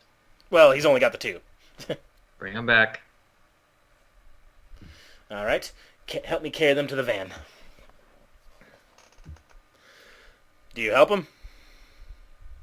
Yes. So, he's dragging Otis, and you're dragging Baby. Still nice and preserved, even though it's been 20 plus years. Get into the van. You all drive off, and eventually, though, like you're getting towards the edge of the the peninsula, there's a roadblock up ahead with a bunch of flashing lights and stuff. And he looks at all of you. Crap. Oh crap! Yeah, you're having. Oh crap! No. And then he looks around at all the. He's like, everyone. Just play it safe. This is Halloween after all. And he points out a bunch of other people are evacuating. We're just leaving. I have my gun ready. My chainsaw's probably out of fuel at this point. So you all pull up, and you see one of those short agents. He's like in a big, tall agent, and they're all shining a flashlight. All right, everyone out of the van. Has anybody been bitten? No. He's all looking around at you guys like, what the? He goes, all right, you're going to have to get out of the van now. He goes, get on with the rest of the refugees. And West looks at you. Oh, go ahead. Can I try something? Go ahead. I actually have this. I'm going to try and charm this guy into letting us just go. Okay. Go ahead. No, you see, we've already been cleared. Our clearance has already been approved by the mayors. So I think you'll just find it beneficial just let us go. Go ahead. It is a 8. Moderate success. And he goes, Redfield cleared you? Wait, who are you lot? And he's all looking around like he's willing to hear you out, and then he looks at West. And he goes, I'm actually a scientist. I work for the BSA myself. I was just here on vacation. West starts saying, I was here on vacation. I think we should go. And... oh, damn. He doesn't believe West.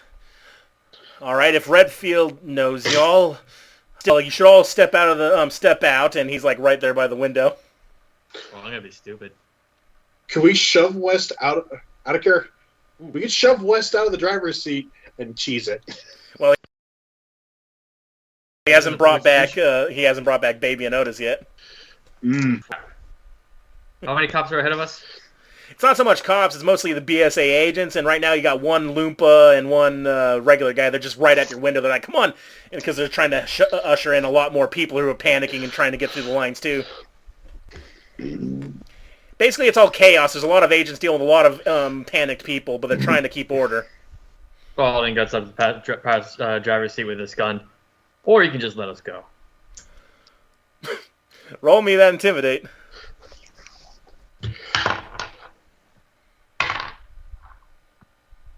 Looks like it looks good. Hold on. Let me do the math. Am I still raging? Actually, go on. Actually, no, either way. Yeah. That's 12.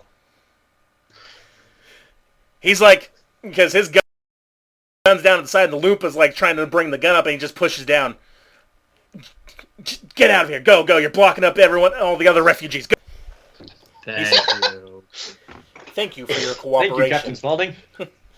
And West hits the gas. And now we'll cut to a little time skip.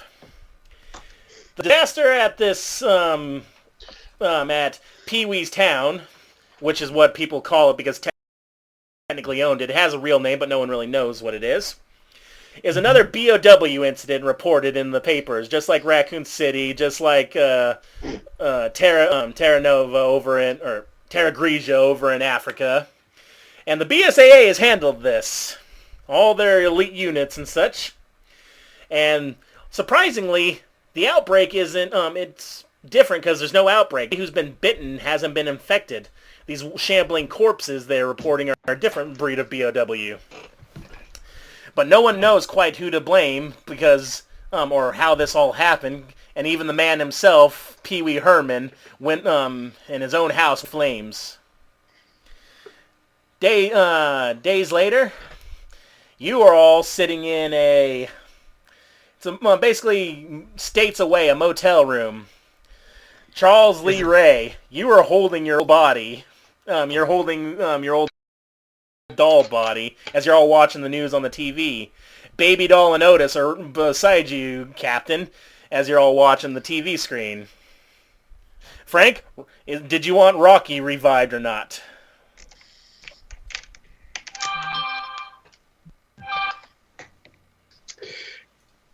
He did betray me. Yes. And Farmer Vincent needs some fresh stock to get his farm up and going again. Yeah. I'm going to suggest to the group that we start a joint venture. Just like I'll supply the ingredients. And like you, Captain Spaulding, owned a restaurant.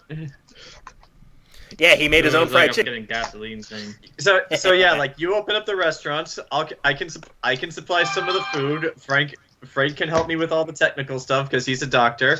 And what's Chucky's real name? Charles. Charles Lee Ray. Yeah, Charles Lee Ray gets us our supply. Also, like, Ricky will go, actually, if you're going to be putting some people into some stew, I've got some aged beef that we could add to it. We just have to stop by an old village and find a nun in a wheelchair. This is like Charles Lee Ray goes, I'm not really interested in this whole cannibalism ploy, and besides, I have a date with a 30-year-old man. I'm not one to judge. But yes, I would like to get my business back up and running. And I would like the entire Firefly clan back. Unfortunately, most of their bodies were not preserved, Mr. Spaulding. They went up in the fire like that, and when the Texas authorities raised your house. It's only that Herman himself was that his sick interest in your numbers. He got you, Otis, and Baby here. The rest were lost to the fires, I'm afraid. We'll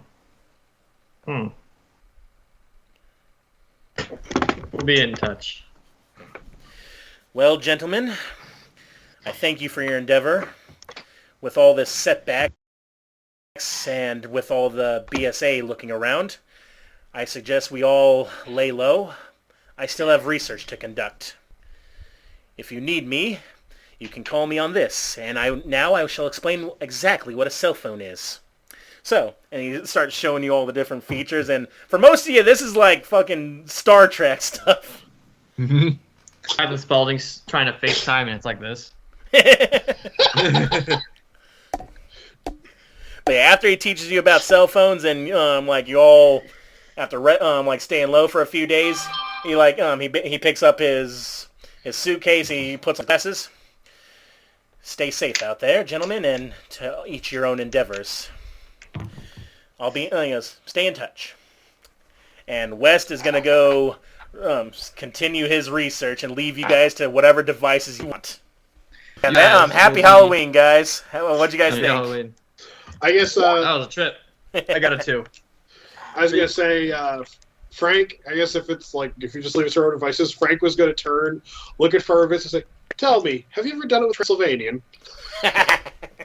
I actually have no idea if Farmer Vincent was homosexual or not, or if he even entertained that idea. He was about eating people, and that's about it. Give Frank time. Yeah, he'll work on you. All right. Yeah, I hope you guys enjoyed that, being the bad guys in my usual brand of randomness. Well, at least this time we got to be the serial killers. I'm not gonna lie. When that video started playing, you showed all. Then it says Ken is Chucky. I was like, wait, and then it says it didn't pick any of them. It said and Dr. Frankenfurter. Yes. Yeah, I thought you guys would find that video fun. But yeah, guys, had you guys actually been eaten and because a lot of you guys were on the verge there, had it been a TPK, what was going to happen is a certain agent of the BSAA was going to show up and take everything out. Agent Rhonda. Rhonda the Unkillable.